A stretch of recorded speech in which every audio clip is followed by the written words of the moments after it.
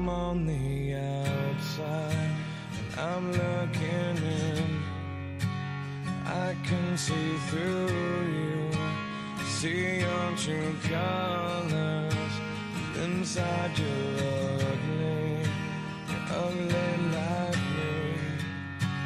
I can see through you, see to the real you.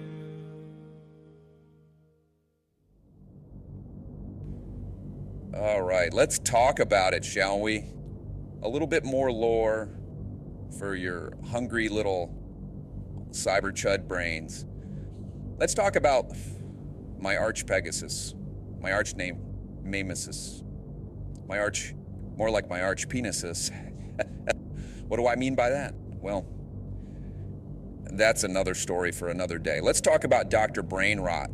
A lot of people don't know this, but he was able to actually conceal a lot of his prior misdeeds before, in his, we'll say, early life, from the United States government to secure a pretty high-level intelligence position, a pretty cushy position. How did he do it? Well, he changed his name so that all of the prior records under Dr. Brian Roth were not discovered. And so he was able, now he changed it to Dr. Brian Roth, and now we call him Dr. Brian Roth just for fun because he's a freaking, he's incredibly cucked and devious and just sexy. He does have a good style, if I'm being honest, but enough about that. He has made it his personal mission to shut down this app that you guys are, this the gamma oscillation yield interface module, the GOEM. He's been trying to shut it down since its inception because he hates when I make new inventions. He hates when you get white-pilled. He hates your freedom, and he hates having fun. And I don't even want to say the things that he likes. But that's probably enough deep lore for now. Keep your eyes peeled for Dr. Brainrot, and yeah, let's keep rocking in the free world. Catch you guys on the other side. It's EWBSX, the cyber bully.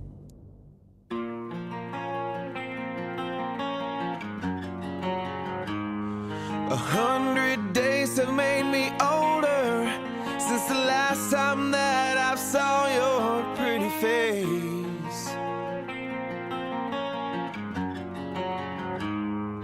1,000 lives have made me colder, and I don't think I can look at this the same.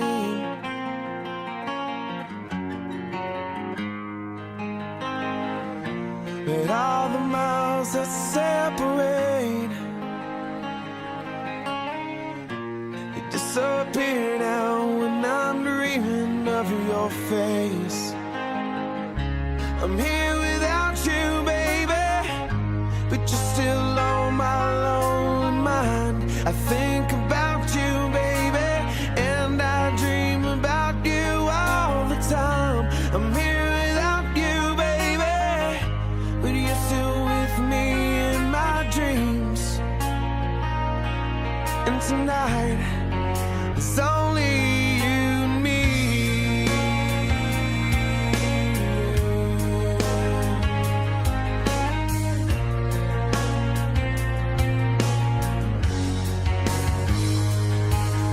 The miles just keep rolling as the people leave their way to say hello.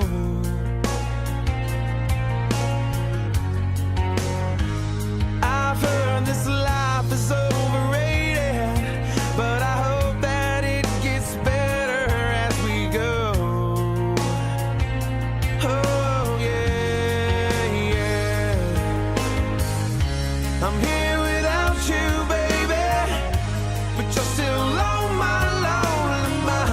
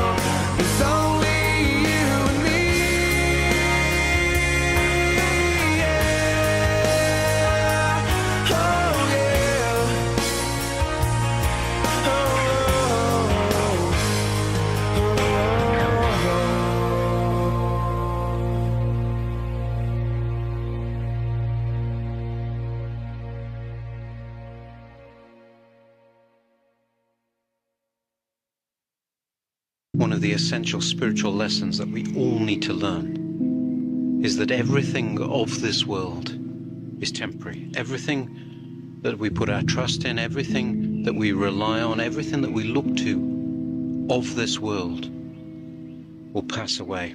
That can be taken from us. Not only can it be taken from us, but it will be. Everything. There is nothing of this world that we can put our eternal trust in. Everything we cling to of the world for security, whether it be good or bad, will fail us, will crumble. No matter how hard we cling to it, we will lose it. The essential spiritual lesson for every one of us is that only God is permanent. Only God can offer us security that will not fail. Only God is the one that gives us eternal security. There is a reality also beyond the things of this life, which God continuously warns us of, not just in words, but through experience.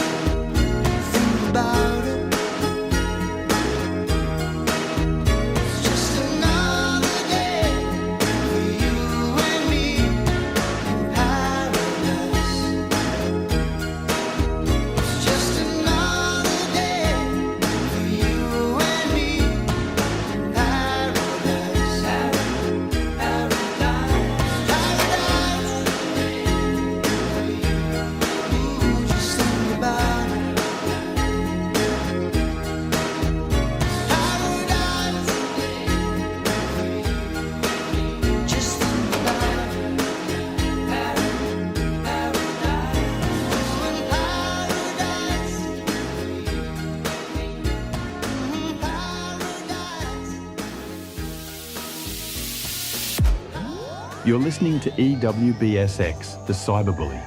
Give your eyes a break.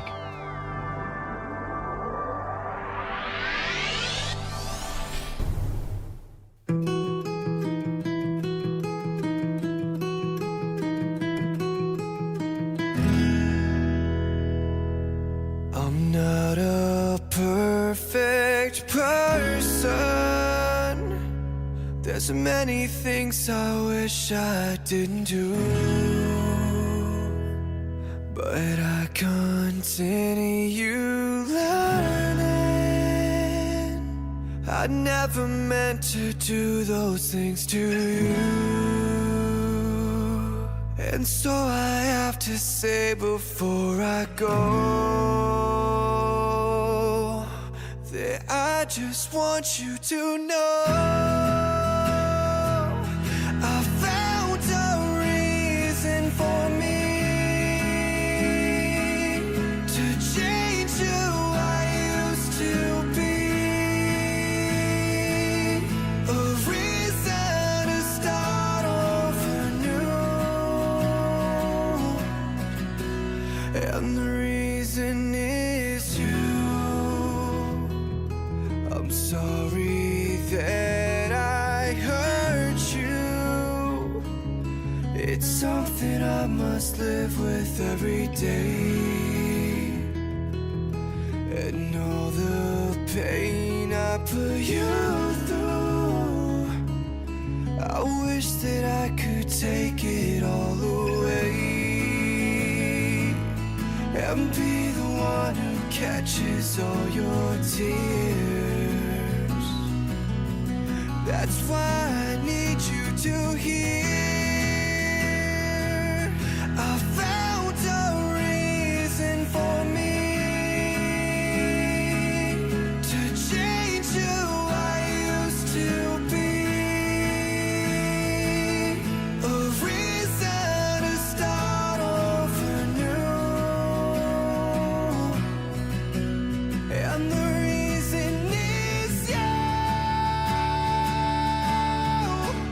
and the reason is you, and the reason is you, and the reason is you.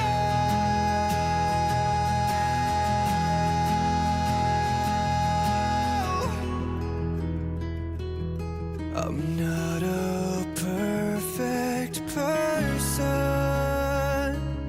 I never meant to do those things to you, and so I have to say before I go that I just want you to know I found a reason for me to change who I used to be, a reason to start over new, and the reason is you. I found a reason to show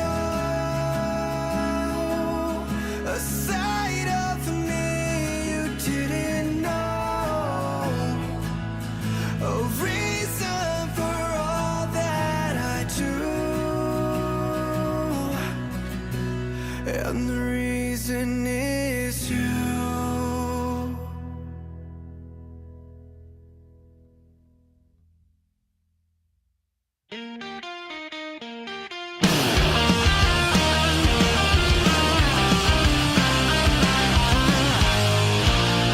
I had a place to live in, I had a job worth quitting, I had some things I had to chase, mistakes, but we all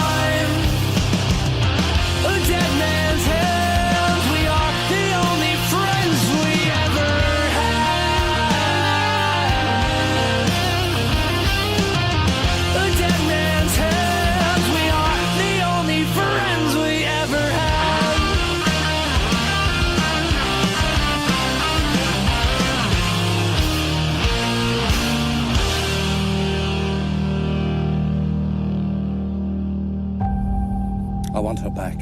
Well, of course you do. Nothing unifies a people like a common enemy. I want Astrolabe burned Troy to the ground. I thought you wanted peace with Troy. I should have listened to you.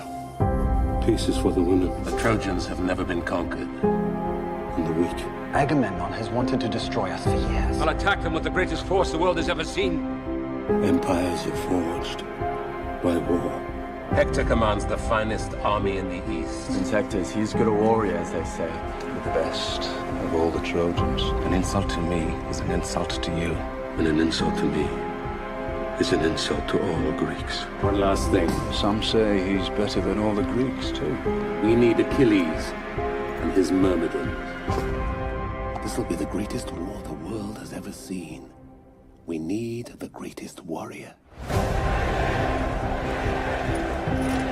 Are the stories about you true? I knew they would come for you. They want you to fight in Troy. This war will never be forgotten. We'll not fight for him. Nor will the heroes who fight him. Think how many songs they'll sing in your honor. I'm not asking you to fight for him. You were born for this war. I'm asking you to fight for Greece. If you go to Troy, glory will be yours. They will write stories about your victories for thousands of years. The world will remember your name. We can't be controlled. We don't need to control him. We need to unleash him. Achilles! Look at the men's faces. On my command! That man was born to end lives. You can end this war with a swing of your sword. The man wants to die. Achilles is the past. How many battles have we won off the edge of his sword? We need him, my king. Is there no one else? Who are you, soldier? Is there no one else? Achilles. Son of Pele. I remember the name. At night I see their faces. All the men I've killed. They're standing there on the far bank of the river Styx. They're waiting for me. They say, welcome, brother. We men are wretched things. When does it end? It never ends. You'll kill more men if I don't kill you. Many. I've known men like you my whole life. No, you haven't. You think you're so different from 1,000 others? Why did you come here? What do you want here in Troy? What would all men want? You came here because you want your name to last through the ages. Just wanted more. Soldiers understand nothing but war. You speak of war as if it's a game. Peace confuses them. But how many wives wait at Troy's gates for husbands they'll never see again? How many cousins have you killed? How many sons and fathers and brothers and husbands? How many, brave Achilles? No argument with you, brothers, but if you don't release her, you'll never see home again. Do you leave this all behind? Mighty Achilles, silenced by a slave girl. Your private battle with Achilles is destroying us. Your name is written in sand for the waves to wash away. History remembers kings, not soldiers. Achilles is one man. We need you back. Greece needs you. Achilles! Greece got along fine before I was born. Greece will be Greece long after I'm dead. I'm not talking about the land. The men's morale is weak. The men need you. Weak. They're ready to swim home. Aren't you afraid? Everyone dies. It was Patriotic. I killed a boy today. He wore your armor. We were going to sail home today. I don't think anyone's sailing home now. That boy's just saved this war for us. Hector's my cousin. He's a good man. Don't fight him. I've seen this moment in my dreams. Please don't fight him. Hector! Please. Killing's your only talent. That's your curse. Hector! I'll make a pact with you. There are no pacts between lions and men. You won't have eyes tonight. You won't have ears or a tongue. You will wander the underworld blind, deaf, and dumb, and all the dead will know. This is Hector, the fool who thought he killed Achilles. I'll tell you a secret. Something they don't teach you in your temple. The gods envy us. They envy us because we're mortal. Because any moment might be our last. Everything things more beautiful because we're doomed. You will never be lovelier than you are now. We will never be here again. Why did you choose this life? What life? To be a great warrior. I chose nothing. I was born, and this is what I am. Mohammedans! Look at these men. They are the fiercest soldiers in all of Greece. Each of them has bled for me. My brothers of the sword. Rouse the men, you're taking them home. Aren't you coming with us? I'd rather fight beside you than any army of thousands. I have my own battle to fight. Let no man forget how menacing we are. We are lions! You know what's there? Waiting. Beyond that beach. Fighting for you has been my life's honor, my lord. Immortality! Take it! It's yours! Men are haunted by the vastness of eternity. And so we ask ourselves, will our actions echo across the centuries? Will strangers hear our names long after we're gone? Get up, Prince of Troy. And wonder who we were. Won't let a stone take my glory. How bravely we fought. How fiercely we loved. Say it!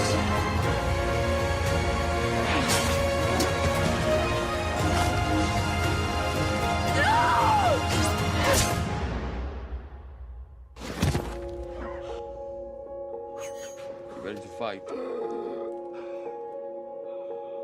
Are you ready to kill? To take life? If you go to Troy, you will never come home. For your glory walks hand in hand with your doom.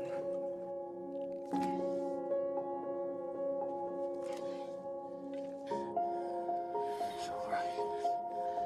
You gave me peace. Got a lifetime of war. Men rise and fall like the winter wheat. But these names will never die.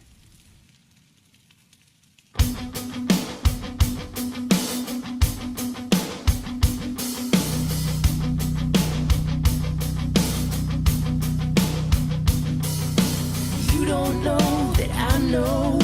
You watch me every night, and I just can't resist the urge to stand here in the light.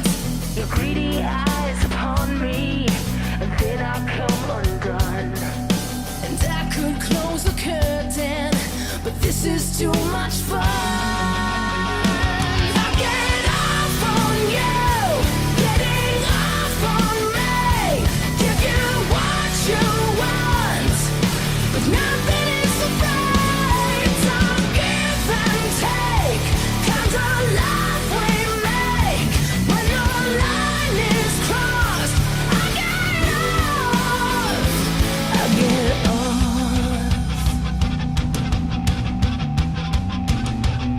There's so much left unspoken between the two of us. It's so much more exciting to look when you can touch. You could say I'm different, and maybe I'm a freak, but I know how to twist you to bring you to your knees. I get off on you, getting off on me. Give you what you want, but nothing is so right. It's all give and take, kind of life we make. When your line is crossed, I get off. I get off.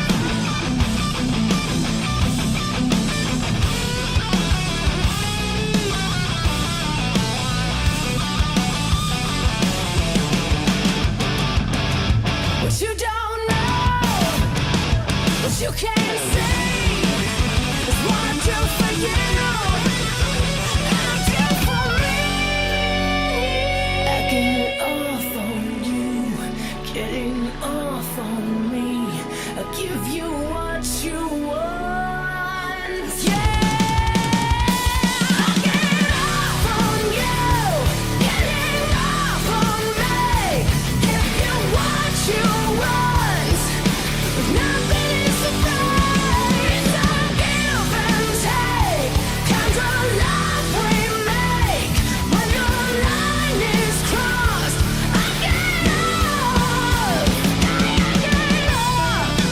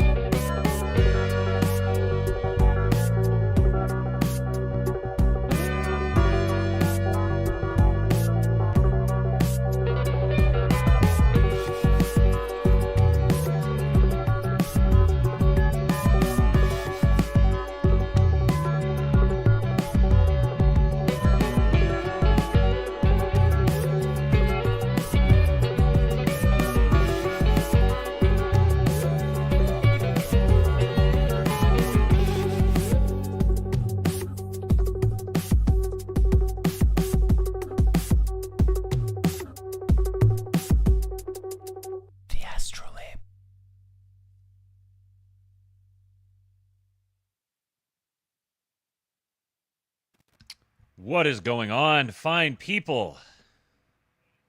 It is time for the Astrolabe. And I can hear myself playing from my phone because I was listening to those bangers. White Boy Summer Bangers brought to you by Eternal White Boy Summer Radio, EWBSX, the cyberbully. Go download the app. If you haven't downloaded it, I don't know what you're doing. Gotta go download it. Go support our guys producing great content to keep you motivated and inspired and encouraged and entertained for free, entirely for free. All you got to do is download an app. Don't worry, it's legit. We're not gonna steal your data.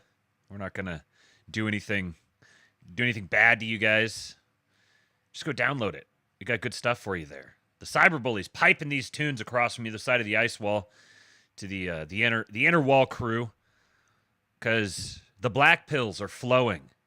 The demoralization merchants are out in force. Everyone wants you down. Everyone wants you discouraged. Everyone wants you demoralized. But not here. Not here at the Lab. We are not in the business of demoralization. We are anti-demoralization. We here believe that black pillars are faggots. We are not black pillars. We will not black pill. We will always keep our eyes focused up. We're not going to fall for the plots. Seeing way too many guys out there, guys who are supposedly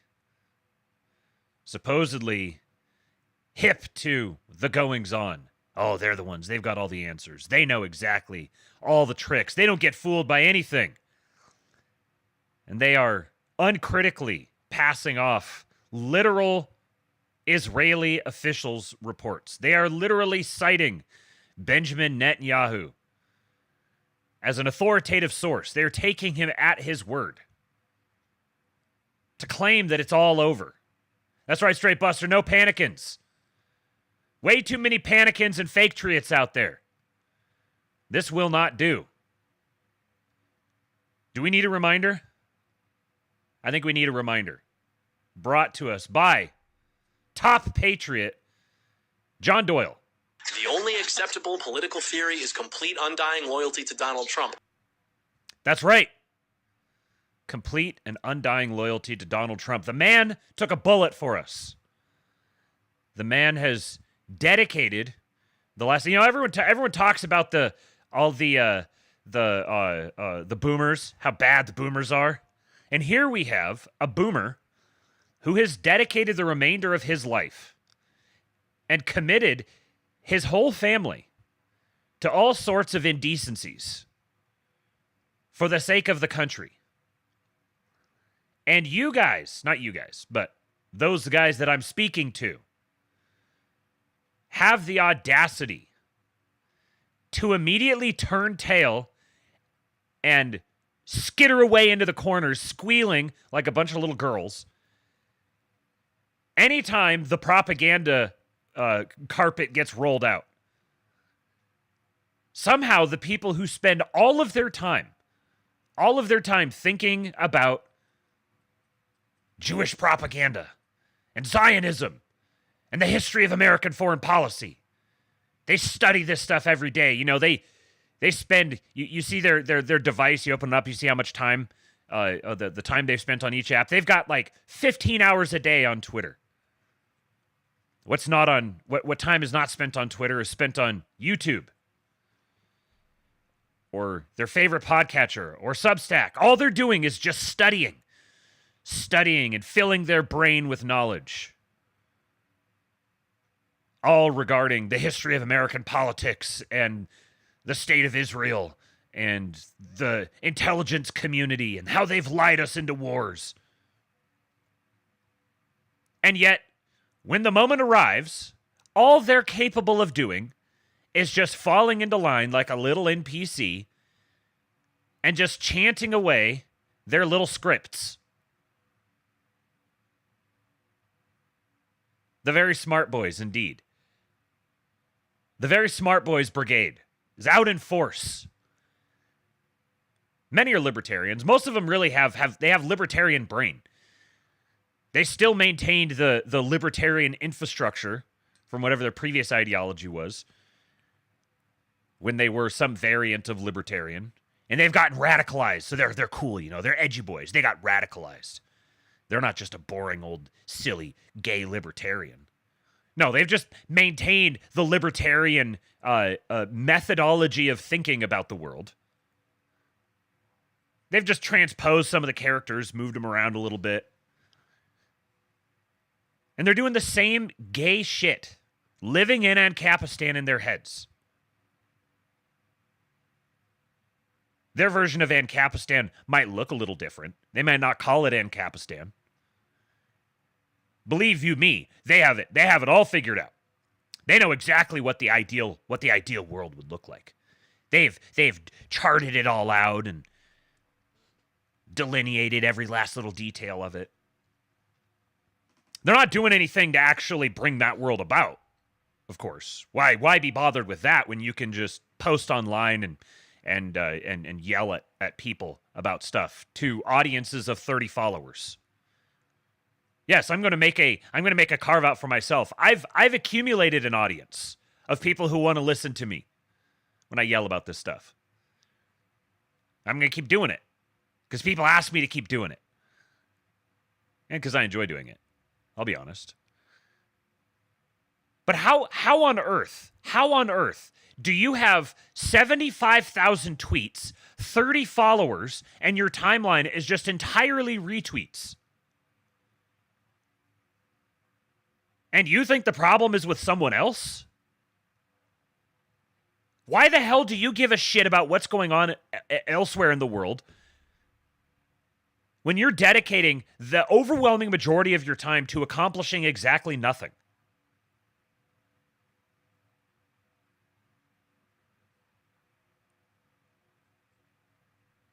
Big Bach from Twitter says, I'm willing to fight in Iran if Trump wills it. There's a patriot for you. He might have outdone me. I'm not fighting in Iran. Not a chance.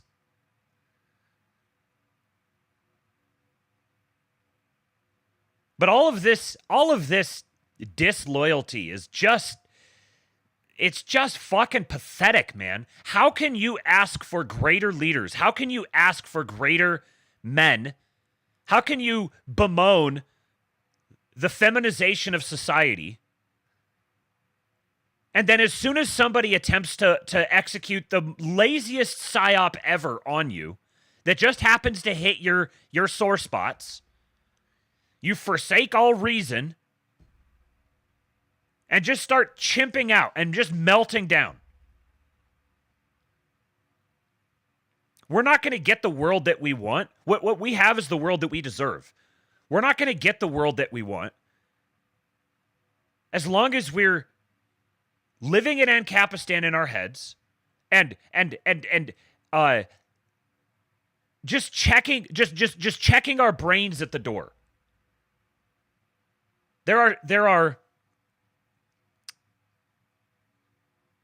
We have an absence of good leaders. Even more than that, we have an absence of good followers. Following has been demonized. Oh, you're weak if you follow. I'm a strong and independent thinker. I don't need any followers. I don't need to be a follower. I don't need a leader. I'm a free man. You're a free and independent thinker, huh? Just like the free and independent woman? I don't need no man. I don't need no leaders. Did you hear what Mossad said? Mossad said Trump cucked on us. Guess that means it's true. Did you hear what Bibi said? Look at this Bibi quote. See? Bibi says Trump said this thing. I can't believe Trump's betraying us. Citing Axios as an authoritative source on exactly what's happening.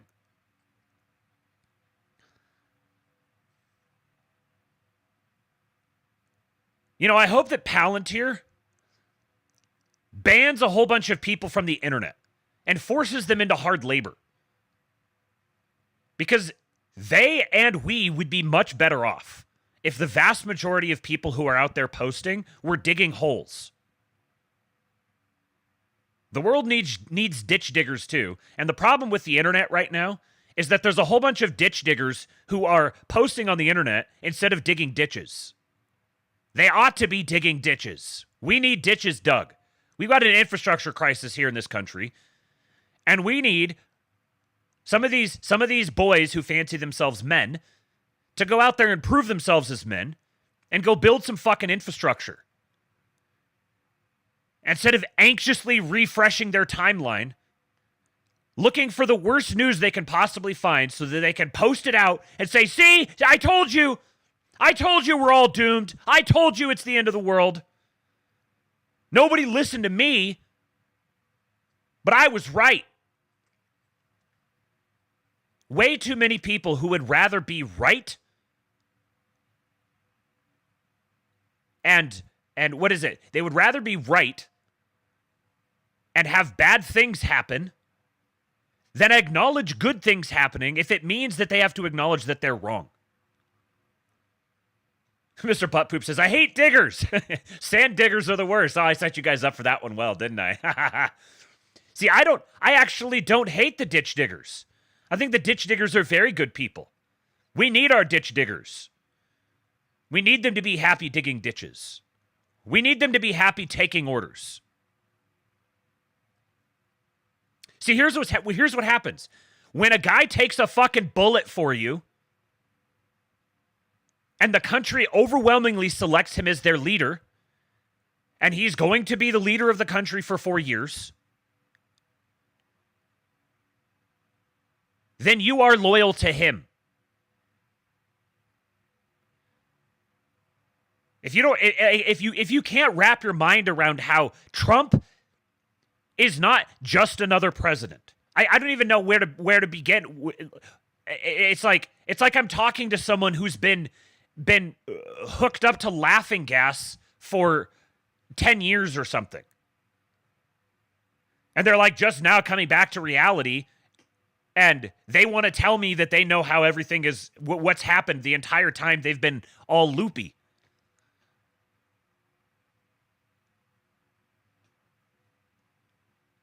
But Dave Smith called him George W. Trump. Yeah, we're gonna talk about Dave Smith here in a little bit. We're gonna have a conversation about tactical chimping, because we introduced this term the last Labe or Nabe or one of the shows that I do. Speaking of, there's going to be I'm going to have at least 3 rather decent sized interviews here this week. Be on the lookout for those. Getting back into the interview game. We talked about tactical chimping. There is a place for chimping done properly, done tactically. Because part of being a good follower is providing good feedback. Being the eyes and ears. And given the nature of the particular system that we're in, political realities being what they are, it's important that the leadership and the constituency be on the same page and have good flows of information back and forth. So there's absolutely utility in tactical chimping. I'm going to show you guys a very good example of tactical chimping. And I'm going to contrast that with an example of just gay chimping. So you can see very clearly the differences. I'm going on to other shows, Rothuglican. I'll be doing one of them with Jason, Mr. Miranchuk now. He and I will be tag teaming it on an interview. And then the other two will be just me. A show I've been on before and a show I've never been on. Stay tuned. I'll leave it a surprise until they drop. Ryan Isaac, he says, I want taxable chimping, meaning taxing libertarians whenever they talk, which is just them chimping. Yeah, excellent.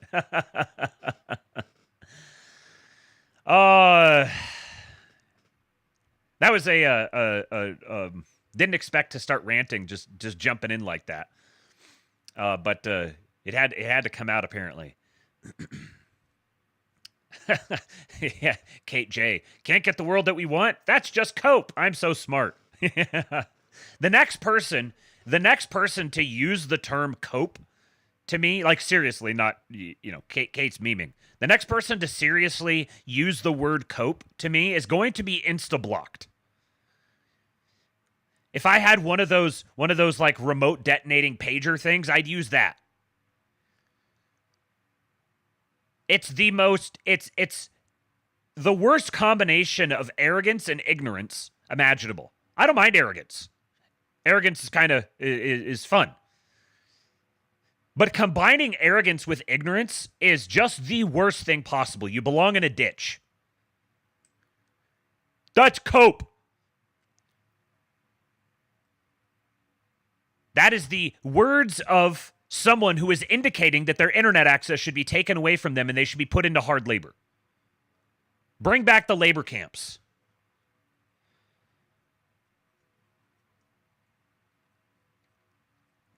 Big Box says, Trump understands that regime change in Iran is necessary. If you can't see that, I can't help you. And then he says, Trump, evacuate Tehran. Let's fucking go. He says, I want to dig ditches in Tehran. Well, I think it's probably... Like, I've got respect for the people who are willing to go over there and get involved.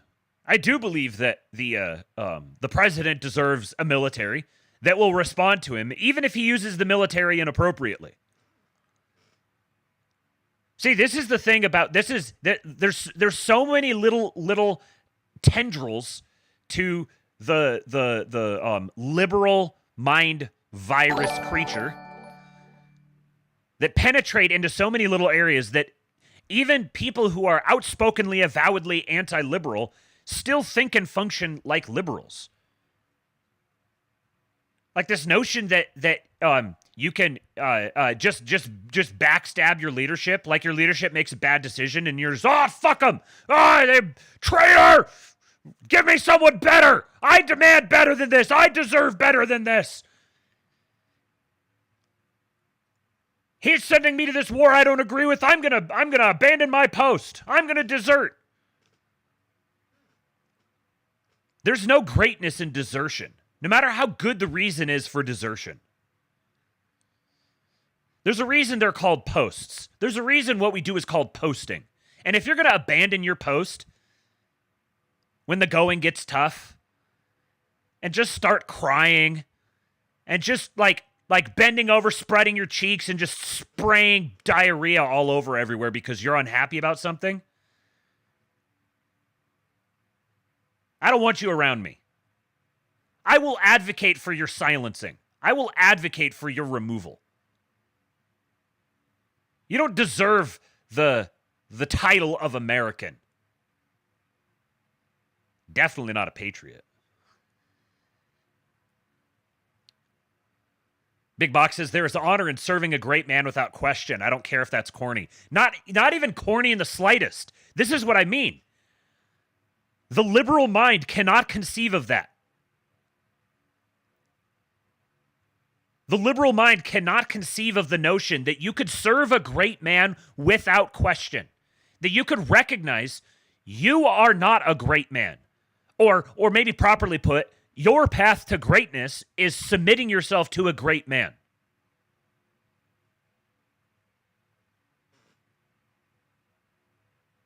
I think much worse than the absence of leaders in the world right now is the absence of good followers.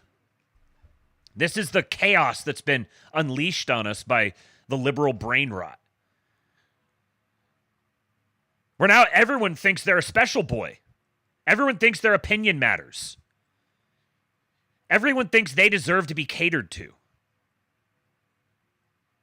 Spoiler alert, you don't. You're not special. You don't deserve to be catered to. You have exactly the government you deserve. If you want a better government, be better.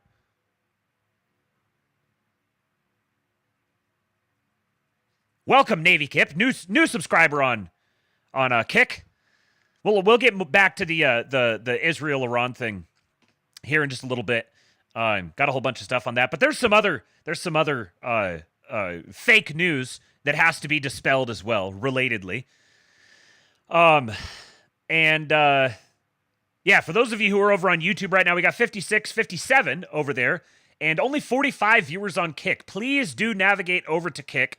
We are going to be winding down the live streaming on YouTube.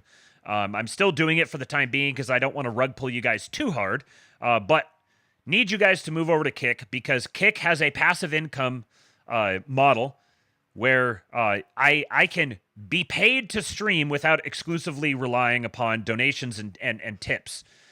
So please do move over to Kick. We've got I've got some more milestones that I have to hit. Thank you so much to you guys who have contributed to hitting the milestones we have thus far. Right now we got 164 followers on the channel. I need to get to 250. I need to get to 250 followers on the channel. And I need to get technically I need to get to an average of 75 viewers on streams. 50 viewers gets me to the next path toward gets me verified, I think. It gets the channel verified.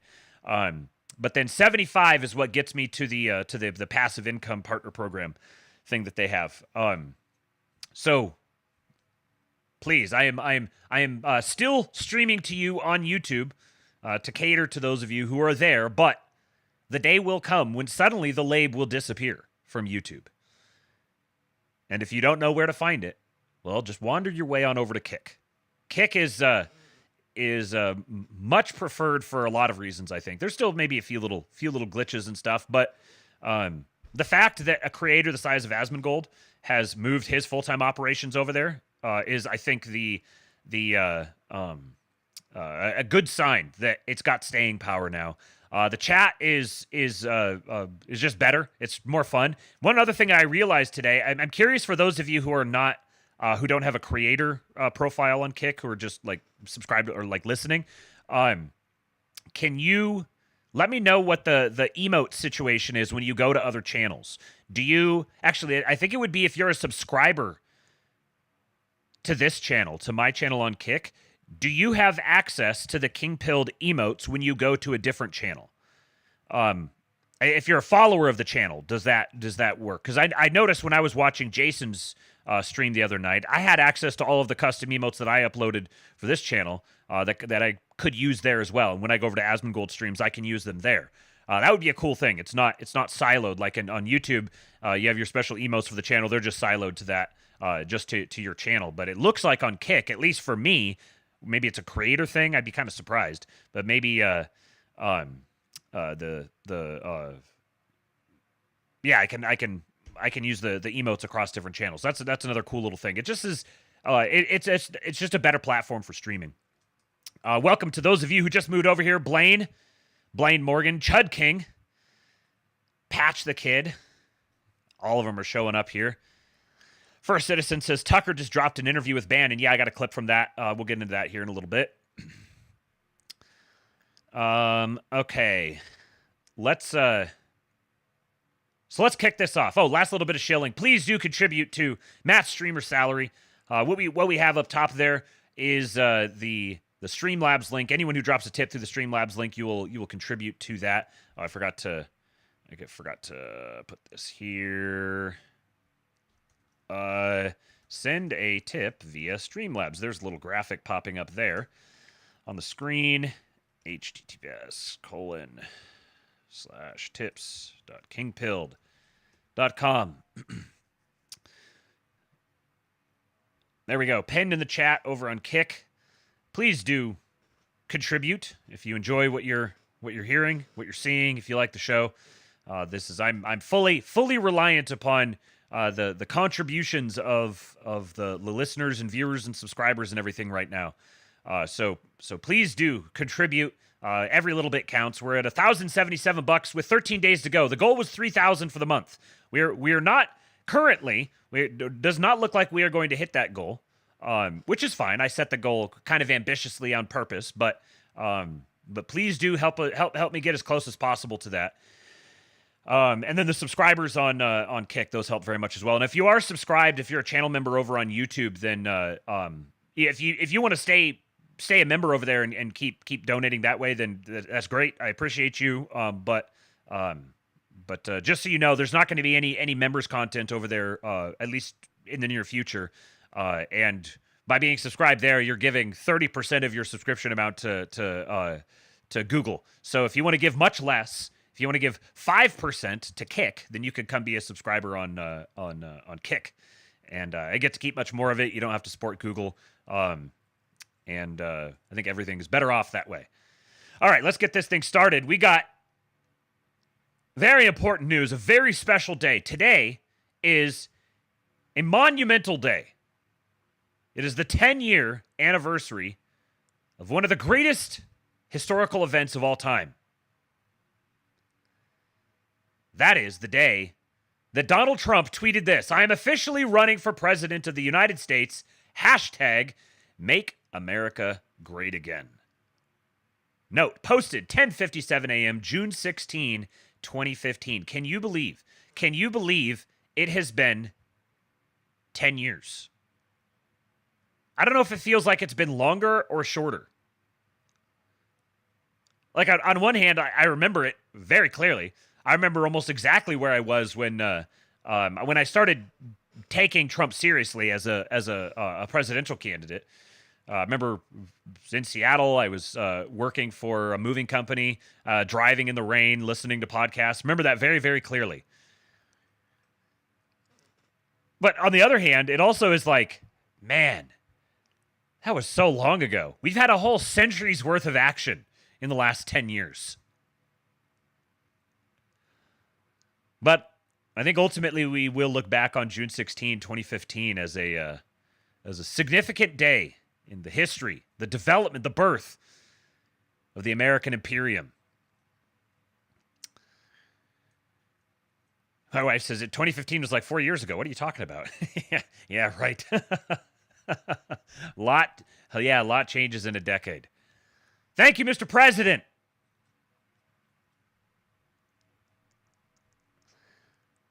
All right, I don't even remember what this one was. Oh, yes, I do remember what this one. You guys have probably seen this, but I had a few people send it to me and tag me in it. In particular, because it is this one here is for Jason.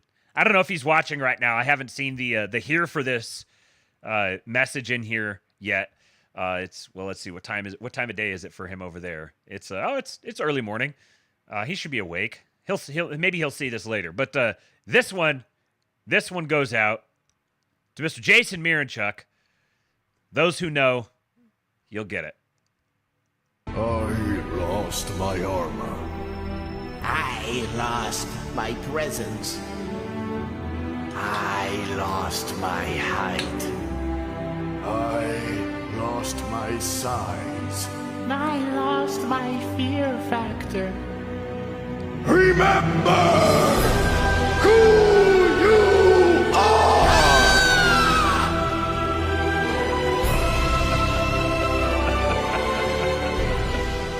Slosher knows it.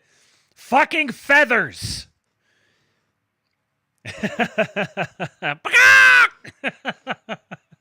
That goes so hard. That remember who you are. Let's hear that again. Who you remember who you are. Oh, Oh, that would make a good drop, wouldn't it? That'd make a good addition to the soundboard. Man, we got a whole bunch of high school class of 2015 boys in here.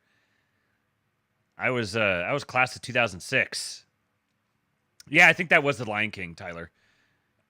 It is either a reference to the Lion King. It was like drawing on that, or it was actually from the Lion King. I'm pretty sure it was actually from the Lion King, though.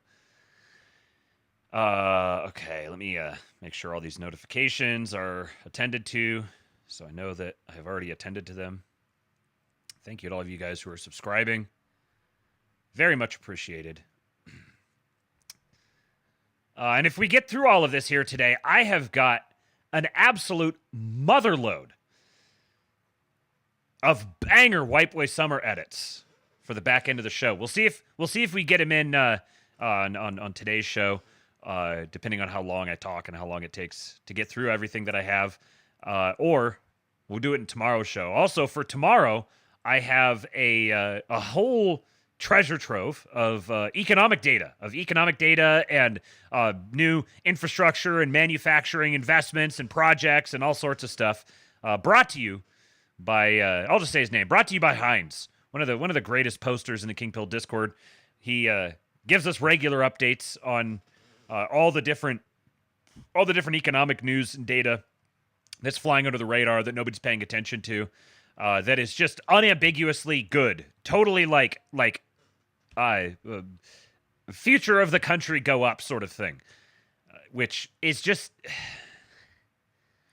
I had a couple people in my mentions over the last few days who said something to me to some effect of like, Trump hasn't done anything. He's abandoned all of his campaign promises and hasn't accomplished anything. And this is basically like if Kamala was, and I'm just like, did they let the asylums onto Twitter or something? How do people completely forsake their own senses this badly? It's got me questioning my own sanity. I'll open it up, I'll log on, and I'll see some of the stuff people are saying, and I'm like, do you have the memory of a hummingbird? Are you that TikTok-brained that you literally, like, things that happened within the last week are just gone?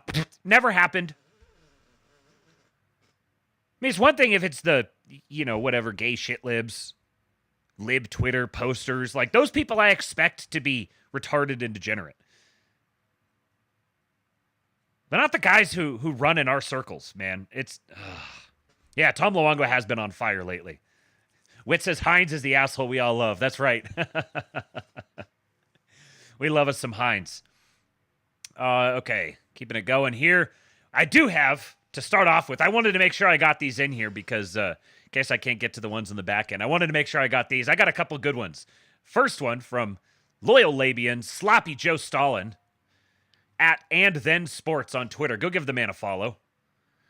White Boy Summer, he says, this is my summer hype edit. There are many like it, but this one is mine. You're so white.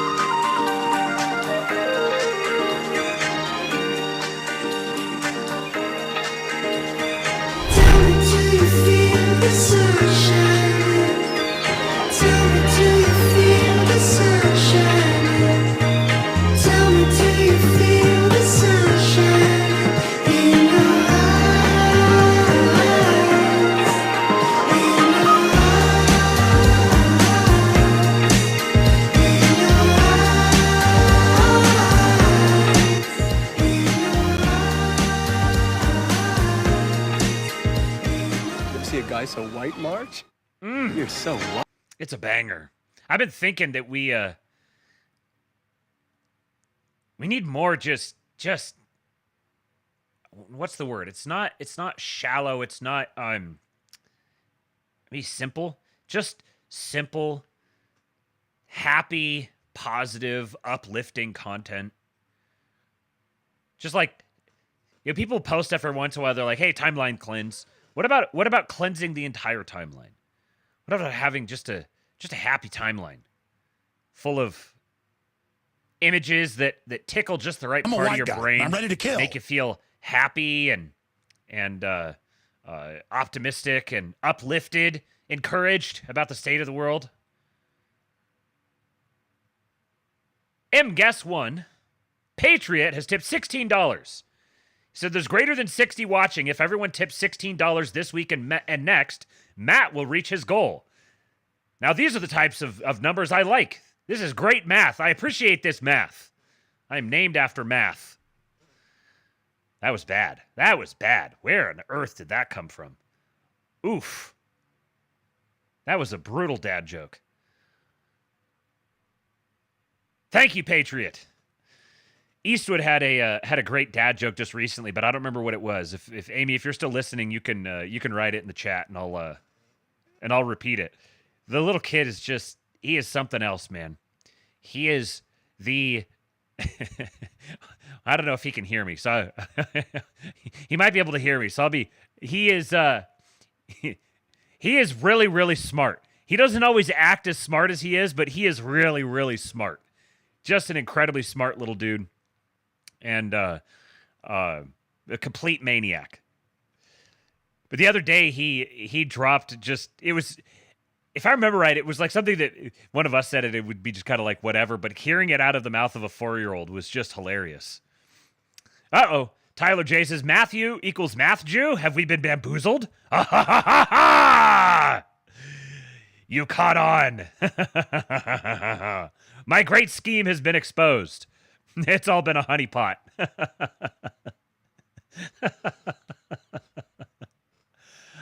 Another white boy summer banger. This one's from Tommy Come Lately at Thom Lately.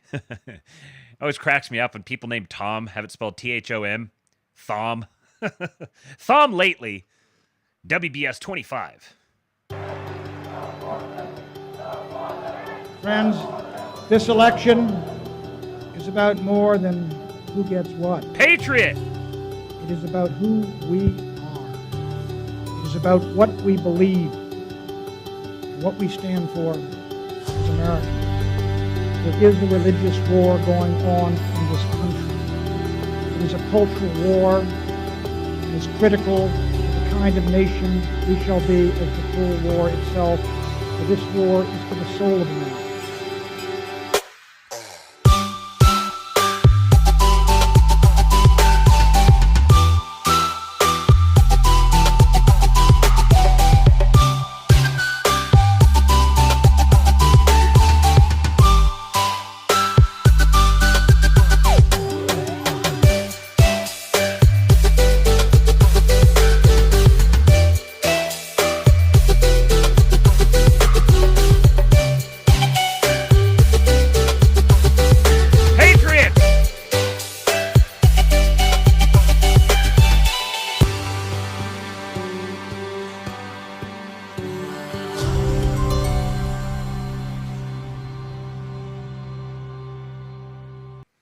Oh, that made me happy. See, there's many who think that Pat Buchanan's first name is Patrick. The real ones know it's Patriot. Patriot Buchanan. Per Slutty Milk in the chat. What's up, Whiskey Priors? Welcome, friend. Wandering his way over from Twitter. I see you. Just followed the channel. Good to see you, man. Castonius, new follower. Thank you guys for following in here. Okay, here was the dad joke. There were guys on the neighbor's roof doing work, and Amy asked how Eastwood thought they'd get down, and he said, very carefully.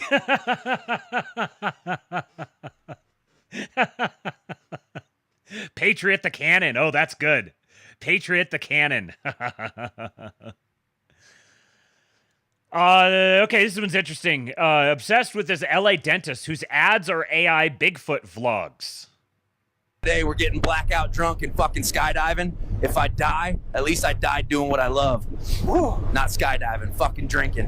Holy shit, boys! And you guys said monkeys couldn't fly. Woohoo! Ended up taking a pretty hard fall coming in, and I think I might have swallowed my 2 front teeth.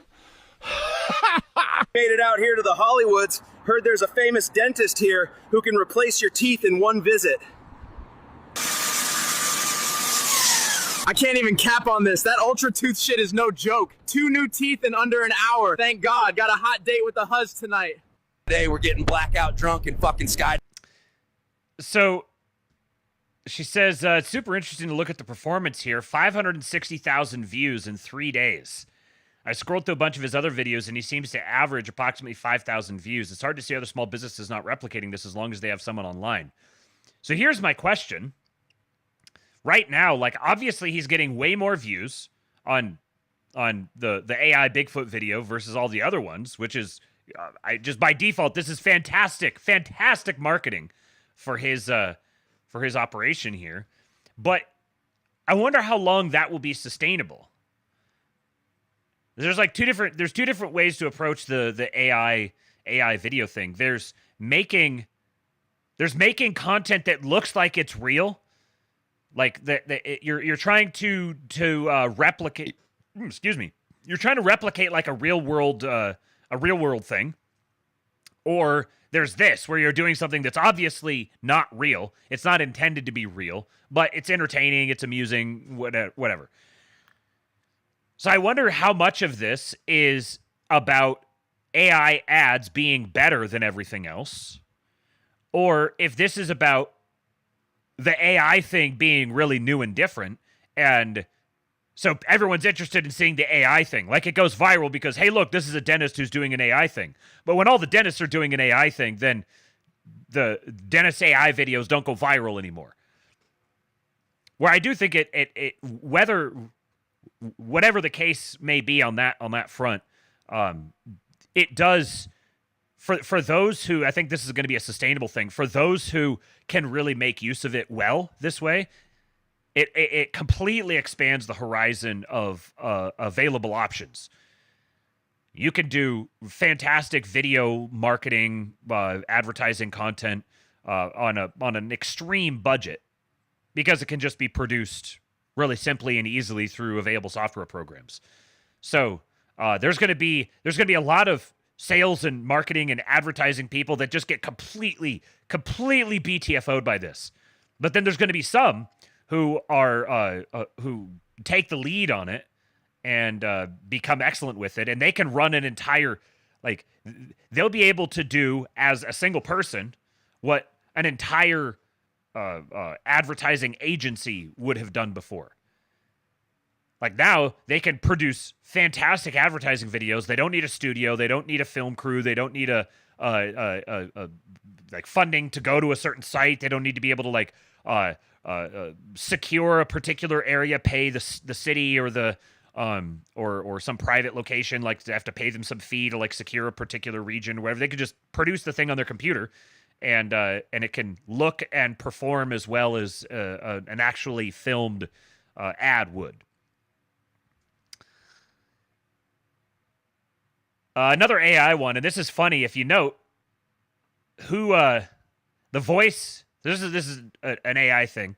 I have some comments on it after we listen to it. But at the very beginning here, note the voice. See if you recognize it. I don't know if this was done intentionally, if they said, like, give this news guy this voice, or if it just gave him random generic news announcer voice, and it just happens to be exactly someone's voice who you ought to recognize. Let's see.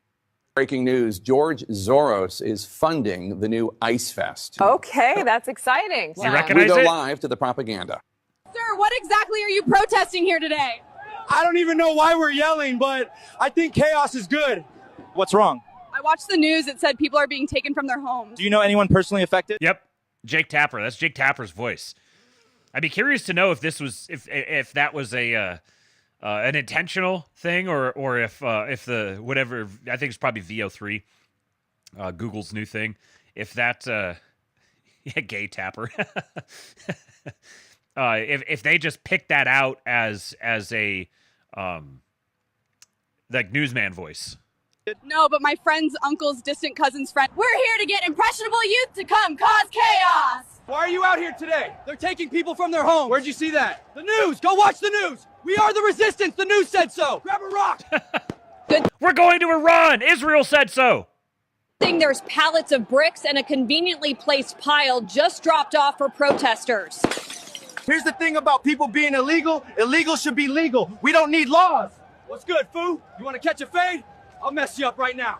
How fun. Reminds me of the Floyd Fest. Perfect distraction while the so-called Semites cause unrest in the Middle East. Right. More propaganda. Good one, John. Shut it down or I'll shut it down. In other news, we were promised this land thousands of years ago. With this sort of propaganda on offer to us, these sorts of videos are going mega uber viral all over. You got almost 700,000 views on here, but I think it's probably originally from Instagram or TikTok or Instagram right here, Jake GTV. I'll bet you this has at least this many views on Instagram, and if he's posted it on TikTok, it probably has at least that many as well. Yeah, this is on X. At the Rise of Rod is the one who posted it. I just realized he follows me. Yeah, he follows 44,000. Yeah, these sorts of things going uber massively viral on a regular basis. This is uncensorable propaganda. Shout out to Paul Suda. He's at the tip of the spear of the propaganda efforts by our guys. But this is just immensely powerful. And here's the thing. I get a little ahead of myself with the Israel-Iran thing. I'll just say this now with this video, that regardless of anything else that's happening right now, it should be abundantly clear to you that all of these Middle Eastern psyops, wars for Israel, nefarious Semitic infiltrating into our politics have a very clear expiration date. We may not know exactly what the date is, but we know it's in the very near future. Because the boomer generation is not going to last that much longer, and they're the ones who are predominantly both participating in the trafficking of and the consumption of all of this propaganda. That's what it's all designed for. The younger generations want nothing to do with this. None of this stuff is going to work on the younger generations. The only way it would is if they got way, way better at their psyops. And they're getting way, way worse. Just unfathomably worse. And you have videos like this that are just getting whipped together really quickly and going massively viral all over the internet. Multiple times, every day, constantly, all the time. And this is just going to keep building and escalating. Bergstein, take it away. Thanks, Steinowitz. Remember, people, they are the bad guys. Trust me.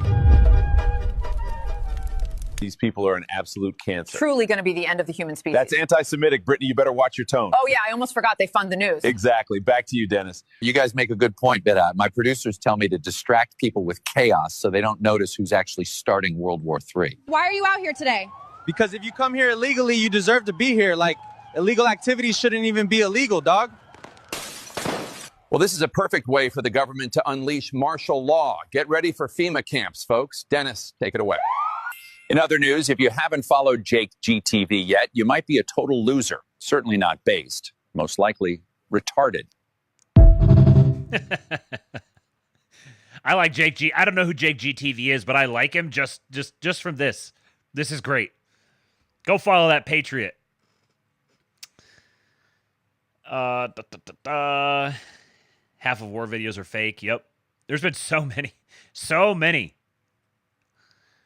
videos out there that people have posted, and it just takes a little bit of scrolling through the comments, and then you see someone saying, oh, no, this is fake, or this is obviously AI, this is from a video game, whatever. And this is going both directions. Like, there's obviously the press who will pick up on these things and repeat them. I saw one the other day where a guy posted a segment from like a clip from a video game, and he posted it as satire. He's like, oh my God, look what they're doing. And he actually made it onto, I think it was on Colbert. Colbert cited it as, look what the stupid MAGA people think. It's a video game. Look, see, it got community noted. Our guys getting themselves onto late night shows because the libs are too dumb to understand satire.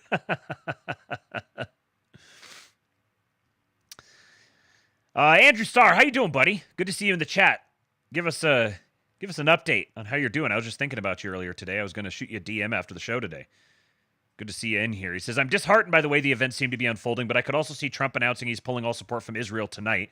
I don't know, and honestly, I don't care as long as they fix home while they play in the Mideast. And First Citizen says, if my country becomes clean, invaders expelled tomorrow, and debauchery made illegal, then Israel can get as many checks as it wants, and I won't care. Yeah, that's the spirit. I like that. I will say I don't think there's any possibility that Trump is going to announce he's pulling all support from Israel tonight or anytime in the near future.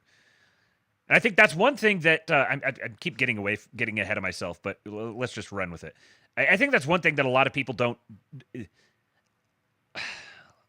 There's a lot of people who maybe got caught up in the hype and thought that they were voting for, the reincarnation of the undercover reincarnation of Uncle H or something like that.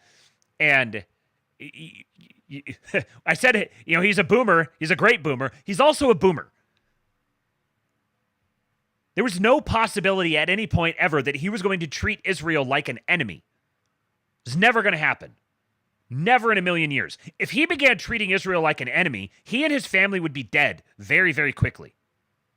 It would be extremely politically imprudent to begin treating Israel like an enemy. Jason Miranchuk's going to be he's introducing this concept that he and I discussed a little bit this morning, and we'll discuss it. You'll hear more from him on it soon, and probably in the interview he and I do, we'll talk about it. Political atheism. You've got a whole bunch of people who are trying to draw an ought from an is. The political situation is what it is. The political realities are what they are. And you could say all you want, he should do this or he should do that. We should just do yada, yada, yada. Okay, yeah, maybe we should. But there is no world ever where that will be an is. And you can rail against that and you can cry against it all you want, but it's never going to be the case. Donald Trump being openly, it's like people expected, they were like, when I voted for him, I thought he was going to go name the Jew in the Oval Office and announce bombing raids on Tel Aviv. It was never going to happen. If you thought that was going to happen, if anybody made you think that was going to happen, well, you're dumb. There shouldn't have been anybody who could make you think that was going to happen. What has been very clear is that Trump hates Netanyahu. And Netanyahu hates Trump. I think Luongo has put this the best. I think it was Luongo who said this. That it looks like Trump wants to get rid of Netanyahu and save Israel.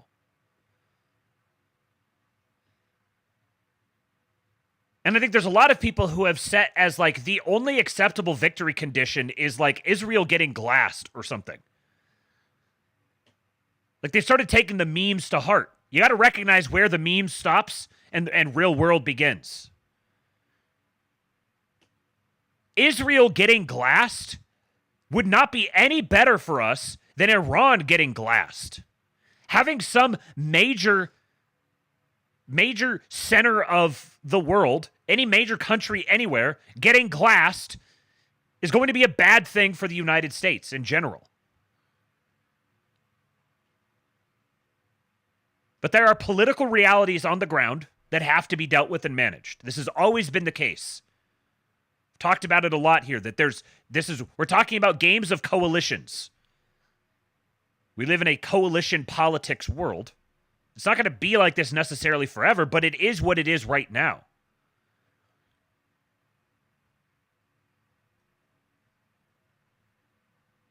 If you really understand the political dynamics, then you shouldn't be completely caught off guard and demoralized and it's all over. That should never happen to you. We'll get more into this here in a little bit. I'm going to get ahead of myself too much. This is one of those that a dozen of you guys sent to me.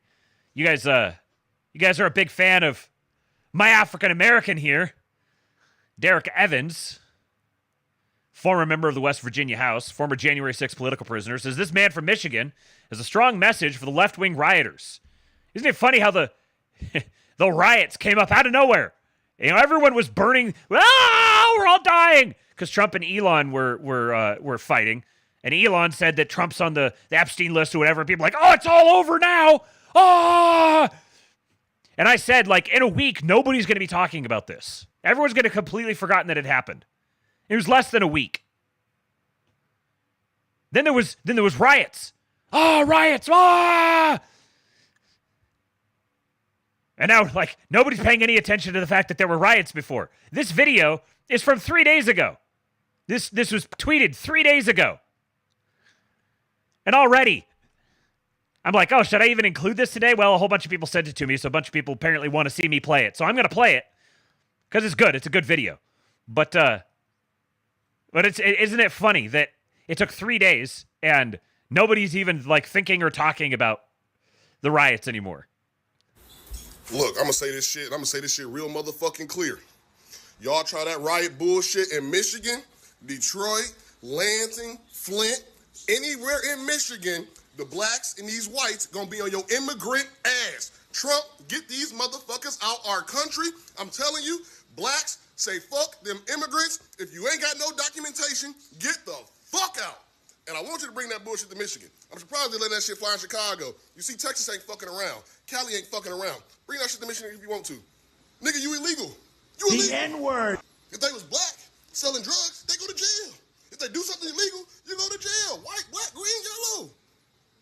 Like, what the fuck? Y'all illegal. Burn another American flag in this bitch. Burn another American flag in this bitch. It's gonna be a civil war, all right? It's gonna be America, the blacks and the whites and the real Americans against you motherfucking aliens. Fuck around and find out, bitch. Look at my African American. That one can stay too. I want to see here. I'm a white guy, and I'm ready to kill. $10 from Slosher. Thank you, my friend. He says, the news cycle is so fast that if you use the 48-hour rule to comment on anything, by the time we have more clarity on any issue, people have moved on to the next outrage. Boy, if you are not preaching to the choir here, man, there's so many of these stories that I'm like, should I talk about this? I'm sitting here putting the lab together, like pulling up tabs and everything, and I'm like, is this one still worth talking about? I mean, it was 2 days ago, and I was kind of waiting to see what was going to happen with it, but now we've completely moved on. Is it worth going back to? And I usually end up going back to it, but yeah, very much so.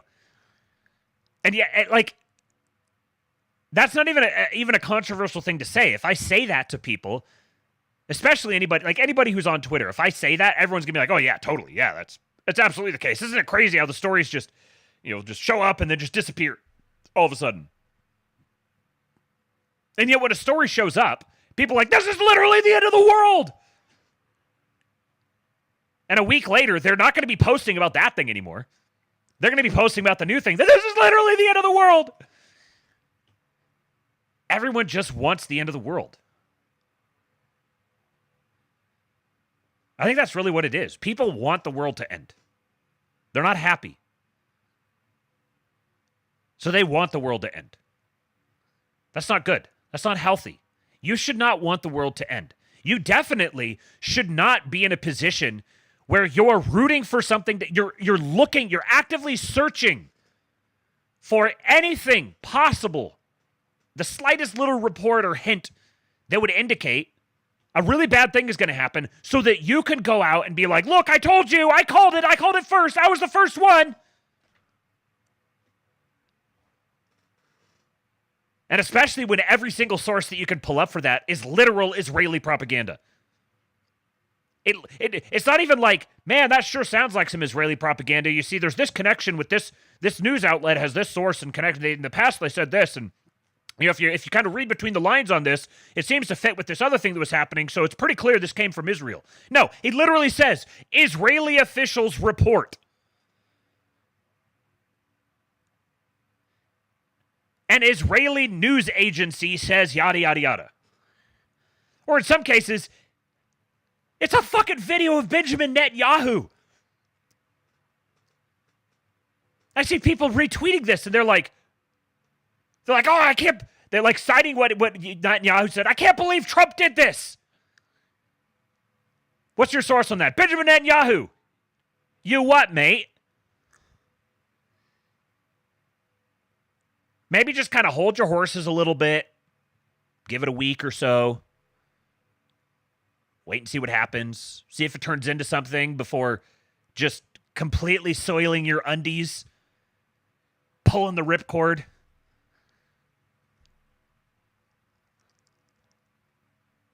Anyways, I appreciate this guy. And it's funny to think about when you see national polling on issues like immigration or the economy, where the economy numbers have just now. I saw a poll today that it was some lib poll that said that the polling numbers like optimism about the economic situation has gone positive for the first time in quite a while.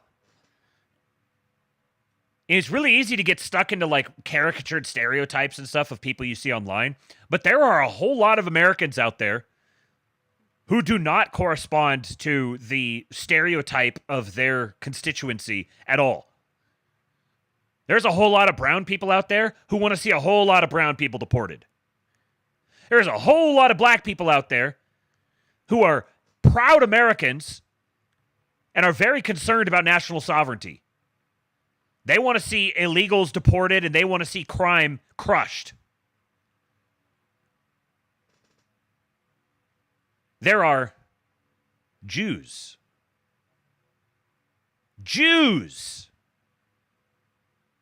who are passionate about American sovereignty, who are passionate about deporting illegals.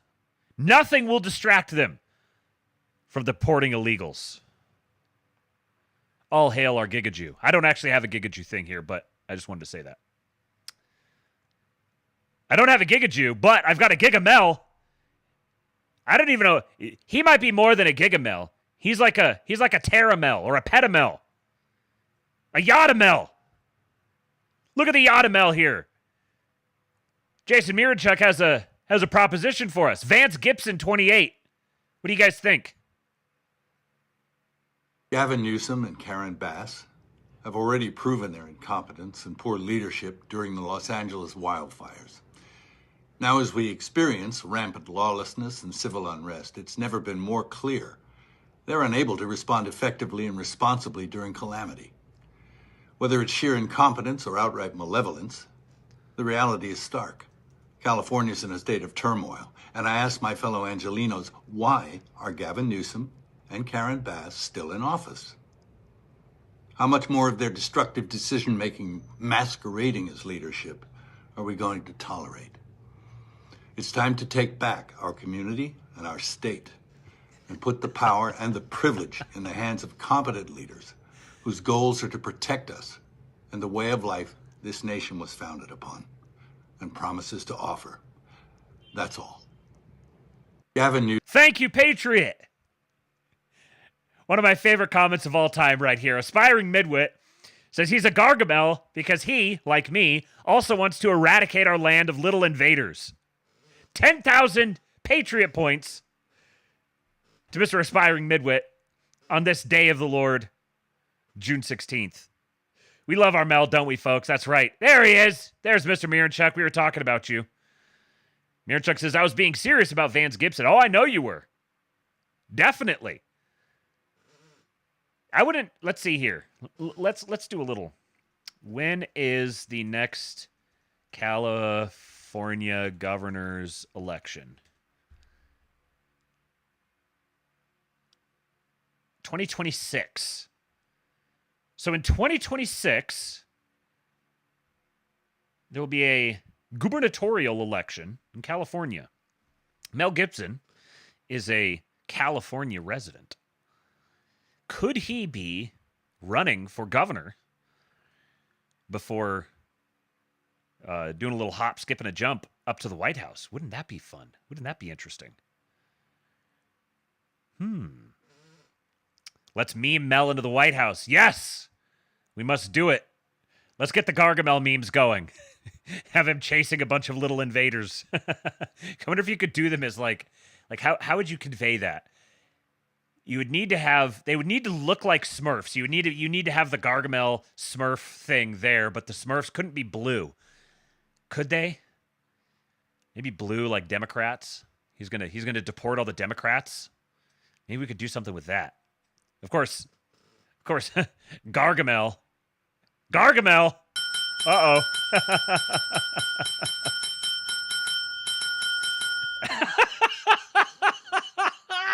Mr. Butt Poop. Imagine President Gibson calling Netanyahu an oven dodger. Oh, I need this. I need this in my life. Please. Oh, man. There's been...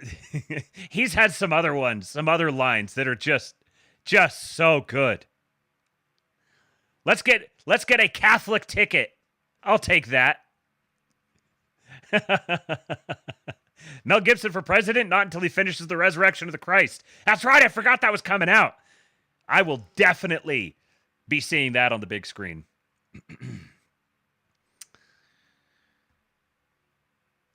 Yeah, Mel's comments on the gays. Yeah. Notorious American patriot, Mel Gibson. Speaking of patriots, you guys know NS Lions? NS Lions, an NRX or NRX adjacent. I don't know if he would necessarily consider himself NRX. I haven't read a ton of his stuff, but I've been familiar with him for a while. He is one of our guys posting on Substack. John Carter says, NS Lions has no presence on X, but he's an immensely influential anon NRX political philosopher on Substack. Anyhow, he just got hired by the State Department for a senior policy role with the goal of reforming American international strategy. Posters in control. Yet another one of our guys in the State Department. Huh. I've been reliably informed that Trump has abandoned his base. He hasn't delivered anything. He's cucked on everything. We've got fucking NS Lions joining Darren Beattie and Michael Anton in the State Department. I did not think this was possible. Yet again, I'm getting things that I didn't even know I voted for. I didn't know I could vote for these things.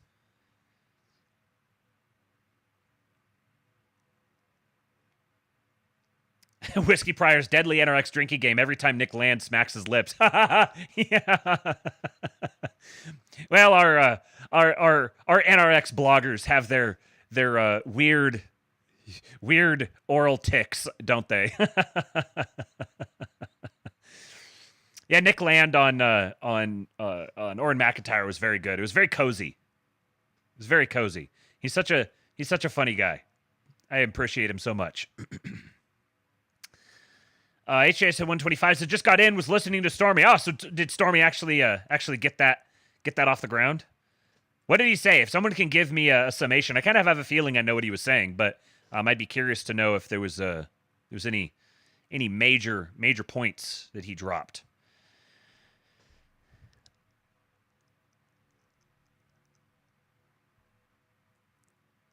Okay, so I had to talk about this. The Trump Organization announced Trump Mobile, which will offer 5G service starting at $47.45. $47.45, huh? I wonder why not $45.47. That extra, what is that, $1.98?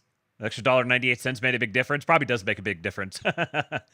5G service starting at $47.45 through the 3 major carriers, and we'll be releasing a phone in August called the T1 phone. The phone is described as a sleek gold smartphone engineered for performance and proudly designed and built in the United States for customers who expect the best from their mobile carrier. The Trump Mobile customer service team will be based right in the U.S., in St. Louis, Missouri, and will be available 24 hours a day. Here is Eric Trump talking about it. Well, thank you very much, everybody. And on behalf of Don and I, and really everybody in the Trump Organization, we have a lot of our employees here today. We couldn't be more excited about this venture. This year has really been a year of technology. Slutty Milk says Stephen Miller told him to make it $47.45 instead of $45.47 because, well, you know. That's going straight in the headcanon. Don and I have spent so much of our time in that. We're building the greatest hotels on Earth. We're building the greatest golf course on Earth.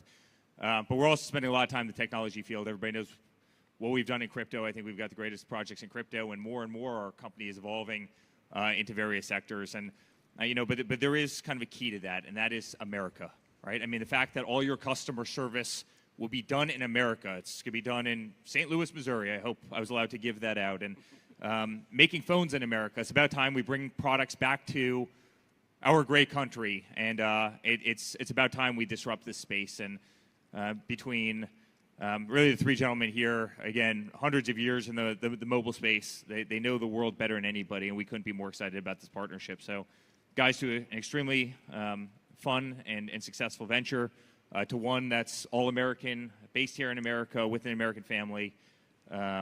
You know, we're gonna have a lot of fun doing this for years and years to come. So, on behalf of myself, the Trump Organization, Don, obviously, the entire family, thank you guys. We look forward to it, and some amazing things to come. There's a lot of things that we're not even mentioning on the stage right now, which we're going to be announcing in the next couple weeks and months, but couldn't be more excited to be doing this with you. Fantastic. So here's the deets on it. There's the gold one. There's the American flag. T1 phone. Price $499. Down payment's $100. It's so it's going to be an Android. It has the Android operating system, Android 15. Interesting, it's got the 3.5mm headphone jack. And then fast charging is not too bad, 20 watt. And then selfie camera, in-screen fingerprint sensor, plus AI face unlock. 6.8-inch screen. So it seems I'm very curious to get more details on this, because if they're actually designing and building the phone, now designing and building, it could be with materials that come from outside the country and they're importing them, but I'm very curious to see how they're actually how they're actually going to do this. If they're genuinely offering a smartphone for $500 that is manufactured completely designed and built in the United States with an onshore support, and it doesn't need to be like top tier. It doesn't need to be directly competing with the iPhone. It doesn't need to be like super top tier in terms of all the features and everything. If it's functional, if it's a functional iPhone, it's $500, completely domestic, that would be an impressive as hell accomplishment, even if the sales on it weren't that great. Just demonstrating, here, we have produced a made in America, entirely made in America smartphone that's functional, that does the trick. If you can get if you have your super top tier smartphones, you call those like the 10 out of 10. If this is like a 7 out of 10, and it's $500 versus I don't even remember what an iPhone is now. It's like if you get one of the just forgot what it's called, the Pro Max, the large one, which would be about the same size as this one. I think they're like $1,500 or something like that. So if they could do just a nice solid B plus smartphone made in America for $500, and it's $47 for unlimited. I think it was unlimited talk, text, and data. It also included what was the other? I think it included. Did it say on here? Where was? Oh, here.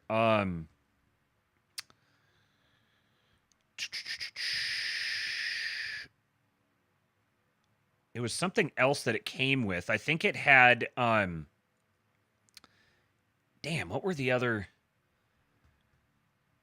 details of what came with it? It's just completely escaped my brain. The 47 plan, is this it? Trump Mobile, unlimited talk, unlimited texting, unlimited data, first 20 gigs at high speed. That's pretty low.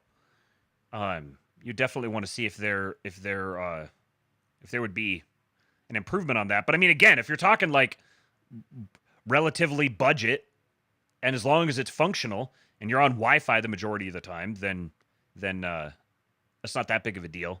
So roadside assistance, telehealth and pharmacy benefit, and device protection included in it. So all of that for $48, that could be pretty good. Witt said he and his wife are thinking about it because it would save him $150 a month. Yeah, I think there's a decent chance that a lot of people will be down with this if it truly does follow through on the Made in America completely, and it doesn't have like a bunch of immediate major bugs or issues or something like that. Now, I'm not leaving out the possibility that this is just a basically like some sort of white labeled, kind of cheap crap, and in which case, like, come on, guys, seriously. I don't think that's completely out of the question. I'll be completely honest here. I don't think that's totally out of the question. However, if they do deliver on this, then just as a proof of concept, I think it would be awesome. Colin Ross says enough of Trump's devoted followers will buy it to make sure it's successful. Yeah, I think so. Whit says it's competing with Smart Talk from Commie Walmart. Yeah, I think that's the thing is like there's going to be a lot of people who will probably hate on it because they're looking at it as comparable to the iPhone. Like I know that if I was to go down from the iPhone, I'm like if I was to go to the iPhone from this, I know I would be going down. Like it would be a downgrade in performance and hardware and everything else. However, I may be inclined to do that just simply to support my president, have that gold phone. That would be pretty cool. Speaking of, I should show you guys the old lock screen here. I've got a million notifications on this right now. Let me. Oh, Jesus. Well, things are going great. What the hell else is falling around out here? Hold on. Get rid of all the shit on it. Let me see if I can. Is it visible? Yeah. Look at that. My president staring up into the sky. This has been my lock screen for a while now. All right. Let's keep this going. So here's the first bit of fake news that we have to debunk. Seen lots of panicins out there melting down about Trump's amnesty. Trump has bailed on his campaign promises. He's providing mass amnesty for illegals. We were promised mass deportations. Now he's offering mass amnesty to the ag workers. Our country's going to collapse. I saw some guy said something about how like he's offering mass deportations to rapists and murderers so that they can kill all of us. We've lost our country now. What the hell? How do people come up with this shit? So here's an article from The Federalist. Trump's amnesty for illegal workers punishes employers who follow the law. If the cost of maintaining a sovereign nation is paying in the short term slightly more for food grown and harvested by American hands, then it's a price worth paying. Don't disagree with that. In recent days, President Donald Trump announced what amounts to an amnesty-like program. Oh, okay, so Trump's amnesty for illegal workers. Amnesty, it amounts to an amnesty-like program for illegal aliens working in the agriculture and hospitality industries. But by protecting those who broke the law, Trump's decision would undercut and threaten the businesses that do play by the rules and hire legal workers. So this is the quote that everyone spazzed out about. Trump posted this. He says, our great farmers and people in the hotel and leisure business have been stating that our very aggressive policy on immigration is taking very good long-time workers away from them, with those jobs being almost impossible to replace. In many cases, the criminals allowed into our country by the very stupid Biden open borders policy are applying for those jobs. This is not good. We must protect our farmers, but get the criminals out of the USA. Changes are coming. He later doubled down on the comments during a press briefing. He said this, farmers have very good workers. They've worked for them for 20 years. They're not citizens, but they've turned out to be, great. We can't take farmers and take all their people and send them back because they don't have maybe what they're supposed to have, maybe not. So, he floats out a trial balloon. He says, hey, there are people that have raised their hand and said, hey, there's a problem going on here. I am the president for all Americans. I must respond to the demands of all Americans. Now, what's the example that he's using here? So he says, I'm taking his words way too seriously by even analyzing what they're saying, but I'm going to do it for the hell of it. So he's talking about a particular category of worker who's been here for 20 years. They're not citizens, but they're stable, they're reliable, they're dependable, they're hardworking. Yes, legally they don't belong here. They've been here for 20 years. And they have a track record of being stable, hardworking, dependable, yada, yada, yada.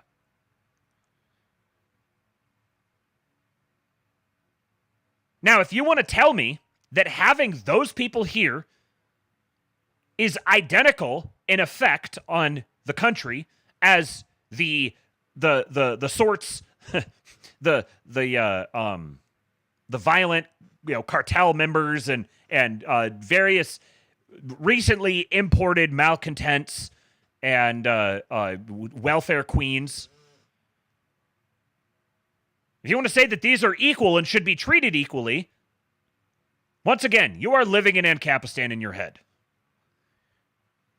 What this is here is not amnesty, it's triage, as evidenced by everything that happened immediately after, which conveniently doesn't feature in the headline up here. I didn't actually read this whole article, so I don't even know if she mentioned it later on, because after she quotes him, you get this paragraph right here. The Washington Post reported on Friday, however, that, quote, no such policy changes are underway, according to 3 people with knowledge of the administration's immigration policies. Both Border Czar Tom Homan and Department of Homeland Security Secretary Kristi Noem indicated immigration enforcement operations would continue, according to NPR. No such policy changes are underway. Sounds like there's no amnesty program. I wonder why you would have a headline saying that there's an amnesty program when the 4th paragraph in the article indicates that there's no amnesty program.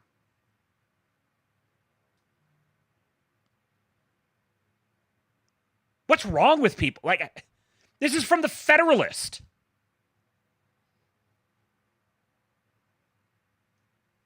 And I don't think like the Federalist is the end all be all of like reliable journalism or whatever, but I expect them to be better than this. Calling it an amnesty program. So here's one take from Larry Schweikert. He says, okay, I know you won't like this, but at least now we have an explanation for Trump's temporary hold on deporting farm workers. This was all done to get Bacon Boy's vote on the BBB. Now, Bacon Boy is a reference to a Nebraska congressman, I believe. Something Bacon, I don't remember his name. We wouldn't have the bill without him, especially given the spooge-infested St. Thomas, which I had to search around to try to figure out who this is reference to. This is Thomas Massey. Spooge-infested St. Thomas. So here's how this will play out. Trump will simply redirect ICE and deportations for a short time to the more violent anal wipers among the illegals. As soon as the Senate passes the BBB, Trump will unpause the hotel and farm workers pause.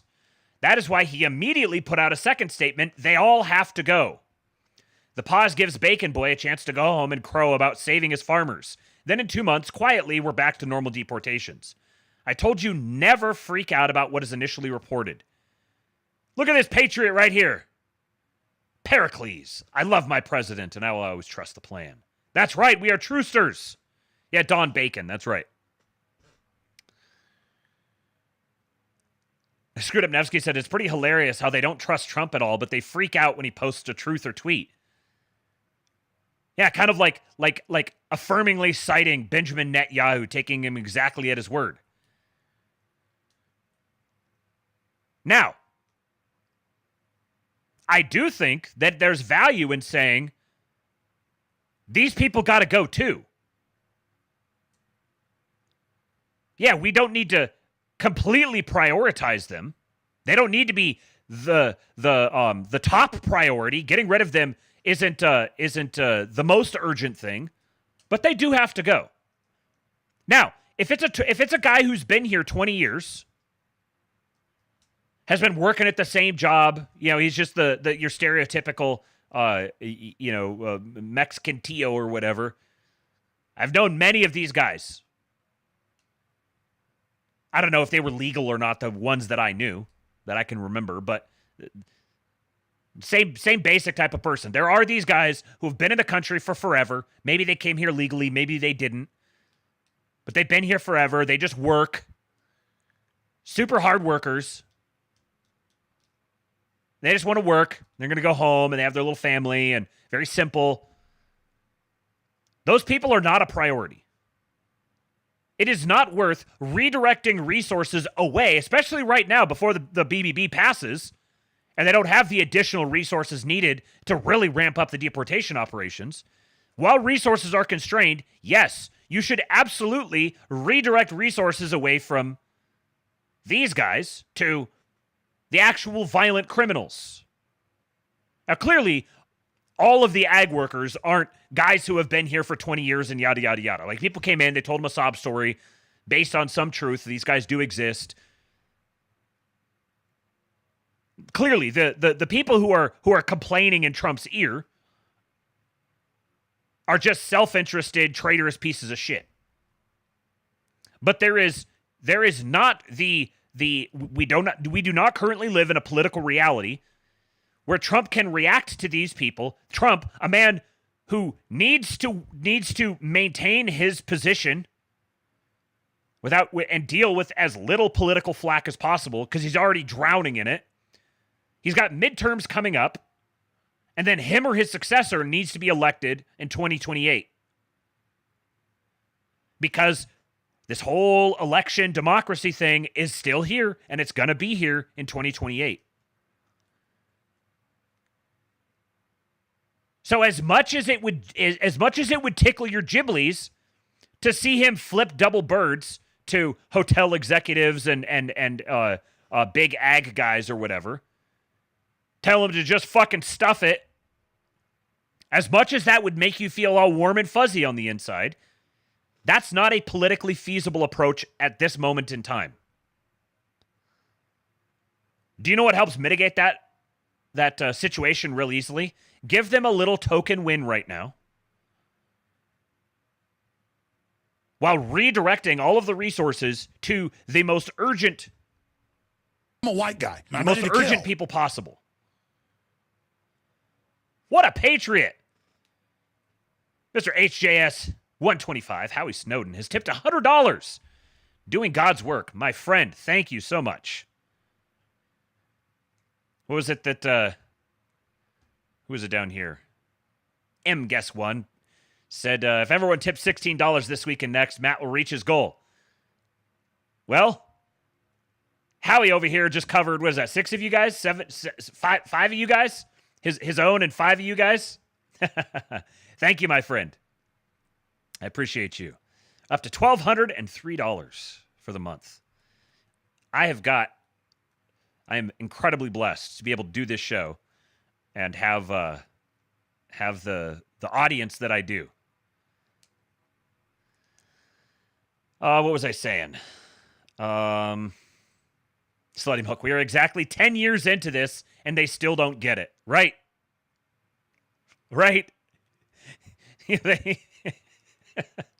They post the what is it, like got fooled again memes, and the Lucy pulling the football away from Charlie, and they are quite literally Charlie getting the football yanked away from them constantly.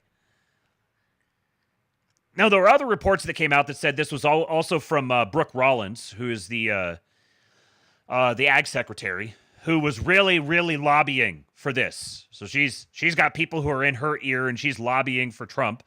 And she seems like she's probably one of the worst cabinet picks, which is a pretty good record given the current state of the cabinet.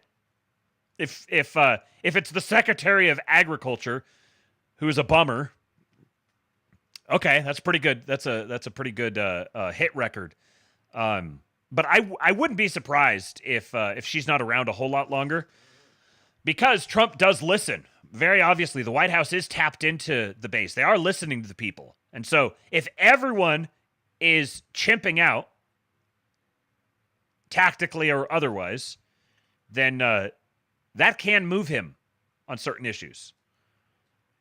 Now, I understand this may sound like I'm talking out of both sides of my mouth, but when I talk about the deleterious effects of the unhinged chimping, I'm not talking about the deleterious effects on Trump. That's kind of a downstream potential effect. I'm talking about the deleterious effects on the zeitgeist, the demoralization aspect of it.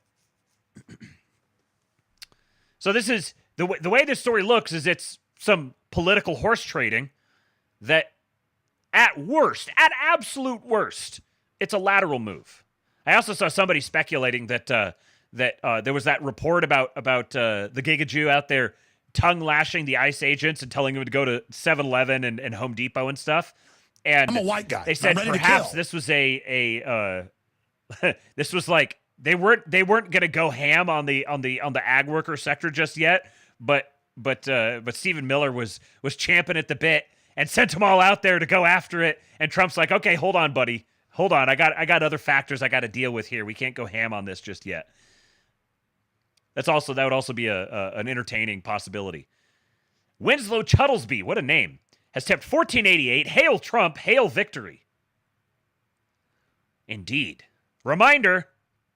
The only acceptable political theory is complete undying loyalty to Donald Trump. I'm just going to keep playing that.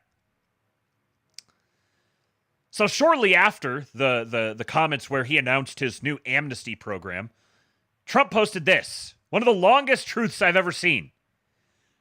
Our nation's ICE officers have shown incredible strength, determination, and courage as they facilitate a very important mission, the largest mass deportation operation of illegal aliens in history. Every day, the brave men and women of ICE are subjected to violence, harassment, and even threats from radical Democrat politicians. But nothing will stop us from executing our mission and fulfilling our mandate to the American people. I like that he always says Democrat. I don't think he ever says Democratic. He always says Democrat. ICE officers are herewith ordered, by notice of this truth, to do all in their power to achieve the very important goal of delivering the single largest mass deportation program in history. We are witnessing the chief executive issuing direct orders. With this truth, they are herewith ordered. This is an official government document now. In order to achieve this, we must expand efforts. Expand efforts. I was told there was an amnesty program, but here he says we must expand efforts to detain and deport illegal aliens in America's largest cities, such as Los Angeles, Chicago, and New York, where millions upon millions of illegal aliens reside. These and other such cities are the core of the Democrat power center, again, Democrat, where they use illegal aliens to expand their voter base, cheat in elections, and grow the welfare state, robbing good-paying jobs and benefits from hard-working American citizens. These radical left Democrats are sick of mind, hate our country, and actually want to destroy our inner cities. And they're doing a good job of it. There is something wrong with them. Indeed there is, Mr. President. That is why they believe in open borders, transgender for everybody, and men playing in women's sports. And that is why I want ICE, Border Patrol, and our great and patriotic law enforcement officers to focus on our crime-ridden and deadly inner cities and those places where sanctuary cities play such a big role. You don't hear about sanctuary cities in our heartland. I want our brave ICE officers to know that real Americans, let me say that one more time. The president said real Americans are cheering you on every day. The American people want our cities, schools, and communities to be safe and free from illegal alien crime, conflict, and chaos. Nice alliteration there, Mr. President. That's why I have directed my entire administration to put every resource possible behind this effort and reverse the tide of mass destruction migration that has turned once idyllic towns into scenes of third world dystopia. Our federal government will continue to be focused on the remigration of aliens to the places from where they came and preventing the admission of anyone who undermines the domestic tranquility of the United States. To ICE, FBI, DEA, ATF, the patriots at Pentagon and the State Department, not the non-patriots. This is directed to the patriots at Pentagon and the State Department. You have my unwavering support. Now go, get the job done. DJT. Thank you, Mr. President. I have devoted my entire attention to this matter. Slutty Milk says, yes, sir, Mr. President, sir. I will be manning the ICE tip line, sir. Standing back and standing by, Mr. President. Mr. Butt Poop says, I love domestic tranquility. Does this sound like mass amnesty to you guys? What sort of mental state do you have to possibly extract Trump is cucking on immigration from this. Oh, but look at this other thing he posted before that. Yeah, look at this thing he posted after that. Fucking hummingbird brain. And here, he says it in his own voice. I want them to focus on the cities, because the cities are where you really have what's called sanctuary cities, and that's where the people are. I look at New York, I look at Chicago. I mean, you got a really bad governor in Chicago and a bad mayor. He's fat. But the governor's probably the worst in the country, Pritzker. But I look at how that city has been overrun by criminals. And, you know, New York and L.A., look at L.A. L.A., those people weren't from L.A., they weren't from California, most of those people, many of those people. And, yeah, that's the focus. Biden allowed 21 million people to come into our country. Of that, vast numbers of those people were murderers, killers, people from gangs, people from jails. They emptied their jails out into the U.S. Most of those people are in the cities, all blue cities, all Democrat-run cities, and they think they're going to use them to vote. It's not going to happen. Not going to happen. It's not going to happen, folks. They're not going to use them to vote. So here we have all of the slow boys, aka the very smart guys brigade, who are like, Trump is cucking on immigration. Meanwhile, Trump is thinking, hey, let's make sure they can't use illegal aliens to fix elections. Because we got some important elections coming up soon.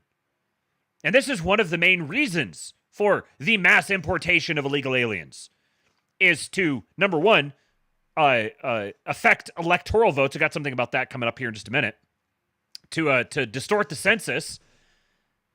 And number two, to fix elections, which is another way of saying the same thing. So he has a whole bunch of people that get in his ear. And they're like, hey, this mass deportation thing is really fucking up our groove. He's like, understood. All right, let's go straight to the fucking nerve center. Let's focus our entire efforts.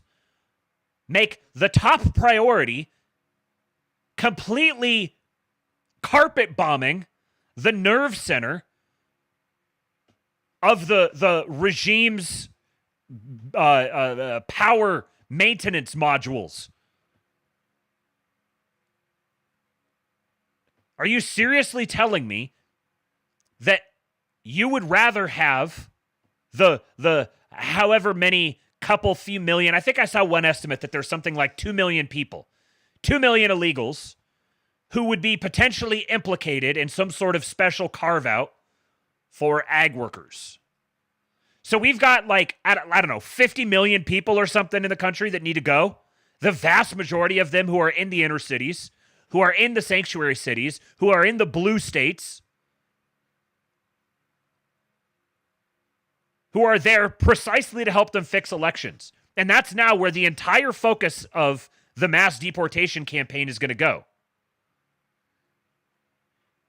And you're crying that they're, I don't know, easing off temporarily on the couple of million ag workers. Jobs that overwhelmingly are going to be automated. Vastly, overwhelmingly. So this isn't even like they're taking American jobs thing. They're taking some. The majority of those are not going to be American jobs. They're going to be automated away. And I wouldn't be surprised if that's part of the conversations here behind the scenes on this, is the ag executives and whoever else coming in. They're like, hey, we're working on the automation process here. We're gonna if you go easy on deporting these people, give us time, then we'll make some big expenditures on buying all the equipment and stuff. You can't be so retarded, so TikTok-brained, so brain-rotted, that you can't recognize both the necessity and the utility of political horse trading. So what? We've lost out on them on some agricultural raids, and we've traded that for completely purging the inner cities. Slutty Mook says, imagine if they keep deporting ag workers anyways. Well, I saw a report yesterday, some big bust that they did in Texas, and maybe this is like one of the last ones they're going to do, but there was some major agricultural, some big farm or something like that. They busted a whole bunch of them, arrested several dozen or a few hundred or something, whatever, numbers. So they were at least still going on as of yesterday or the day before. Now, perhaps those are being wound down and now they're redirecting that personnel into the cities. But another factor here, because you got to be able to hold all these different thoughts in your head at the same time. Another factor here is they need the funding. The deportations, the estimates is something, it costs something like $20,000 per person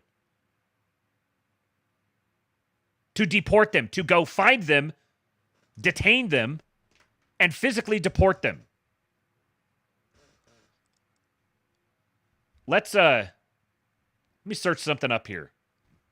What is 50 million times 20,000? That is not something I can do immediately off the top of my head. That's $1 trillion. So to deport 50 million people from the country at $20,000 a pop would mean that the deportation effort alone would cost $1 trillion. Totally worth it. Absolutely, completely worth it. However, that $1 trillion is not something that's unilaterally at the disposal of the president. And I see a whole bunch of people out there who are both spurging out about this amnesty thing, and they're also spurging out about the bill and the deficit and the debt ceiling, and like, pick one, motherfucker. Oh, it's not a perfect bill. It's better than where we're at now.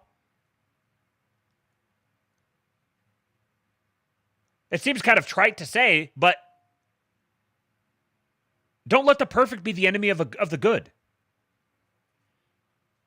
Again, citing Jason Miranchuk, political atheism.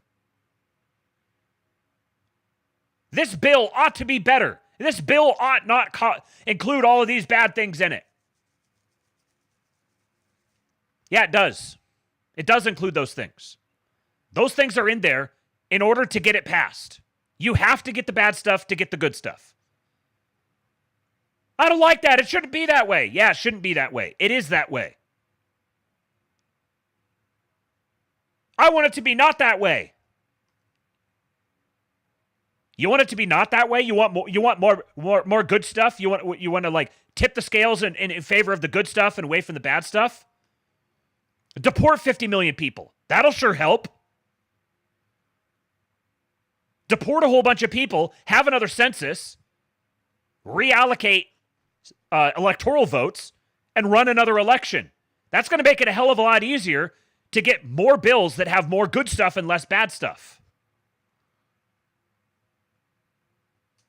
Way too much libertarian brain out here.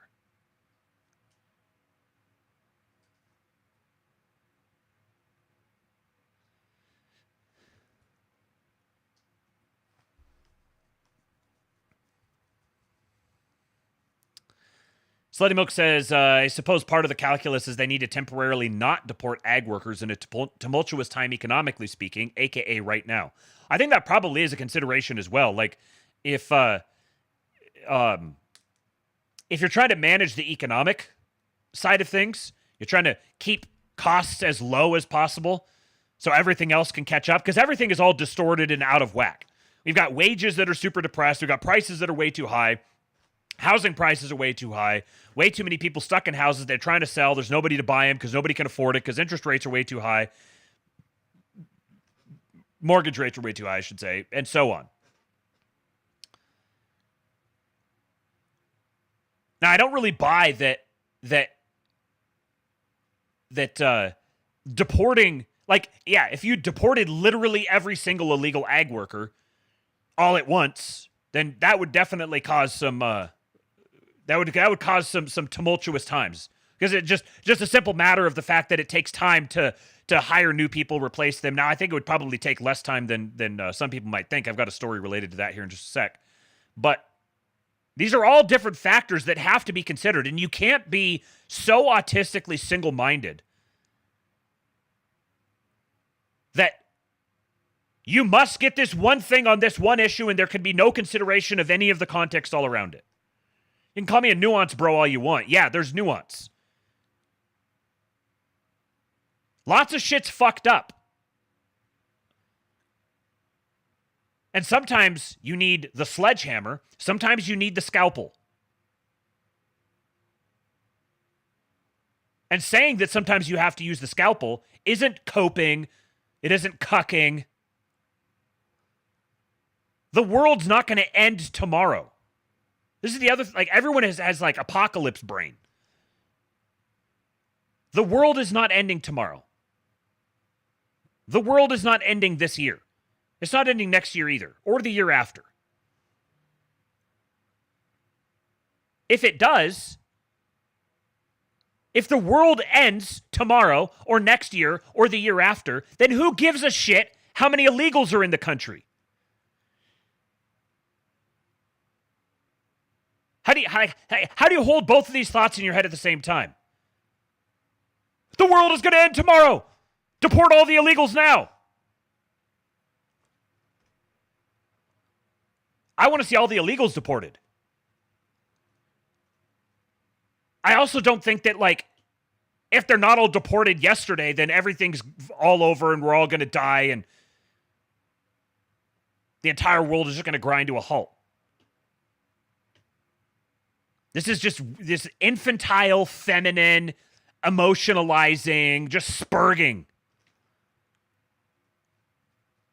Have patience. I was a little kid. There's this song about Herbert the Snail called Have Patience. Have patience. Have patience. Don't be in such a hurry. When you get impatient, you only start to worry. Remember that God is patient too, and think of all the times when others have to wait for you. I'm going to start spamming that at people. I'm going to make you listen to Herbert the Snail. Have patience. Fucking spurgs, man.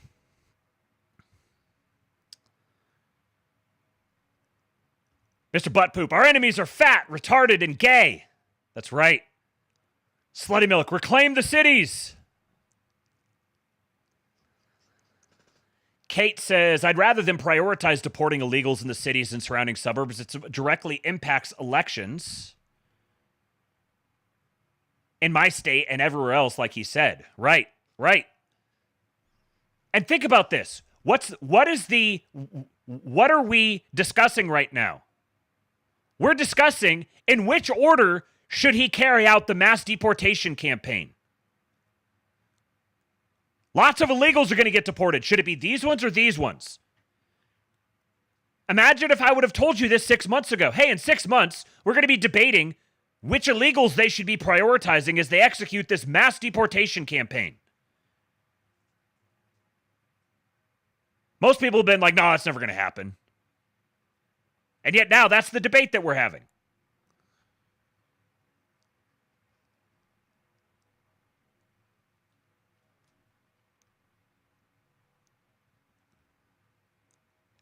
And then right after that, here's this. President Trump is also apparently thinking about adding another 36 countries to a travel ban list, according to an item in the Washington Post. Right now, there are 12 countries on that list. The State Department is getting more and more concerned about a lack of security screening for people coming into the United States. This was first talked about in the Washington Post. None of the G7 partner countries would be on that list, but it is something that we are going to hear a lot about once President Trump gets here, because he has expressed concern about this country's border with the U.S. over the last couple months. Back to you. Yeah, and that would be quite the expansion of that list. Peter Ducey, live for us in Calgary. Peter, thank you very much. We are now discussing adding 36 countries to a travel ban. I'm old enough to remember less than 10 years ago when a limited travel ban was cause for Trump nearly getting impeached. Now nobody even talked about it. Eric Doherty, who routinely gets a lot of views on his tweets, didn't even get 100,000 views on this one. So Trump says, hey, people in the ag industry and hospitality and stuff, they're reaching out to me and saying, hey, you know, we've got these good workers and you're deporting them. So we're going to think about some sort of policy to ease things up on them. Change is coming soon. Meanwhile, herewith, I declare every single ICE agent must dedicate all available resources to executing the largest mass deportation campaign in history. Also, quadruple the travel ban. We've already basically completely shut down the border, the southern border. It's down to where, like, there are some days where nobody is coming across. Most days it's like single digits, if that. Almost completely shut down. And now we're talking about having close to 50 people or 50 countries on a travel ban.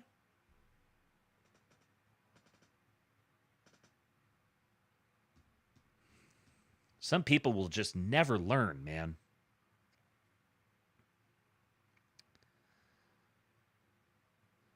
Fartwith on Twitter says he needs his budget passed to do most of the stuff he wants to do. That's the problem. Right. Yeah, so he's got to try to get his budget passed so that he doesn't have to fuck around with Congress anymore to get all of these things done.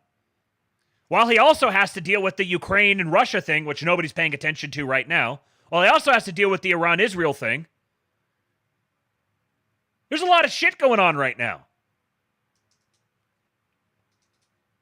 And every single one of these things cannot be the ultimate top priority. Fuck everything else. Just focus 100% on this thing. That's not... I don't even know... This feels like such an obvious observation. And yet it's apparently revolutionary.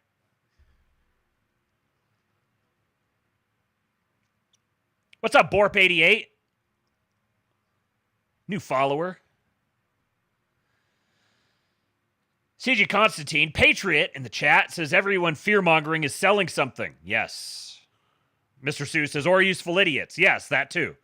Slutty Milk, Patriot. I've trusted for 10 years and I won't stop now. KJ says, I think our guys have this genuine fear that we need to crush our enemies rapidly, hard, and fast to ensure they don't get back into power. So any sign of capitulation they see as a setback and a window for our enemies to regain power, hence the excess chimping. Right. Yeah, absolutely. It's all fear motivated. That's why it's so gay and emotional. Because it's just people externalizing, emotionalizing all of their fear.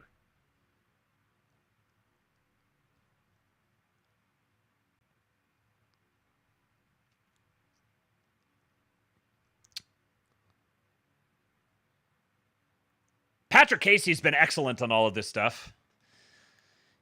He shares a screenshot here from this is an article that was posted. Where was this from? Washington Post. U.S. could lose more immigrants than it gains for the first time in 50 years. Yeah, Trump didn't personally put every Indian on a boat the moment he became president, so it's not good enough.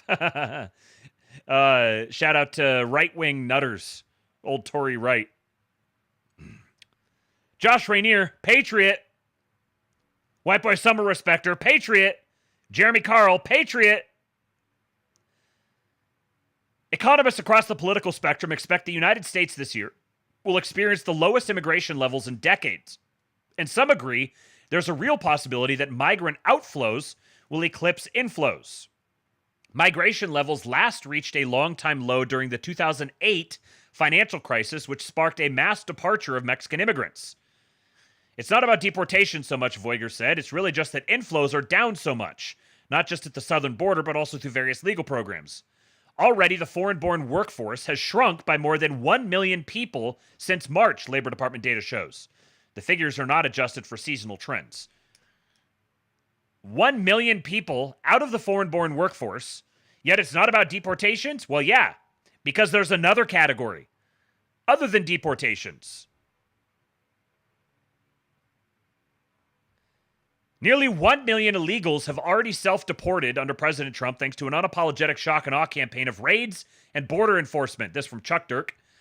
When President Dwight Eisenhower launched his deportation roundup in 1954, aka Operation Wetback, you probably cannot type the name of that mass deportation campaign on the Kick chat, I'd imagine. Right now we have 57 viewers on Kick and 57 viewers on YouTube. Please, YouTube viewers, please go over to Kick. Kick.com/Kingpilled. That's where all the chatting is happening. I know I don't have the chat up on the screen right now, but it is flying in there. You want to join in with all the good posters? Head on over to Kick. Yep, Slosha tried it. Didn't work. Slutty Milk, Operation Liquid Posterior. There you go.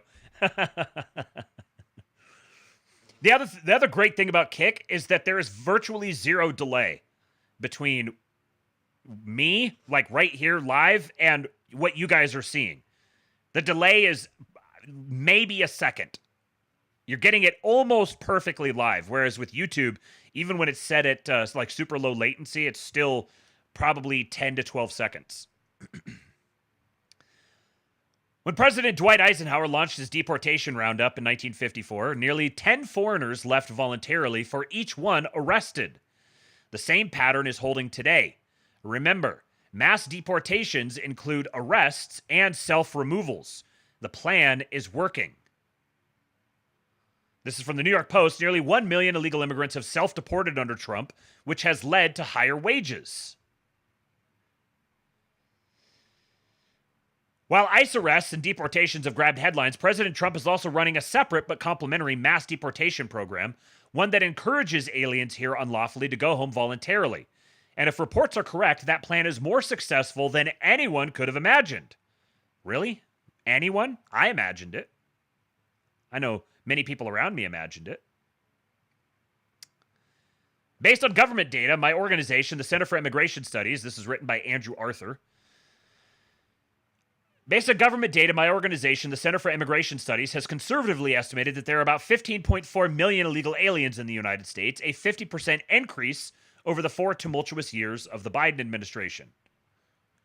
That's no surprise, given how Biden and his Department of Homeland Security Secretary Alejandro Mayorkas, traitor, hang him, ignored congressional detention mandates and ushered millions of illegal migrants into the United States.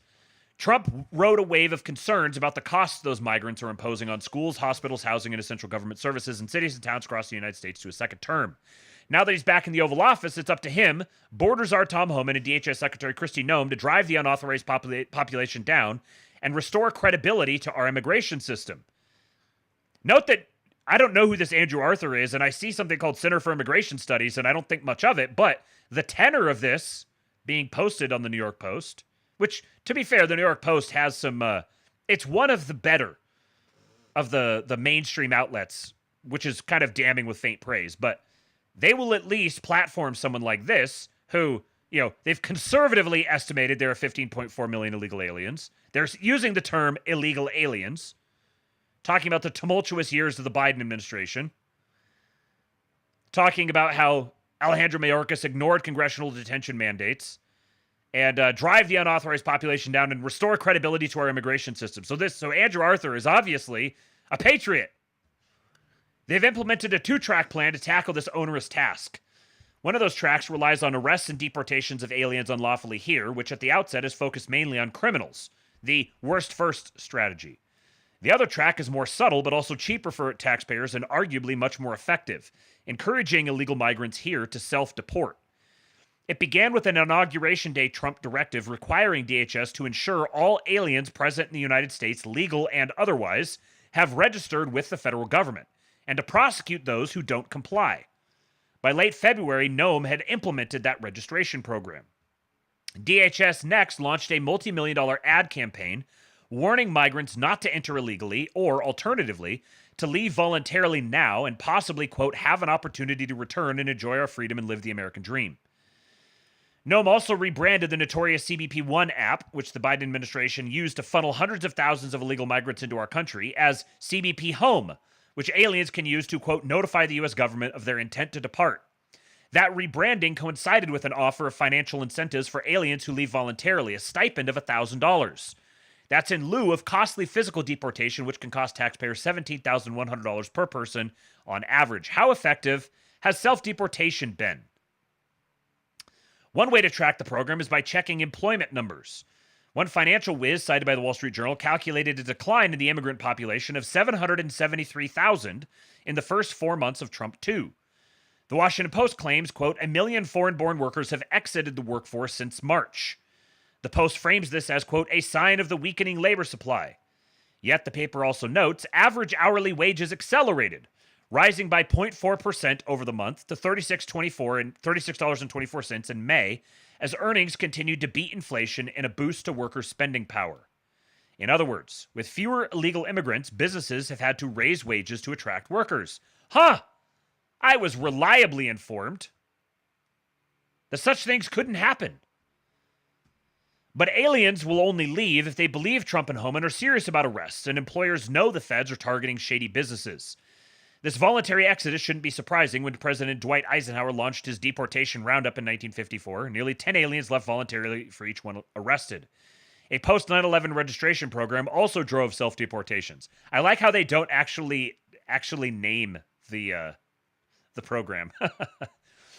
DHS can't arrest and deport 15.4 million illegal aliens, but if it simply enforces the law, many aliens will get the message and leave on their own, as hundreds of thousands apparently already have.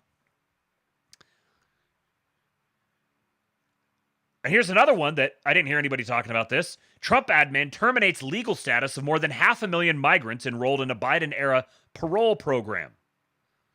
This also from the New York Post.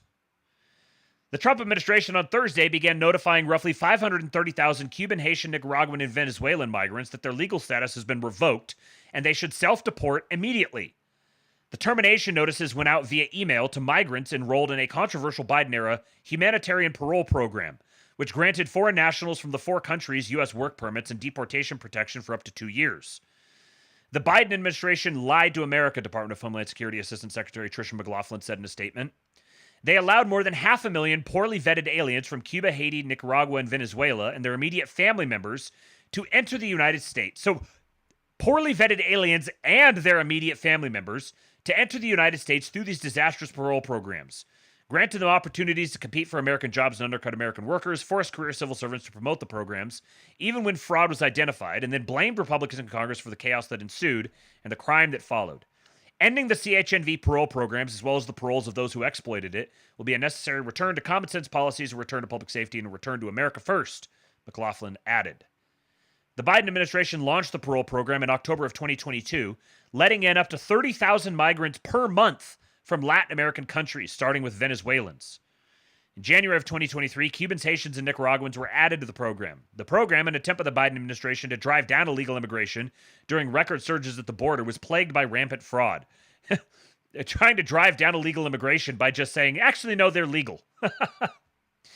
It was temporarily paused last July after an internal review found that thousands of sponsors for the migrants were listing fake Social Security numbers or phone numbers and using the same physical address for thousands of parole applications. Huh. Wow. Some 100 addresses were listed on over 19,000 forms, a U.S. Citizenship and Immigration Services review found, noting that many applications were submitted by the same IP address. Illegal immigration was, and if they have anything to do about it, will continue to be they're going to try to make it continue to be a big business. It's a major industry.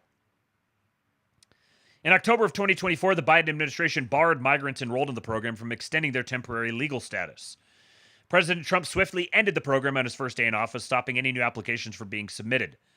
The Supreme Court upheld Trump's cancellation of the program last month. In its press release, DHS encouraged migrants to self-deport using the Trump administration's CBP Home mobile app, noting that if they choose to go that route, they'll receive travel assistance and a $1,000 exit bonus upon arrival in their home country. All right, let me catch up on some of these comments over here real quick.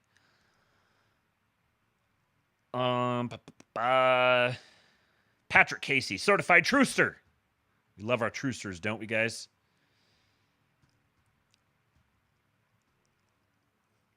Imagine not trusting. Couldn't be me. Nematoder says, hope they manage to nix the birthright citizenship thing, too. That'll be another nice addition to the nationalist salad. They definitely want to, and I imagine that they're actually going to succeed as well. You know that the Giga Jew is going to be dedicating all of his efforts to that.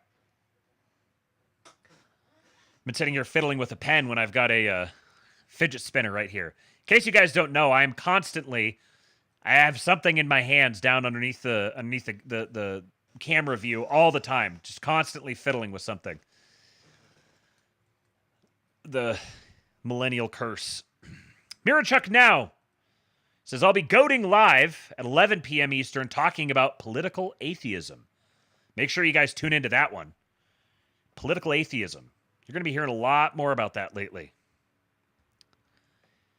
Andrew Starr says, I got a crash surgery in the AM. Have a great night, all. Good to see you, buddy.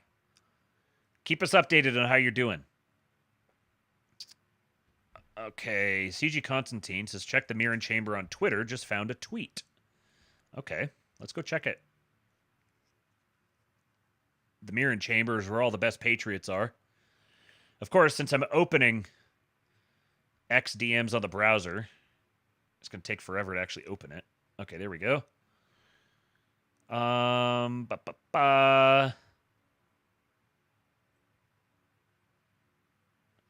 Oh, this is very interesting. Okay, I'll come back to this as soon as I'm ready to talk about the Israel-Iran thing. Do I have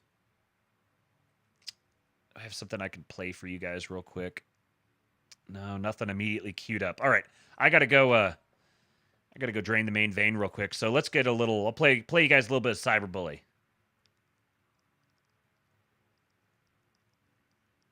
Burn together, watch the flames climb high into the night, calling out, Father, stand by and we will watch the flames burn on the mountainside high.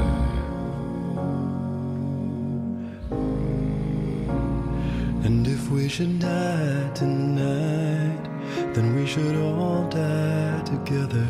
Raise a glass of wine for the last time, calling out, Father, oh, prepare as we will watch the flames burn on the mountainside. Desolation comes upon the sky.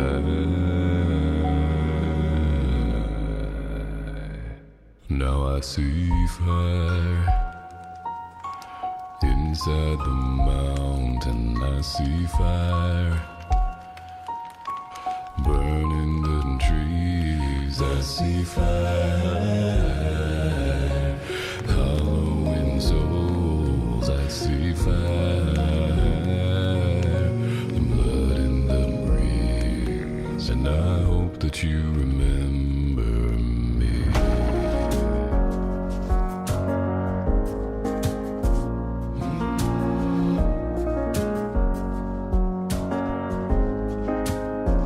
Oh, should my people fall, then surely I will do the same. Confined in mountain halls, we got too close to the flame. Calling out fire.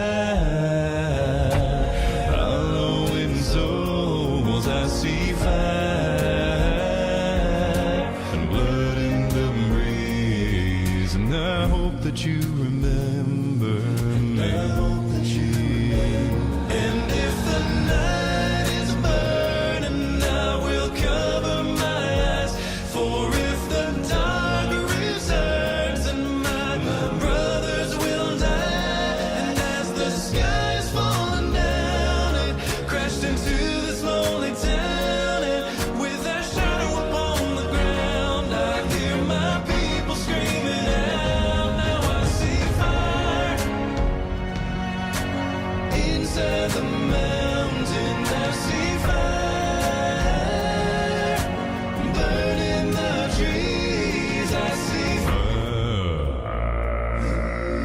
hollowing souls I see fire, and blood in the breeze, and I hope that you remember me. I hope that you remember, and I hope that you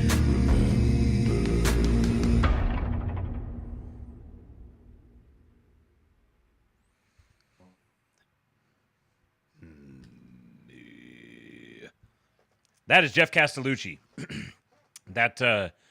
He was the one singing all the parts that you were hearing there. He's a very, very fun guy to follow on YouTube. He's the bass from the group Voice Play and has just a absolutely insane voice. He's actually a natural baritone, but he's trained himself to be able to sing really low, and he has, he'd have to have the natural capacity. It's not just training, but he's taught himself subharmonics, which is a very cool thing that I've only been able to do a couple of times. But I've always been a sucker for the deep bass stuff. All right, let's keep it going.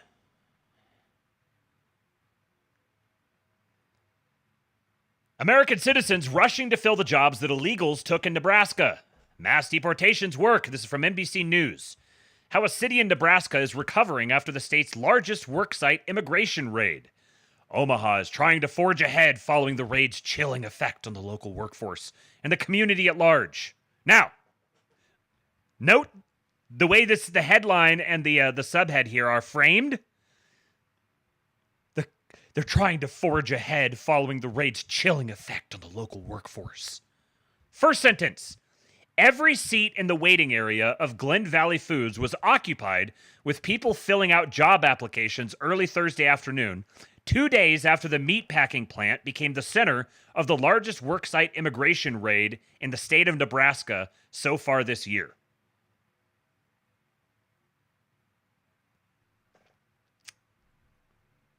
I think if we're going to start hanging executives, we need to start with the mass media executives. Like, how are you gonna say a chilling effect on the local workforce? They're trying to forge ahead. And people are flooding in there submitting job applications. Slutty Milk, what? But I thought Americans wouldn't work those jobs. Turns out they will. Remember, these were the illegals being arrested. This is from that raid. There's a link to the article here from... that's interesting. This was NBC. The link here is from Yahoo. Yeah, the owner had no plan on how to exist without illegal workers. From reporting, the owner used E-Verify and all rounded up had used fake Social Security numbers. I wonder who provided the Social Security numbers. I think we just found out a minute ago. What was the last thing I was just reading over here? The New York Post. Some 100 addresses were listed on over 19,000 forms. Many applications were submitted by the same IP address. And then right here, you have a case where the owner used E-Verify. All the people who were rounded up had fake Social Security numbers. It's so obvious exactly what they were doing. And here you go. You raid them, you purge all the illegals, and a bunch of real Americans show up. Ready to work. So Latinx adjacent Dr. PhD, he's a good follow on Twitter, at Tonerus Hyas, says, I asked Grok to use the highest known estimates for illegals in these states below, but also increase them by 30% from that level. Then recalculate EVs for the states, electoral votes. You're not going to believe it. So table of electoral vote changes. California, current electoral votes as of the 2020 census. Adjusted electoral votes goes from 54 down to 51. -3. Texas stays the same. Florida stays the same. New York loses an electoral vote. Illinois loses an electoral vote. Pennsylvania stays the same. Arizona stays the same. New Mexico stays the same. Huh. Says MPI said Cali had 2.9 million illegals in 2019, plus Biden's mass illegal push. This should be around 3.9 million now. So 6 to 7 electoral votes would be lost in Cali alone. The original question was, since it's been mentioned quite a bit of late, has anyone actually attempted to estimate how reapportionment would have gone in 2020 had there been no illegal immigrants? This guy says the real numbers are probably higher, and a Latinx adjacent Dr. PhD says in 2019 probably not, but could easily be now. This guy says, I asked Grok at one point and used my own number of 5 million illegals. That suggests 5 to 6 congressional seats or 6 to 8 electoral votes. My number comes from some assumptions. 27% foreign-born population and 50% illegal. Pew estimates that at 25%, but California is very generous with benefits for illegals. Has anyone challenged illegals being counted on the census? I think there was some controversy with a question in the survey that asked about citizenship. Well, I mean, ultimately, deport them and it doesn't matter. So he said, use the highest known figures for illegals from Illinois, New York, Texas, Florida, California, Arizona, Pennsylvania, New Mexico. Add 30% more to those numbers and then remove that population from each state. After doing so, reallocate the country's electoral college, assuming the population was lost. Make a table showing the electoral vote changes in these states. So that was the prompt. This guy says this analysis has been done before. Grok doesn't know how apportionment works for some reason. Pew Research Center. Pew vastly underestimates illegal populations.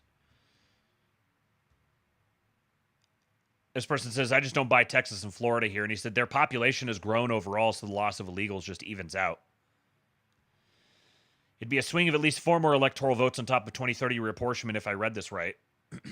And there's no reason why the census can't be conducted before 2030.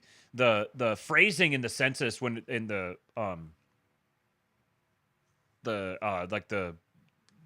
legal basis for the census, it says it has to be done within 10 years. There's nothing that says it has to be done every 10 years. It just has to be done within 10 years. So they could add, I would not be surprised to see this big push start. Remember Howard Lutnick talked about how the census, he said they spent some untold, it's like tens or hundreds of millions of dollars, some absurd amount of money to hire census workers to go do the census. They just hire them temporarily on a contract basis to do that. And he's like, what federal employees do we already have who go to every single house in the country? The post office. Just have the post office do the census. They're already thinking that way, and I would not be surprised at all to see a census happen before, probably, I don't know if it'll happen before the midterms, but I think it'll definitely happen before 2028. So that's yet another factor. I think there is an entirely legitimate possibility that 2028 is another like 49 state landslide. No matter what happens, Trump's approval numbers just keep going up. As much as the panicans want you to believe otherwise, Trump's approval numbers just keep increasing. You're going to have you've already seen a large-scale devastation of a lot of Democrat infrastructure, funding pulled away through through Doge and the attacks on USAID and all that sort of thing. And then all of these people who are being deported or who are self-deporting, if they're not factored in, number one, they're not going to be available there to vote. And then if they do another census, then those illegals aren't going to count toward the census. So, I mean, it may not be these numbers because they may not get all of them out by then, but they're going to have a pretty substantial number who are out, whether it's through deportation or self-deportation. So if they do another census before the next presidential election, there's and then there's also the same-day voting and paper ballots, that sort of thing being pushed through. And we'll probably see, I'd say before 2028, we're probably going to see some sort of a national federal ID required for voting, some sort of digital ID.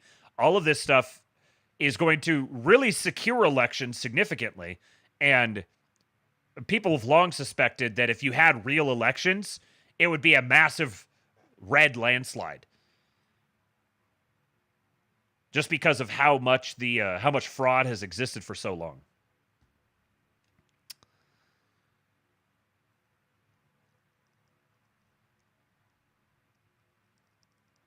Yeah, Kate said those Social Security numbers were likely from dead young children since those are less likely to be flagged for fraud in their system. Yep, that's one of the ways they do it. Slosher says, I've seen so much of this in Canada over the last 10 to 15 years. Canada mentioned. Hold on.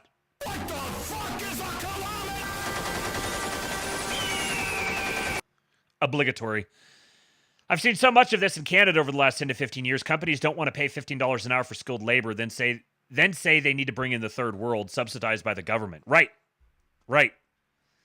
All of that, like, we can't find anybody to work for us is just horseshit. Pay more. Pay more and you'll find them. And they'll probably be better workers too. Yeah. CG Constantine. But Matt, I was told you're no different from the neocons, but for Trump. Yeah. Me, the what was it the guy said? Some goofball said that if I was something like I would have been cheering the Iraq wars. And I was like, when I was 10? Oh, if the Iraq wars happened now. So if the events of 2003 to 2011 happened now, what? It's just inanity. This was in a back and forth I was having with someone, and I'm not going to show you who it was. You can go find this tweet if you want. But I'm not gonna air him out. This was just a couple Grok conversations that I had. We were talking about the mass deportations, and he said, how many people have been deported so far? And I replied with the thing about the 1 million person reduction in the workforce, the foreign-born workforce, and he said something like, oh, that's not what was promised. So I said, if you're going to choose to whine and cry about this, there's nothing I can do for you. You're determined to find something to be mad about for personal reasons that have nothing to do with Trump. These were I went back and forth with Grok for a little while to nail down these numbers. So, conclusion, the Trump administration is on pace for 414,000 to 442,000 deportations in 2025, potentially reaching 500,000 if efforts intensify. This is based on the rate that they've been deporting, of the whatever numbers we have of how many they've deported so far. If they maintain that rate steadily through the rest of the year, then they'd be in the mid 400s range. Could get up to 500,000 if they pick things up. This would make 2025 one of the highest deportation years in the past 15 years, comparable to Obama's 2012 peak and exceeding Trump's first-term high. However, it may not surpass Biden's 2024 total if voluntary returns are included. Historical comparisons show that while Trump's 2025 pace is aggressive, it aligns with high enforcement periods under Obama and faces similar logistical and legal hurdles. And then I asked, so one of the things that Obama did, and this is something that I've seen a bunch of these guys who are really angry that there hasn't been enough deportations, who are just uncritically repeating literal CNN propaganda that Obama deported more than Trump. Well, you know how Obama got those big deportation numbers? Because they factored in turnaways at the border as deportations. So there's the turnaways at the border, which I think included in the turnaways is anyone within 100 miles of the border or something like that. So basically, there's the people who are like just getting there or just trying to get in, and they'd scoop them up and send them back out and say, we deported them. But they would lump them into the same category as interior deportations. This is how Obama fluffed his deportation numbers, by changing the record keeping to say that turnaways are actually deportations.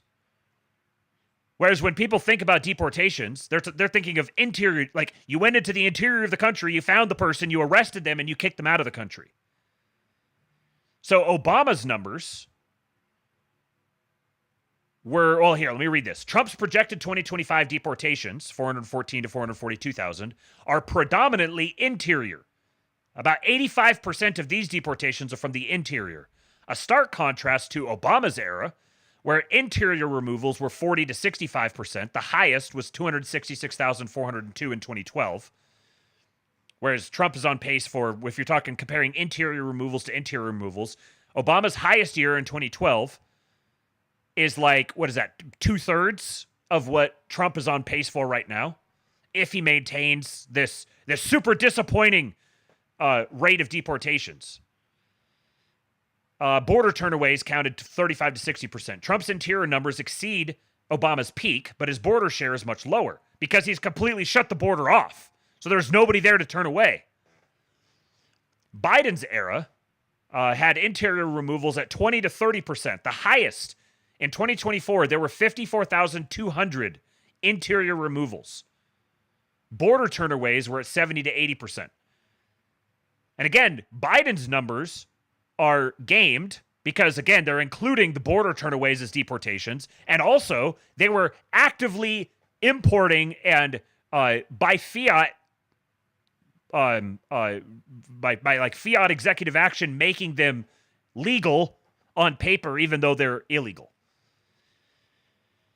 Trump's interior focus inverts Biden's border-heavy approach. The shutdown border reduces border turnaways, but some crossings persist, making Trump's 2025 deportations uniquely interior-driven. And then lastly, so if you include the self-deportation numbers, Trump's projected 2025 total, 1.614 to 1.642 million, exceeds Biden's 4-year total and approaches Obama's annual peak. I don't know, it doesn't make any sense. It approaches Obama's annual peak.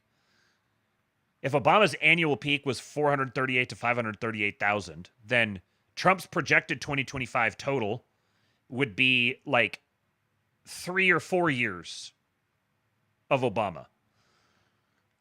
Trump's interior focus, about 85%, surpasses Obama's and Biden's, while his self-deportations, this is approximately 1.2 million tied to the 1 million worker decline, dwarf both. Obama had about 1 million self-deportations the entire time he was in office. Biden had 0.2 to 0.4 million. The 1 million decline in foreign-born workers supports high self-deportation estimates, but may include non-deportation factors. And this is before they get the big, beautiful bill passed, which opens up a whole bunch more funding, which is one of the biggest constraints. I don't think people really appreciate this. Gets into the Palantir conversation as well, which I don't have anything lined up to talk about that today, but it gets into the Palantir conversation as well. I had a tweet thread that kicked off a little firestorm and had a bunch of retards screaming at me about Palantir. I don't think people appreciate the lift that is required to remove millions of people from the country. If you're talking tens of millions of people being expeditiously removed from the country, that is an extraordinary amount of resources. You're talking manpower, so salaries, bonuses, other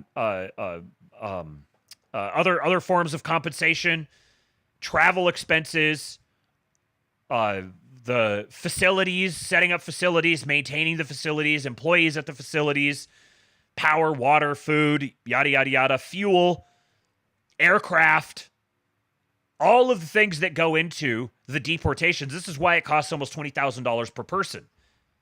This is a tremendous lift, logistics-wise. Which is why the self-deportations are such a big deal, because those don't cost anything. They cost $1,000 or whatever. And that's where they're getting the bulk of it right now. So like all the doom-fapping spurgs out there aren't like, it doesn't compute for them because they're trapped in this like motivated reasoning thing where they just want to be right. So they're willing to put a super pessimistic, demoralizing spin on the world just so they can say I was right.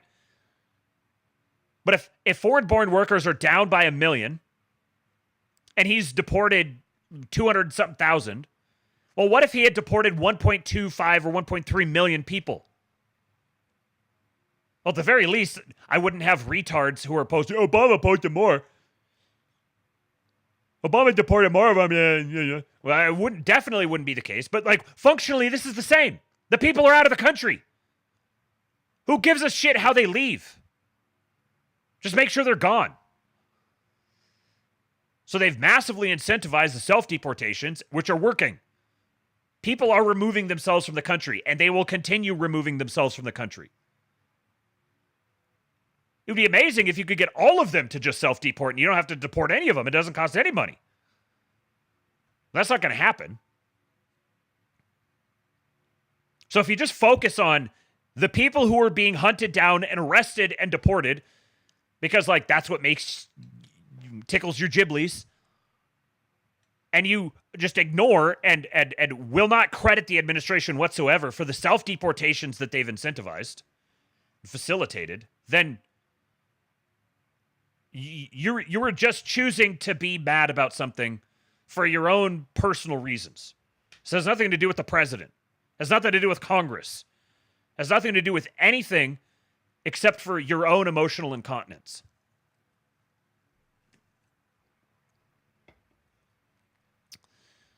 This is just a little quick hitter here. Be interesting to keep track of this. From Burgess Everett, Semaphore Congressional Bureau Chief. Semaphore is a lib, definitely a lib outlet. The Senate will be more aggressive in seeking savings from Medicaid than the House reconciliation bill. So this is a big, beautiful bill. It's at the Senate now. Apparently, the Senate is going to be even more aggressive about cutting Medicaid, and the provider tax will take a bigger hit. This is per 4 people. More details to come this afternoon, but folks beginning to get briefed. Now, you could view this in one of two ways. Either hell yeah based Senate, or this is like this is bad faith actors who are trying to nuke it. Similar to like Rand Paul. No, I won't vote for the bill. First of all, we need to have a standalone vote on the debt ceiling with Chuck Schumer. Like, if he's doing this for free, Chuck needs to send him a really expensive bottle of wine or something. It's like, I don't know. I'm doing this because I'm principled. It's like malicious standing on principle. Got to come up with something catchier than that. But it's like autistically choosing to stand on principle in a malicious way. And this could be the same thing. Because Trump has said we're not touching Medicaid. We're going to get the waste, fraud, and abuse out of it. You're going to get the illegals off of it, but we're not cutting Medicaid. Which I like. Again, political realities. It would be a complete non-starter for him to make cuts to Medicaid beyond the like removing illegals. Illegals aren't eligible for it. Getting waste and fraud and that sort of thing out of there, which of course gets publicly lampooned in the press as cutting Medicaid to get all the boomers all worried and everything. But it'll be interesting to see how this story progresses here. If particularly which senators come out really talking about this. Is this malicious? I want to say malicious compliance, but this isn't. It's not compliance necessarily. It's like malicious conservatism, malicious fiscal conservatism, or something like that. Straight Buster, are we trusting here? Always. We're always trusting.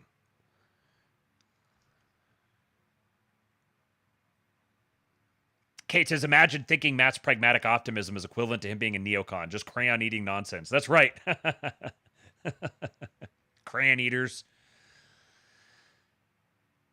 All right.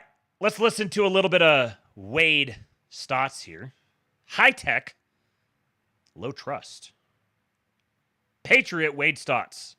In the recent LA riots, there were plenty of eye-catching clips, but one stuck out to me. A bunch of iPhones sitting on a sidewalk making alarm sounds. The screen said that the phones had been stolen and to please return them to the store. The police were laughing and picking them up to do so. Now, sure, it's cool that my phone can cry for help, but I wish I lived in a country where it didn't have to. You could call this new tech, but really it's just taking existing tech and making it beep really loud. Of course, I think it's better than letting people get away with stealing, but it's an interesting window into what's going on right now. A strange combination of low trust and high tech, specifically trying to mitigate the consequences of a low trust society.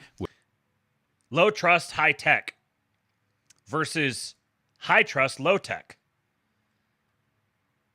Now, I can hear all the people out there who are like, oh, we just need to have a low tech, high trust society. Get rid of all the technology. Get the high trust back. And I'm here to tell you, we are not living in a low tech society ever again.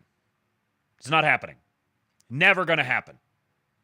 We will live in a high tech society for the foreseeable future. Your grandchildren will live in a high tech society. Your great grandchildren will live in a high tech society.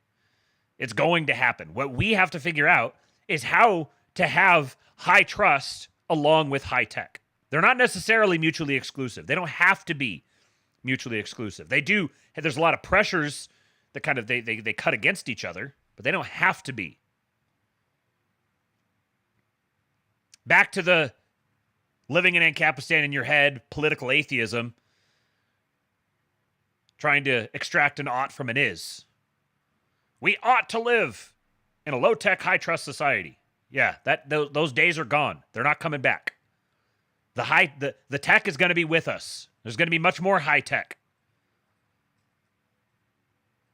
Saying we have to get rid of the tech in order to get high trust again is you offloading responsibility for your own actions and for the responsibility to the people around you in your community, and saying, oh, I can't do anything about it because look at all the high tech out there.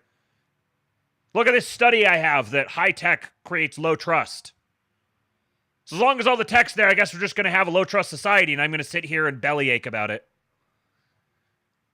You might personally be able to live a relatively low tech life, but even then, even if you live that low tech life, compared to someone 20, 30, 40, 50, especially 100 years ago, you're massive. You are a spacefaring. I don't even know. You're a spacefaring transhumanist to someone 50, 100 years ago, even if you tried to live the low tech life. With technology. But how far can that really go? If they can't steal iPhones, they'll steal something else, or burn down the Apple Store, or both. It reminded me of something I came across while doing the research for the Global Town Square video. Turns out there's a whole group of content creators who spend all their time scam baiting, and it's been going on for years. It ranges from people doing voices and wasting scammers' time to getting whole call centers shut down. One guy called Kit Boga, who's been doing this for about 8 years, just started using a dozen or so AI bots to tie up call centers for hours at a time. He trained the bots to waste as much time as possible, and a lot of the scammers get really mad and start yelling at the robots. Are you still there, Roger? You. And Scammer Payback, which is another YouTube channel, and not, as I assumed, a long-forgotten Steven Seagal movie, created something called the People's Call Center, where for a week, 100 people worked full-time scam baiting. At one level, it's about wasting scammers' time. At another level, they've been able to contact software companies and get accounts banned. They've been able to contact victims and stop these scams as they're happening. They've even gotten bank account numbers and crypto wallet addresses to pass on to law enforcement. The problem is that the law enforcement that has authority over these call centers are also themselves corrupt. Turns out no one's afraid of a knock on the door from Calcutta PD. So a lot of these call centers just pop up a couple months later. It's like whack-a-mole, but all the moles are named David Johnson.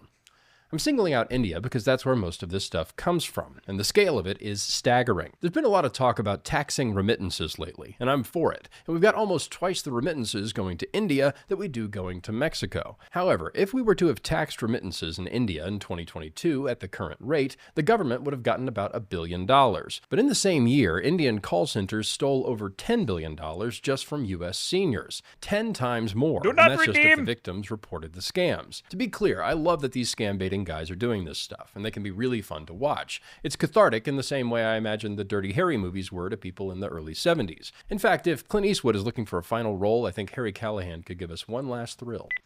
Make my day.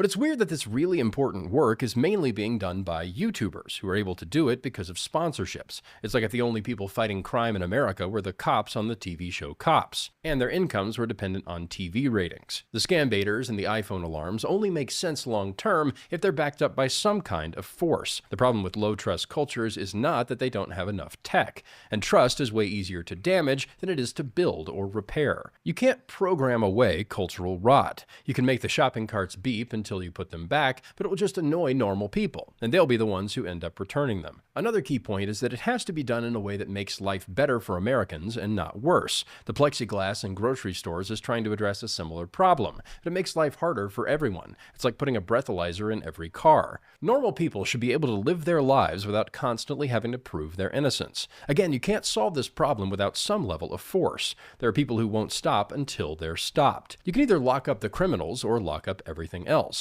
I don't know how to fix all of this, especially the international stuff, but I do think there are some obvious starting points. Enforcing laws at home, having a strong border, getting creative with how we can stop mass theft. I like creative tech solutions, but we also need force and internal trust. The first two things can be done relatively quickly, but the last one is just going to take longer. Since Trump's in office, we've got a law and order push right now, so that helps, but it's got to be sustained, and it's got to be matched by a strengthening of American culture. At bottom, it's a moral problem, and moral problems are notoriously resilient in the face of technology. That's all I've got. Now, if you'll excuse me, I just got a text from my boss and needs me to buy some gift cards.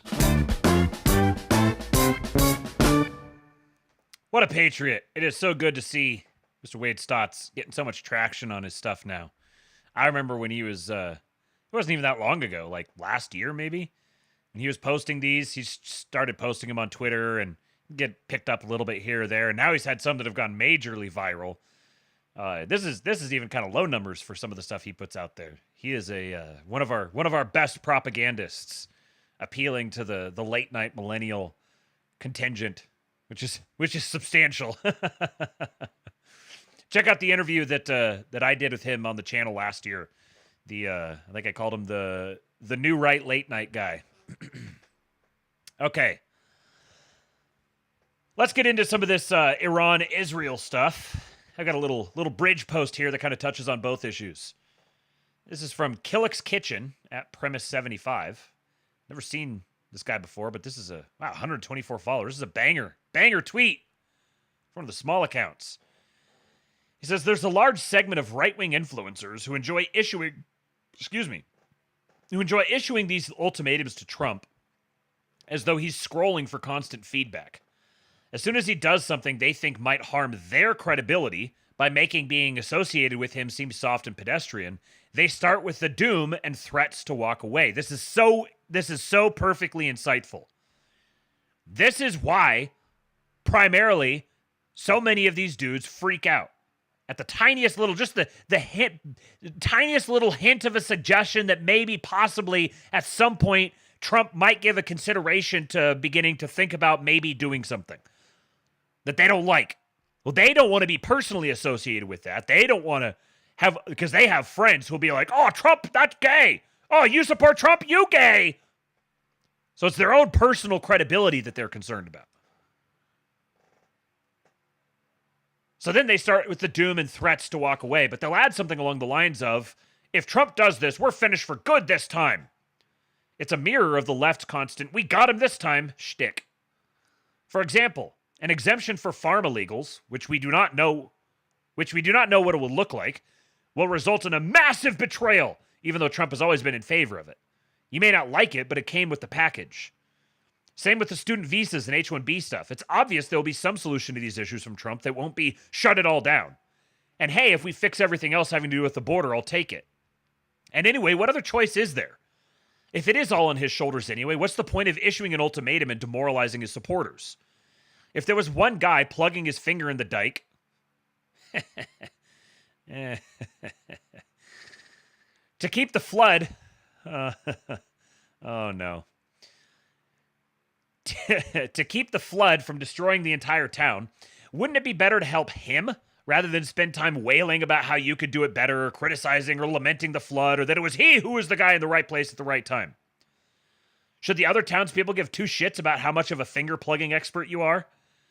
Going back to the point Anton was making more than a decade ago, if you truly believed we are in an emergency, you'd act like it and not worry about your ego.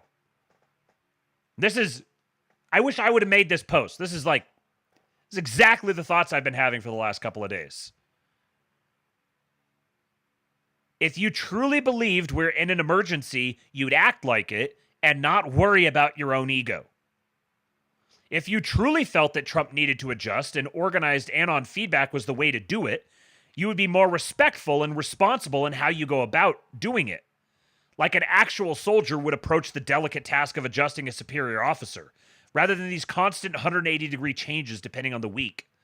Have you ever considered that right-wing energy and momentum would be more powerful with a little more obedience and a little less street cred?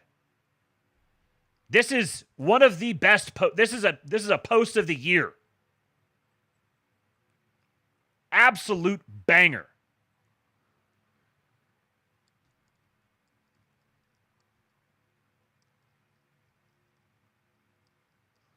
Yeah, this guy says, also we have almost 50% of the House vehemently opposed to anything immigration related, and these influencers running around thinking we have a supermajority.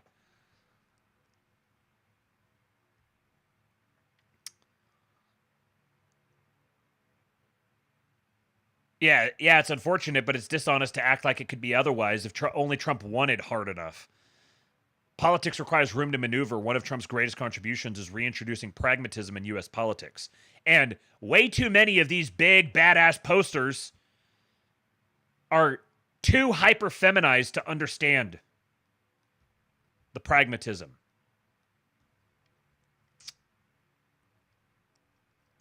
Banger post. Killick's Kitchen at Premise75 on Twitter. That earns a follow. And you may not think this is related, but it actually kind of is. Finger plugging dyke. My plugga. Nematoder says, I will be your soldier, President Trump. I will put my finger in the dike. Patriot. Taking one for the team. This is from Aesthetic Primal. The most extraordinary thing I've read in the past few months is that learned helplessness is actually not learned. Being helpless after failure is the natural, primitive response. Trying endlessly after continuous failure is something above nature and closer to God. This is from Learned Helplessness at 50, Insights from Neuroscience by Stephen F. Meyer, University of Colorado at Boulder, and Martin E.P. Seligman, University of Pennsylvania. Learned helplessness, the failure to escape shock induced by uncontrollable aversive events, was discovered half a century ago. Seligman and Meyer, 1967, theorized that animals learned that outcomes were independent of their responses, that nothing they did mattered, and that this learning undermined trying to escape. The mechanism of learned helplessness is now very well charted biologically, and the original theory got it backward. Passivity in response to shock is not learned. It is the default, unlearned response to prolonged aversive events and is mediated by the serotonergic activity of the dorsal raphe nucleus, which in turn inhibits escape. This passivity can be overcome by learning control, with the activity of the medial prefrontal cortex, which subserves the detection of control, leading to the automatic inhibition of the dorsal raphe nucleus.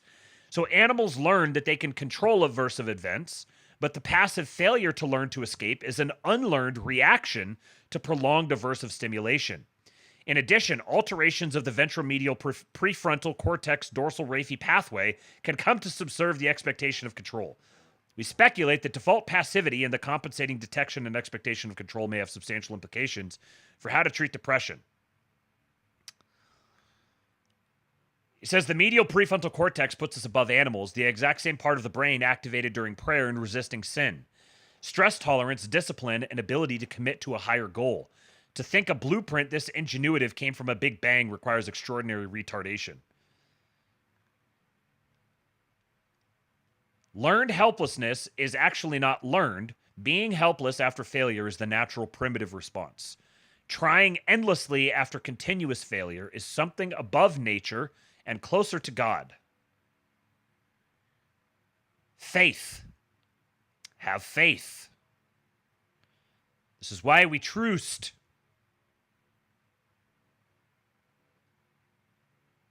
So here Trump made some interesting comments. He's at the the G7 summit, standing next to, well, we'll just play it again.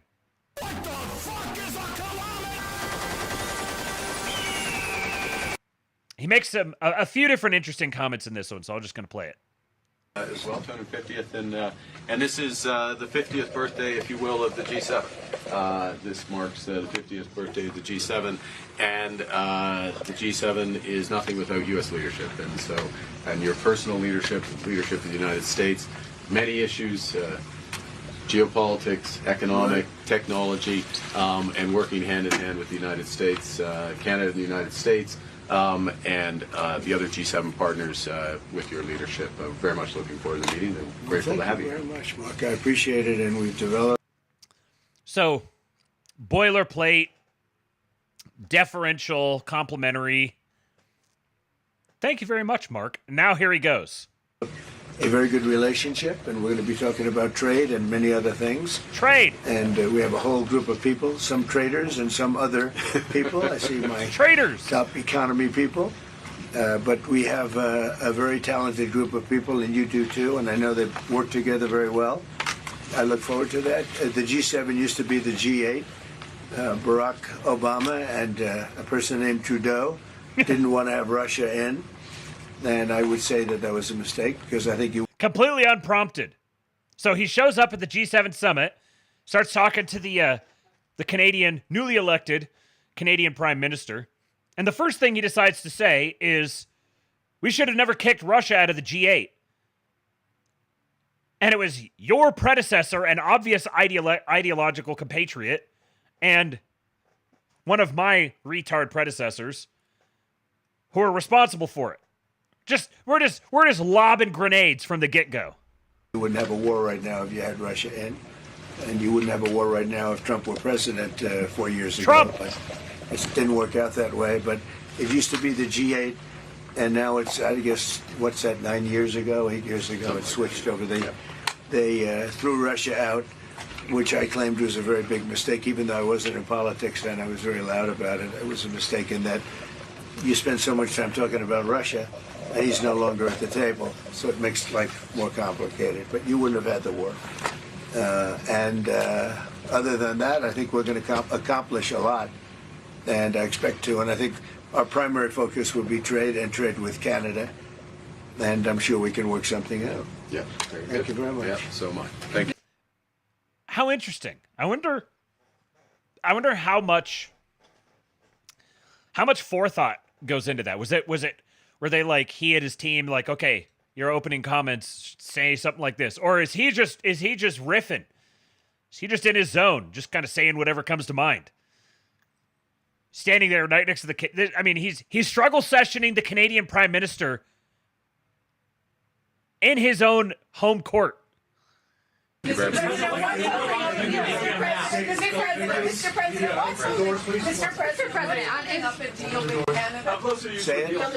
what is holding up a deal with Canada from your perspective? It's not so much holding up. I think we have different concepts. I have a tariff concept. Tariff! Mark has a different concept, which is something that some people like. But we're going to see. He has a different concept, which is, it's something that some people like. Stupid people. We can get to the bottom of it today. I'm a tariff person. I've always been a tariff. I'm a tariff Simple, person. It's easy, it's precise, and it just goes very quickly. And I think Mark has a more complex idea, but also very good. So we're going to look at both, and we're going to see what we're going to come out with something. Hopefully. Mr. President, do you think a deal is achievable within days, within weeks? Is there that kind of runway? Yeah, it's achievable. Both parties have to agree. Yeah, sure. Mr. President, have you heard any signals or seen any messages from intermediaries that Iran wishes to de-escalate the conflict? Yeah. What have you heard? What have you heard from the Iranians? They'd like to talk, but they should have done that before. I had 60 days, and they had 60 days, and on the 61st day, I said, we don't have a deal. They have to make a deal, and it's painful for both parties, but I'd say Iran is not winning this war, And they should talk, and they should talk immediately before it's too late. And what would you say, in your opinion, what would it take for the U.S. to get involved in this conflict militarily? I don't want to talk about that. As you mentioned Putin, do you think that he should have a seat at the G7 today, that it should be the G8? I'm not saying he should at this point, because too much water's gone over the dam, maybe. But it was a big mistake. Obama didn't want him, and the head of your country, the proud head of your country, didn't want him. This was a big mistake. You wouldn't have that war. You know, you have your... He's saying that Obama and Trudeau are responsible for the Russia-Ukraine war. He's in Canada, in Alberta, very interestingly. He's in Alberta, and he's saying the Russia war that's happening right now is on Obama and your guy. Your enemy at the table, even, I don't even consider him, he wasn't really an enemy at that time. There was no concept. If I were president, this war would have never happened. But likewise, if he were a member of what was called the G8 at that time, it was always the G8, you wouldn't have a war right now. Why not? Okay, so here's, before we get into some of the more analysis type of stuff, I got a few of these videos of these hypersonic missile strikes that have been going around. And the ones I picked here, I think all of these are real. They all look legitimate to me. Some of them had people had like AI things that weighed in and said they look authentic and whatever. So either way, the 12-year-old boy in me sees this and just gets giddy. I'm just like, oh, watch this. You got some of these kind of coming in. Well, boom! Look at that motherfucker! Oh my god!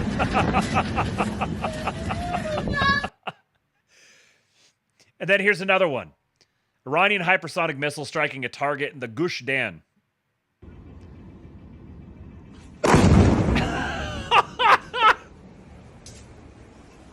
That's so insane.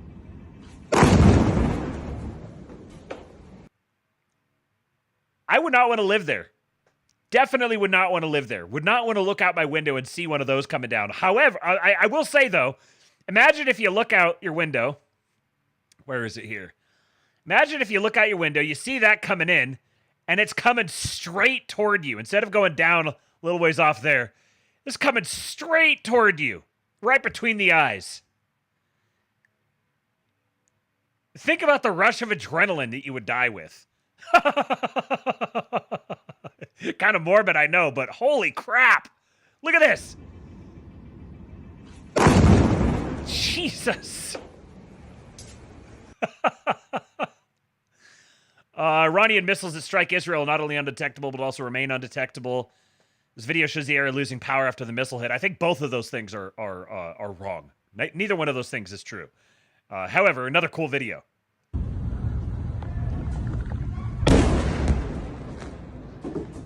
Look at it compared to these other ones. You got these little guys coming in. They're like, doo-dee-doo-dee-doo. Wandering their way down. And then the big Alpha Chad missile comes hurtling into view. Wha-bam!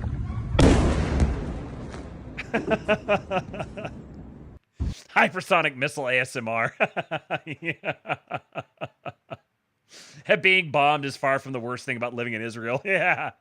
If I lived in Israel, I might want to get bombed. Slutty Milk says, lo-fi hypersonic beats to relax and study to.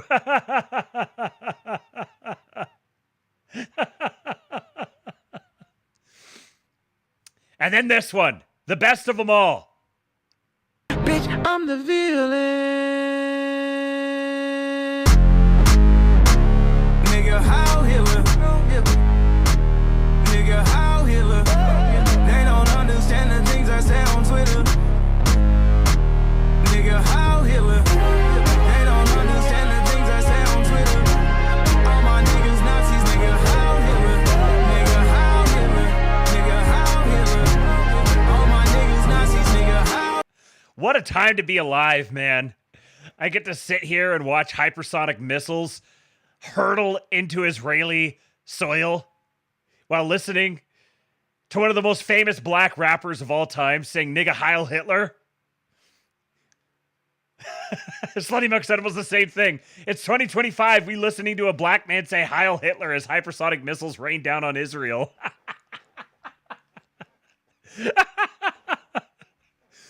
Barp88, how do we get this to Dave Portnoy? He'll have to stand on his tiptoes to see it. This video is kind of interesting, moderately informative. Yeah, hypersonic weapons can't be stopped. They can be stopped. However, well, yeah, here, I'm just going to play this. Look at, so this is going to go through a bunch of different hypersonic missiles. And it's one of those where they're like traveling, and it's got the speed of them with respect to one another. And I'll be honest, I mean, I'm not really an ICBM knower of things. I haven't really followed. I'm not up to date on all the ICBM technology. I had no idea these motherfuckers could go as fast as they do.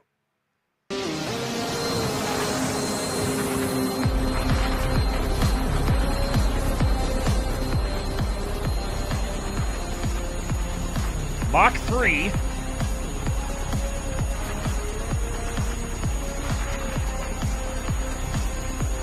And just to be clear, Mach 3 would be like 2,300 miles an hour? Somewhere in there? Because Mach 1 is like 774 or something like that. So Mach 3 would be whatever 774 times 3. It's going to be like 2,300 miles an hour. We're just getting started, though. Shout out to the cameraman. Yeah, right. That dude's cooking.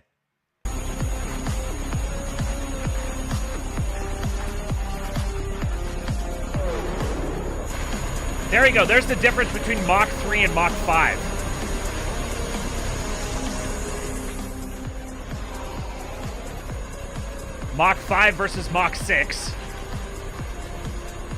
That one looks cool. What was that? King Kong? Ching Kong? Ching Chong!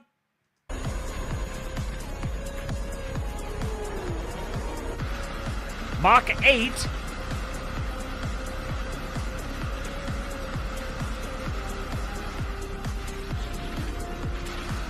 Mach 9.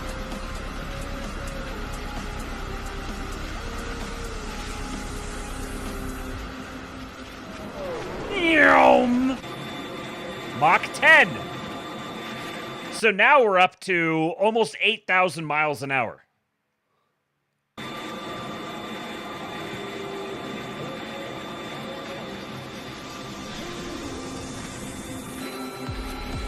Mach 11.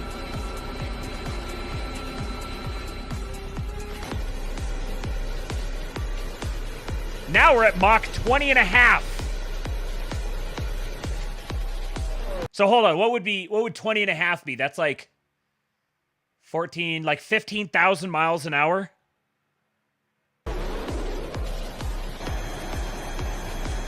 Mach 22. Dong Fang. The Minutemen 3, Mach 23.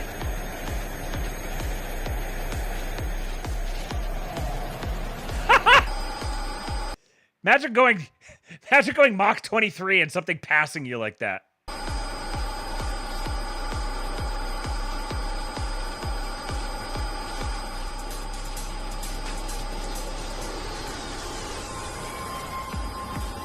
Mach 24. America.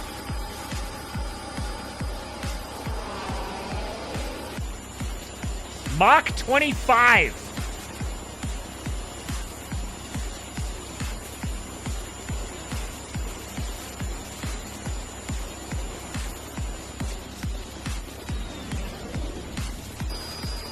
Cameraman's cooking now. Mach 26.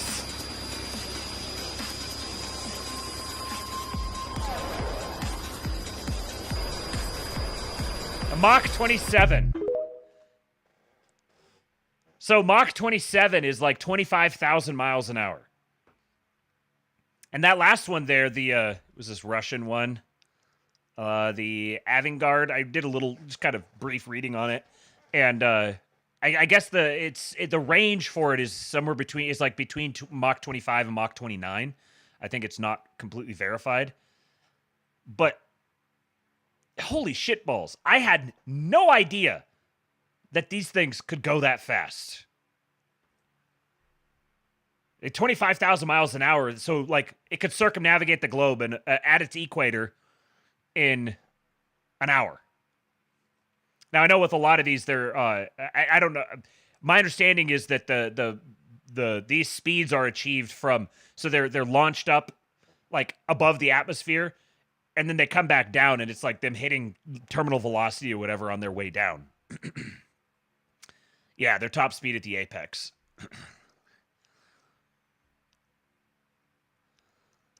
Okay, so got a few different things here. This is from an Israeli outlet. So this is Israeli propaganda. Take it for what it is, but it's also been reported elsewhere as well. Putin called Trump, who informed him that America would not restrain Israel. Putin called Khamenei and basically told him, "Yeah, I'd start thinking about taking that deal now." Quoting from the article, following the conversation in which Trump likely made it clear that he would not restrain Israel. Note, Trump likely made it clear that he would not restrain Israel. Putin sent a warning to Iran's Supreme Leader Ali Khamenei, stating that his regime is in danger. Putin informed Khamenei of the call's outcomes and advised him to move quickly toward negotiations. Additionally, Putin ordered the evacuation of Russian embassy personnel from Tehran. I haven't seen anything that's really conflicting with this. I've from the various individual tweeters and articles and stuff I've seen, it seems like this is pretty clear that there was a call between Trump and Putin, and then the consequent and the follow on from that was Putin called Khamenei and told him, "You're in deep shit." Now, one point that I think the only person on the internet, you could point me to someone else if you know of them, but I think the only person on the internet who I have seen who has properly connected the Ukraine-Russia war and the Iran-Israel war is Tom Luongo. And he's suggested, which I think is a very astute observation, that the negotiations regarding Iran and the negotiations regarding Ukraine are intertwined with one another. And so in the course of these negotiations over Iran is like sort of like the rogue proxy state of Russia. They're not a direct proxy. My understanding of it is that the Iran-Russia relationship is not the same as the Israel-United States relationship. However, they're somewhat analogous, where Israel is sort of a proxy state for the U.S., Iran is a proxy state for Russia. And so the Iran-Israel conflict is sort of in some ways kind of a proxy for Russia-U.S. conflict.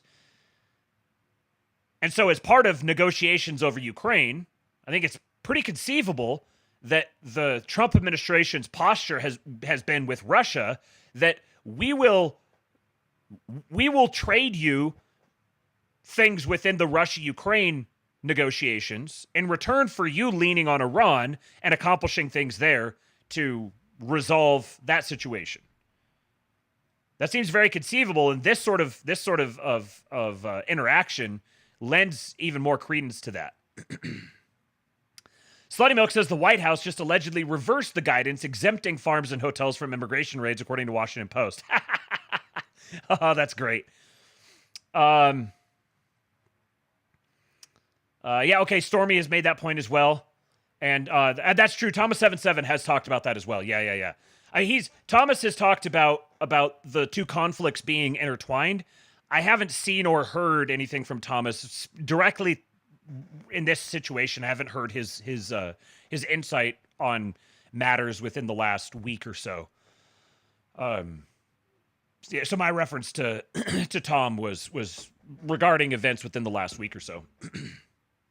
Panikin's in full retreat. That's right.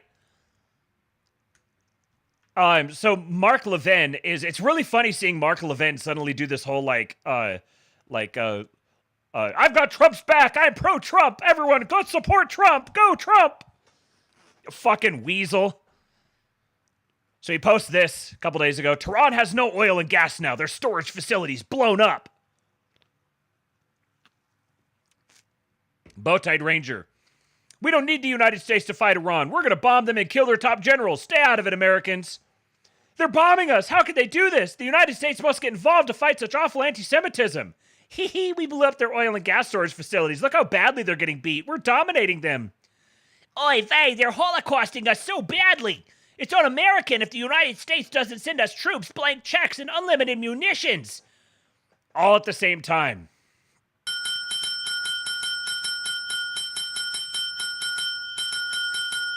So Levin also posted this from semaphore.com. Pentagon split over in Trump's Israel. Pentagon split over. Pentagon split. I think one of these words isn't supposed to be here.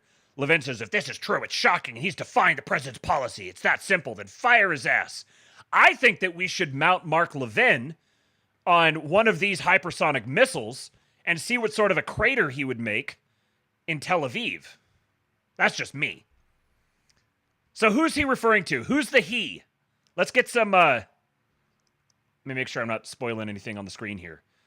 For those who I don't know if people have maybe read this already, but if you haven't, let's get some guesses on who the he is that he's referring to here. Someone in the Pentagon. Someone we've talked about here on the show before. In the Pentagon. First Citizen says, that reminds me I need to burn the books by Levin I have. Yes, do so. Anybody have any idea who within the Pentagon he might be referring to? Guesses, guesses, guesses. No guesses? Not a single guess?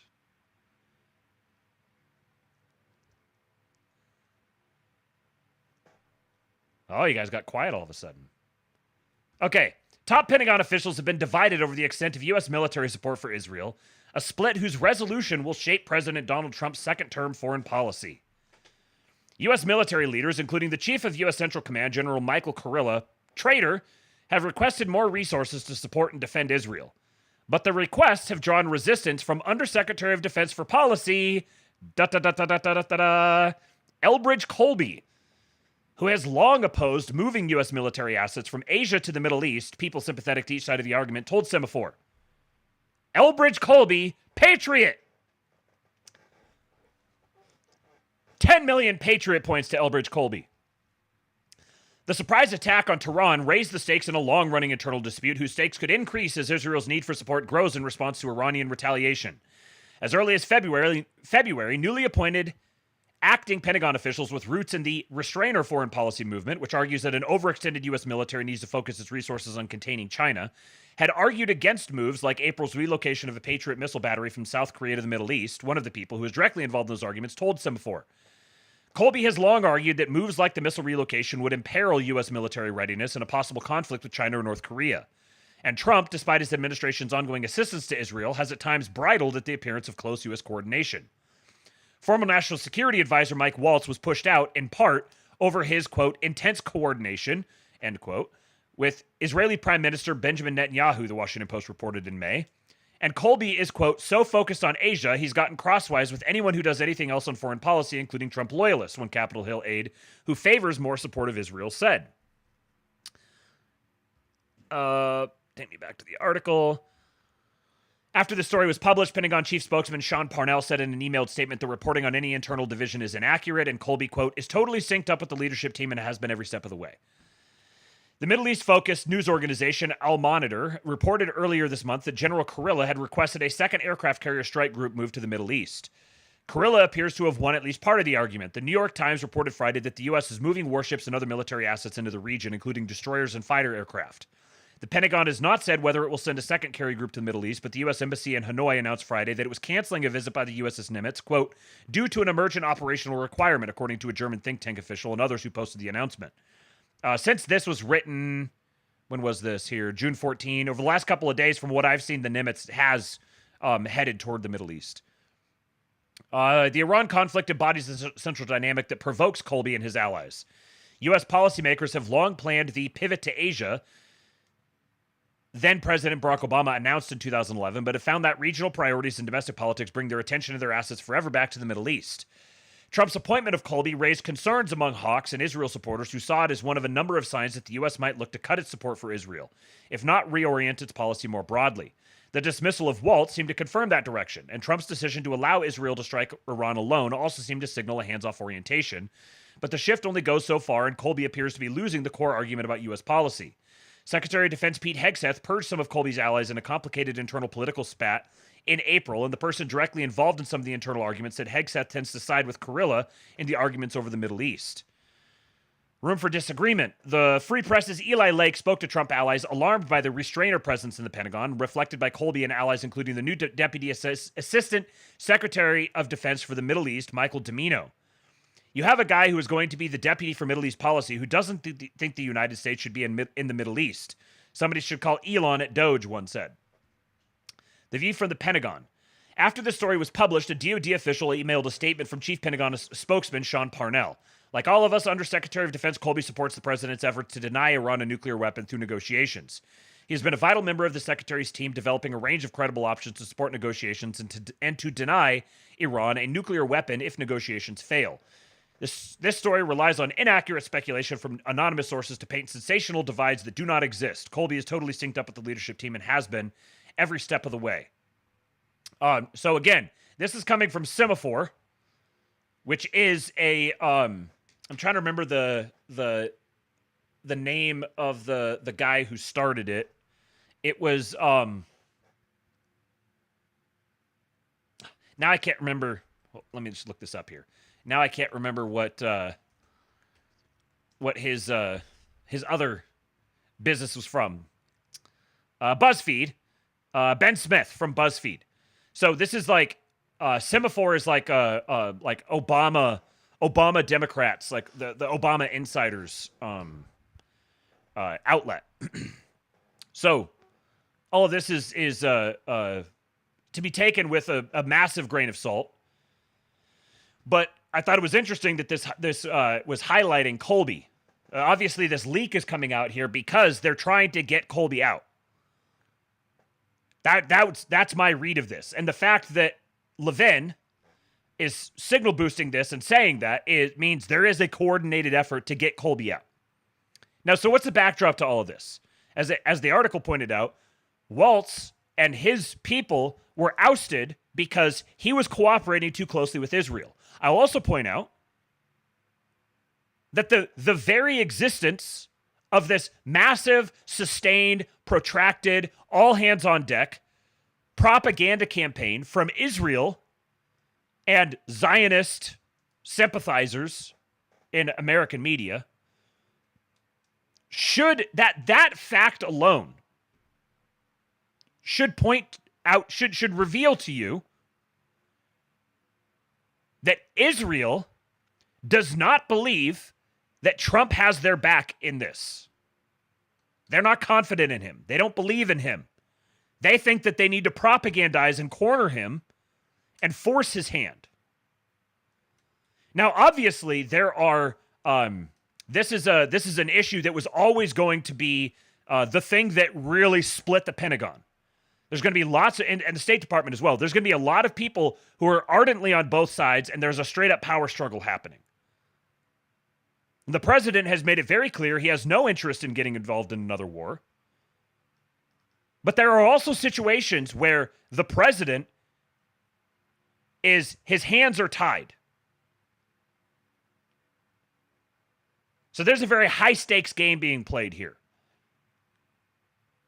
There are certain cases where the president doesn't have any say-so in whether there is military action one way or the other. Well, I should say, so that's not completely accurate. There are certain situations that would force any president's hand. And the president is not an isolationist. Is not, never has been. No isolationist would ever be president or would ever succeed as president. Isolationism is not a viable foreign policy position in 2025 America. These are like trying to kind of lay the groundwork around this. Because so many people seem to have come to this issue thinking that, like, the status quo or, like, the baseline here is an expectation that Trump is going to be, I don't know, Ron Paul or something. It's going to be people's imaginations of Ron Paul. Because if Ron Paul was president and, for example, some foreign nation, this nation, that nation, the other nation, some foreign nation attacked and killed Americans wherever they are, if it's an embassy or some ship or jet or whatever, then Ron Paul would authorize a military response to it. Because if he didn't, he would be lucky if impeachment was the only thing that he got. So the president is sitting at the top of this massive, sprawling bureaucracy of competing positions, ruthlessly competing positions, and we're in the middle of this transition away from neocon foreign policy to something else. There's a lot of neocons who are still hanging on, and they're doing absolutely everything they can to undermine the president's stated position and try to force the issue. Some of those guys just got fired, just got removed from the position. And there's clearly an effort from this Semaphore post and this tweet by Mark Levin, there's clearly an effort to get our guys out of there as well. I'll say that if there's something that could get me to start taking the doom pill, it would be if Elbridge Colby got sacked. Now it would depend on where he went, but there is a war happening within the national security apparatus, and that apparatus is bigger than any one man.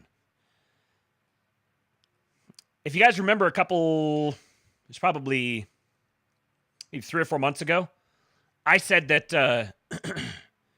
that we are likely not going to be happy. If you guys remember this, I said we're likely not going to be happy with the outcome of what happens in the whole Israel-Iran thing. It's going to kick off. Something is going to kick off there, and we're probably not going to be happy with how it's handled. Now, thus far, I have no problem with I would say with virtually anything that's happened to this point. Again, speaking of this in the context of what is, not what ought to be. With given all the facts on the ground, all the relevant parties and their actions all being considered, what it appears to me to be is Israel is attacking Iran. Trump is trying to negotiate a deal, and he told Iran, I can't hold off Israel forever. You need to agree to something, and our line in the sand is you can't have a nuclear weapon. I could give a shit if Iran has a nuclear weapon or doesn't. Frankly, I think the whole nukes thing is really overplayed. But whatever. The president has said Iran cannot have a nuclear weapon. And this is like probably one of the least controversial political stances to take. Trump is not going to be hurt politically by insisting that Iran not get a nuclear weapon. Trump does not have the option of completely withdrawing all troops from the Middle East, totally checking out of it and being like, see you guys, fight it out yourselves. Now, what he did say is, yeah, sometimes they've got to fight it out. They've got to fight it out. And all the reports have been dropping fast and heavy, all citing anonymous officials. It's been like, Israeli media outlet says U.S. official says yada, yada, yada. Or Israeli media outlet says yada, yada, yada. Or Israeli media outlet says Israeli officials say yada, yada, yada. Bibi is chimping. He's he's going like full retard, even by his own standards. There's some clip where he said something like, he says, I understand America first. I don't understand America dead. First it's going to be Tel Aviv, then it's going to be New York. He's acting very desperate. Which tells me, like, if I didn't have some of these data points, I might be like, okay, yeah, Trump is more hot to trot on this than I'm comfortable with. However, data points like this big pressure campaign to try to corner the U.S. into joining the war proactively, tells me that the posture of the administration is, we're not getting involved. You guys duke this out yourselves. We're here to negotiate it. But Iran, you've got 60 days. We can hold off the Israelis for 60 days. Day 61 gets here, nothing we can do for you. And at the end of the day, it's not the president's responsibility to constrain or control the behavior of this world leader or that world leader. And Trump has made it very clear that he's not going to do that with anyone. He's going to react. He's going to respond. He's going to change decision-making protocol or whatever based on what different leaders do. But he ultimately doesn't control them. He cannot unilaterally prevent Bibi from attacking Iran. And frankly, the way this is shaping up to me is the United States has Israel doing their dirty work. And I don't see how this isn't more obvious to more people.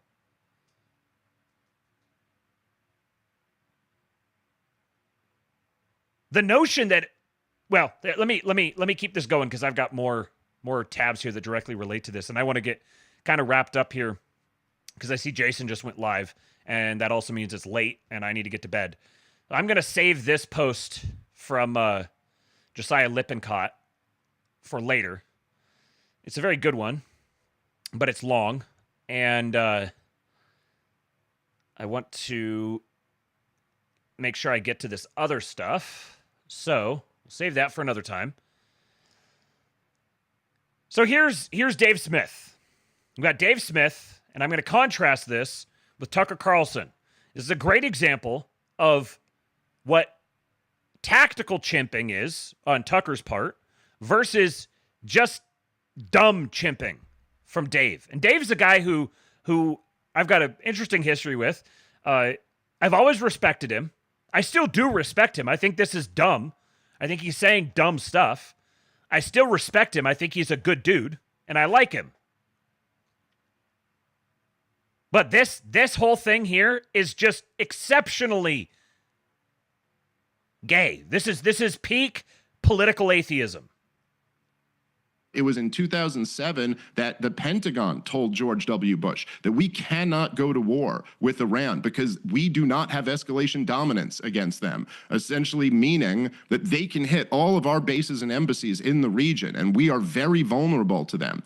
And we've already seen demonstrated since the Israeli attack that the Iranian, the missiles that they sent last year toward Israel, as many of us guessed, that wasn't really their best. They were intentionally making an attack that wouldn't really hurt anybody, that wouldn't really lead to a war, which Iran has done over and over again. But now we've pushed them to the point where they probably don't feel that they have the option not to respond. And Donald Trump telling them to come back to the negotiating table now is a joke. Yeah. I mean, what a impotent leader to be sitting there talking about coming back to the negotiating table. It's like sitting after Pearl Harbor and telling FDR, now's the time to go negotiate with the Japanese. Right. Negotiations are over now. The time for negotiations was before this. And so, yeah, Donald Trump looks, and man, I supported him this last year. I apologize for doing so. It was a bad calculation. At the time, it seemed like the right one. But he should be impeached and removed for this one, and not on some like not on some ridiculous Nancy Pelosi. Of course, the Congress will never do it because they're all a bunch of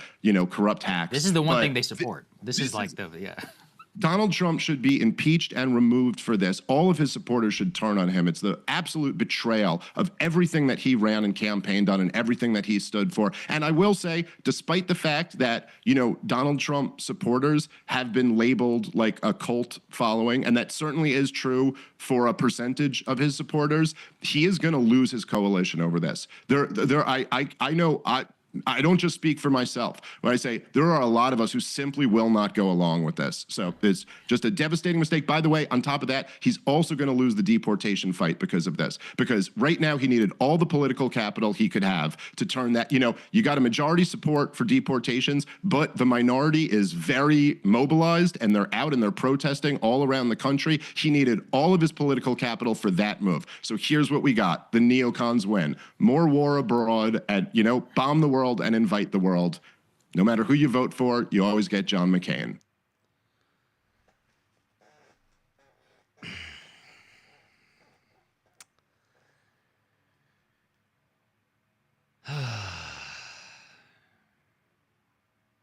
Where to begin? Where to begin?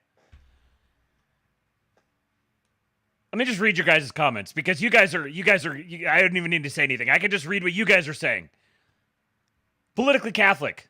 Didn't Iran agree to come to the negotiating table already? Yes. Yes. They are actively seeking negotiations. They're reaching out to other people and saying, to other countries and saying, try to get this to stop. We want to negotiate again. Trust Plan SAR says negotiations are over. Trump negotiates 1 week later. Yes. Dave went full retard. Slutty Milk, I'm sorry. Are U.S. troops in Iran right now? Right. So, okay. Trump needs to be impeached and removed from office because another country bombed another country. And he needs to be removed from office so that we have President J.D. Vance. That's kind of cool. Do you think J.D. Vance is going to do anything different than Trump is? Okay, so we need to get JD out there. Then Israel bombs Iran again, and now we got to impeach JD Vance. So now it's going to be what, Mike Johnson? This is peak political atheism. Make sure you tune in to Jason tonight here. I'm trying to wrap this up as quickly as I can so you guys can get over there. He's going to talk about political atheism. This is the perfect example of it. Trump should be impeached because Israel bombed Iran. And Iran bombed Israel. Those countries are bombing each other. The president should be impeached because he's standing there and saying, hey, you guys should negotiate this out. You guys should stop killing each other. These wars need to end. Let's negotiate this. But you know what really undermines negotiating? You know what really makes it hard? Completely revealing your hand. Saying, we're not going to have anything to do with anything in this area. We're going to completely withdraw. We are now isolationist. Israel is a rogue state. They're our enemy. That's how you get impeached, assassinated, family raped and murdered. Go down the list.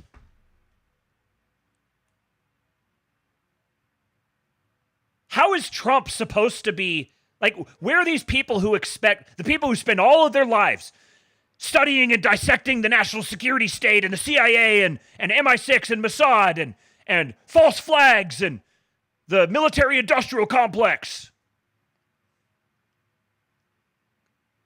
And now Trump is supposed to unilaterally stop Israel and Iran from bombing each other? How's he supposed to do that? How's he supposed to prevent them from bombing each other while also not committing any troops to the area? Isn't Trump trying to prevent Israel and Iran from bombing each other, getting involved in the Middle East? Which way is it? Are we getting involved in the Middle East or are we not getting involved in the Middle East?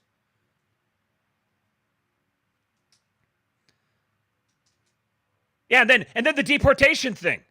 I don't know how you spend your entire life as a political commentator studying this stuff, reading this stuff, watching everything going on a day-to-day basis, and you possibly think Trump is going to lose political capital because Israel's bombing Iran. And he's like, yeah, well, There were negotiations, and the negotiations didn't come to a settlement for whatever reason. I'm not in the negotiation rooms. I don't know what they were, but it's pretty obvious that the Trump team was working very hard on these negotiations. Steve Witkoff's been racking up the frequent flyer miles like crazy. So they're negotiating, and the negotiations don't pan out. So Israel bombs Iran. Iran bombs Israel. Israel bombs Iran bombs Israel. And Trump's like, hey, you guys should stop bombing each other and let's negotiate. There's no reason for all these people to keep dying. And you think Trump is losing political capital? Have you looked at public sentiment recently ever? Like, at all? Trump is gonna, it's all over. He's gonna lose the deportation thing. This is fucking retarded, man. Dave, you're way too smart for this.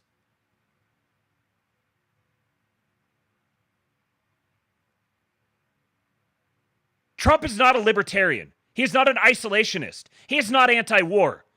Because anti-war is gay. I don't know if that's why he's not anti-war, but anti-war is gay.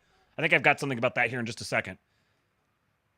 Trump is not going to fucking lose political capital over this. If anything, he would lose political capital and be compromised on the deportations thing if he withdrew even more. How do you spend your entire career studying this stuff and have this not be blatantly obvious to you?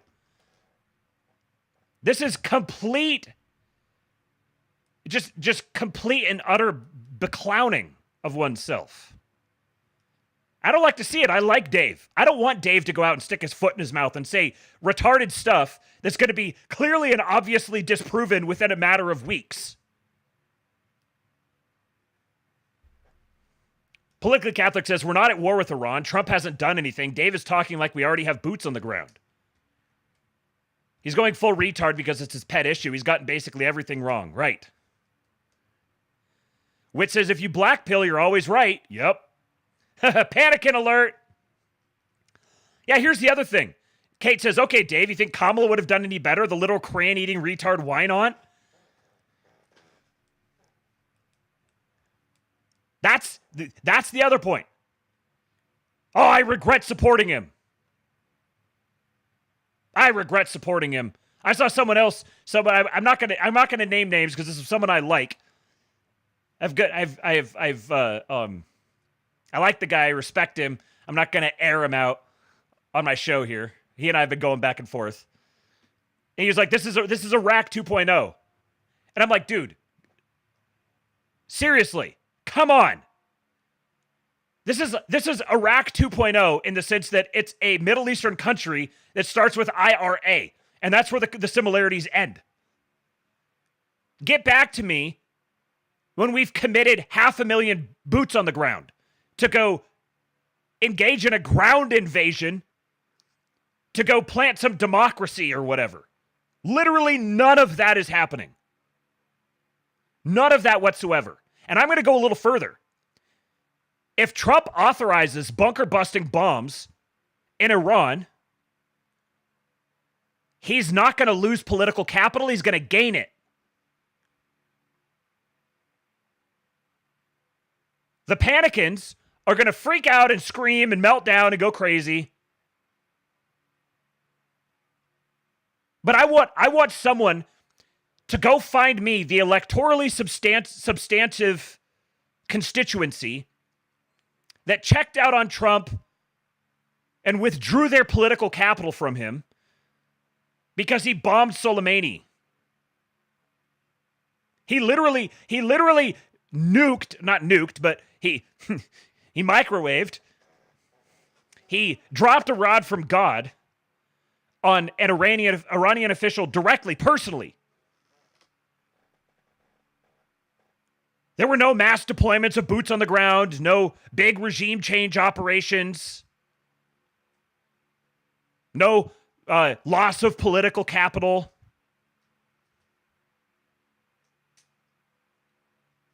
This stuff from Dave is just complete fantasy land.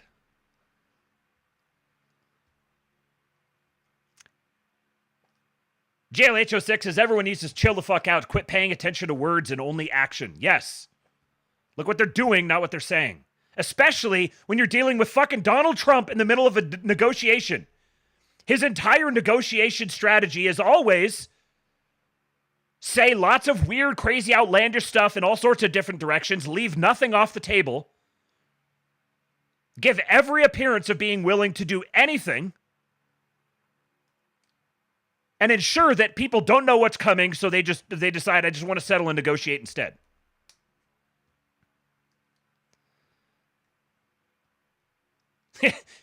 Lurch. Should have voted for Kamala. Yeah, that Chase would have fixed this. Right. Oh, I regret supporting him. I regret supporting him because he did this. Okay, so if you hadn't supported him, he wouldn't have done this?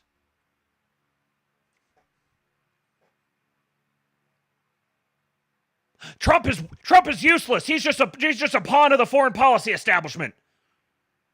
Okay, so if you believe that, then what you're saying is we would be exactly in the same place we are today with respect to this whole thing if, I don't know, Ted Cruz or Kamala Harris or Josh Shapiro or Gavin Newsom was president. There's no one who will actually bite the bullet on that because they know it's retarded.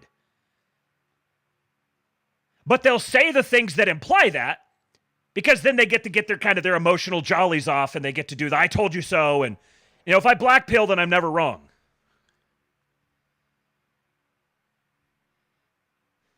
Slutty Milk says Trump's already proposed peace talks for this week, so we'll see where that goes. Yeah.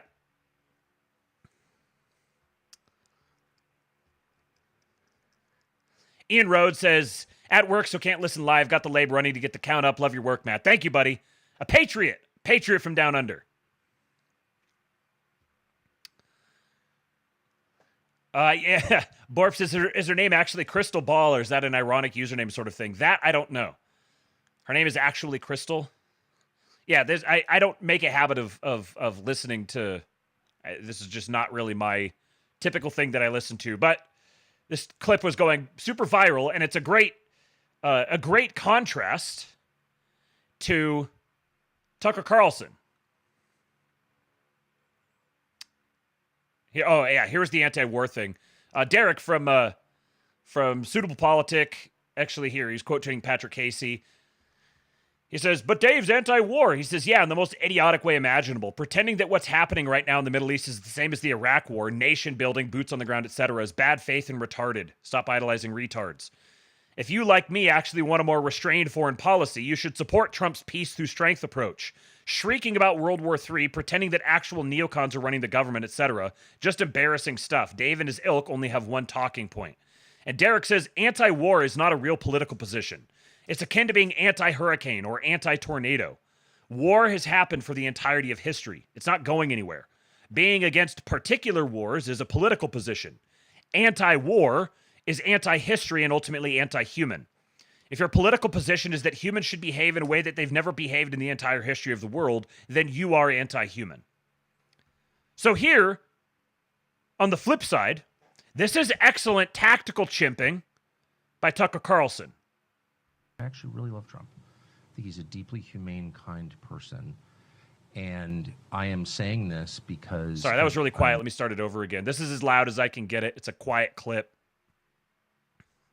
This is Tucker on with Steve Bannon. I actually really love Trump. I think he's a deeply humane, kind person.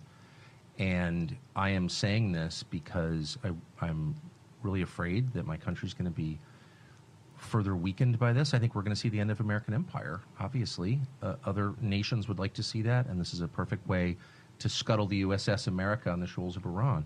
But it's also going to end, I believe, Trump's presidency and effectively end it. And so that's why I'm saying this. What do you mean by that? That's coming from you. That's you get. Look, I knew Bush. I knew George W. Bush. We had, family connections to Bush. I knew Bush personally. I still see Bush sometimes, and of course, he hates me, and he does because I criticized him on Iraq. And that war is the sum total, from a historical perspective, of his administration. But I knew him, and he had all kinds of plans for the things that he wanted to do. But once Domestically, to improve the country. Right. And you may agree or disagree, but like in his mind, he wasn't just about the invasion of Iraq in March of 2000. Oh, no. He was going to redo Social Security. He had all 100%. all types of. He was going to take care of the entitlements issue. And he really thought it was going to work. Yep. And you could laugh at that or whatever, but the point is, the second you get enmeshed in a real war, not a fake, let's go bomb the villagers and declare success,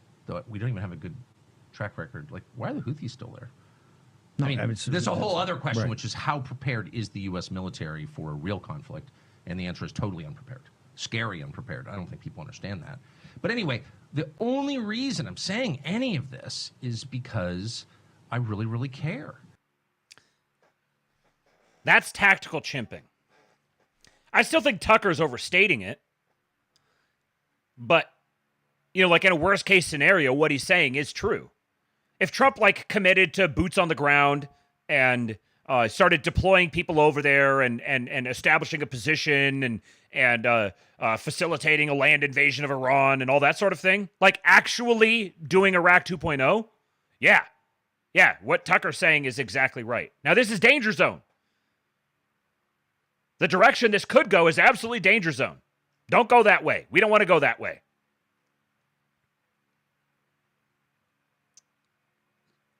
But the alternative, there is no alternative that I see conceivably that's politically achievable apart from how it's progressed to this point.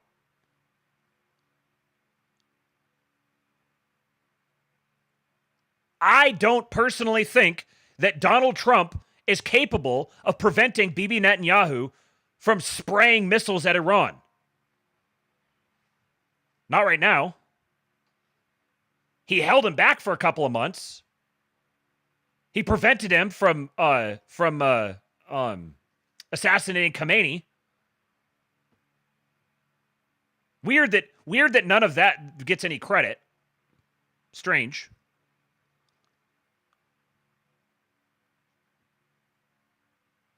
But this is a yeah, I don't remember what I was saying. I got distracted by the chat. Han Pritchard says, Tucker is the breed of aristocrat that should be running America. 100%.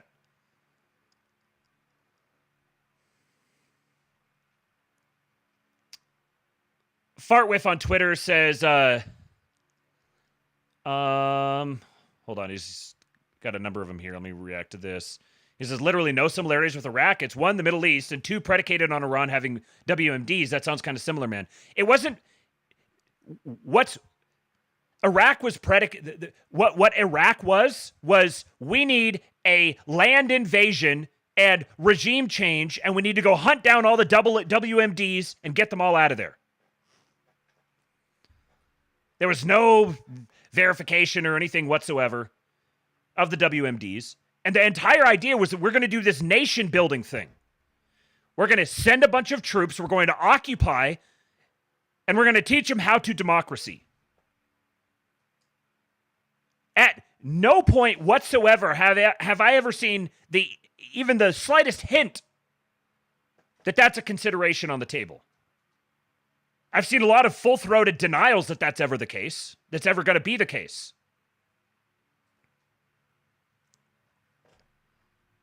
To try to compare the two is so intellectually sloppy as to make me wonder if it's just straight up malicious. Either that or it's just like being high on your own supply. It has like this surface level, some similarities here. Like if you go really broadly and you say, well, WMDs in Middle East, so it's basically the same. Yeah, those things are the same. The things that are different are monumental. Now, if we do get an announcement of a massive troop deployment and we're going to go start a land invasion in Iran, then the stuff that Dave is saying, that would start to take on some validity. But taking that approach now, it's just like that tweet that I read earlier at the top of this, guys who were issuing these ultimatums and then checking out.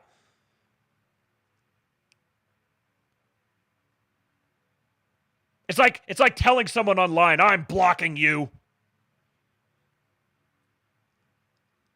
Like the people that just like announce, I don't like this, I'm leaving.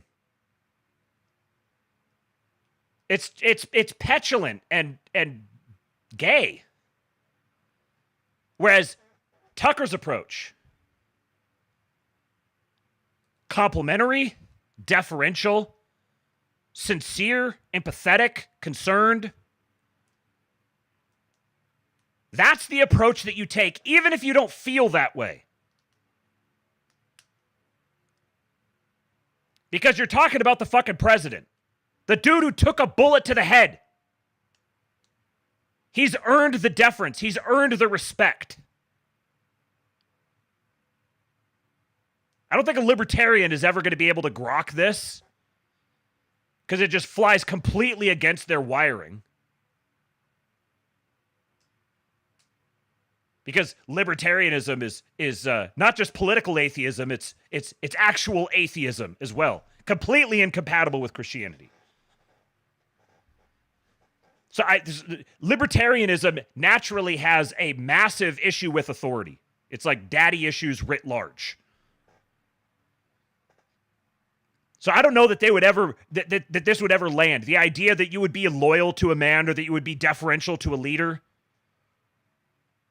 I don't think that lands with the most libertarians.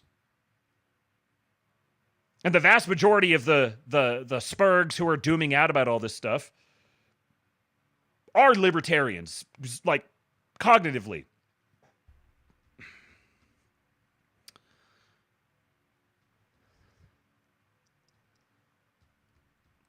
Okay, what's the last thing I had here? Oh, now, those who know, I've been, you can kind of read between the lines of some of the stuff that I'm talking here.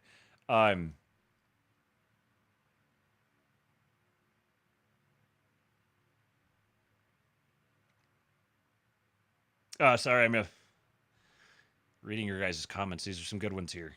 Trying to figure out which ones I want to read. First Citizen says, Tucker is also deeply bothered by the fact that he was an Iraq War cheerleader, so he's going to spend the rest of his life trying to make up for that. That's why he comes across as genuine and has more listeners than the likes of Levin. Yeah, I agree with that. Absolutely. Yeah, that makes it extra personal for him because he's genuinely ashamed of the role that he played in that, so he wants to make up for it. Slutty Milk says Trump explicitly spoke against nation building when he was in Saudi Arabia. That's right. That's a really good point. When Trump did his Middle East tour that conspicuously avoided Israel, he explicitly spoke out against the neocons and the nation builders. I can't remember if he said Zionists. I don't think he did. I think he said neocons. I'm pretty sure he said neocons and nation builders. Tucker's laugh. You talking about this one? Politically Catholic says it worked on Kim Jong-un and the Ayatollah isn't any more of a philosopher king than Rocket Man. Talking tough works, so stop overthinking it. Yes. This is no different than how he handled Little Rocket Man. Yep.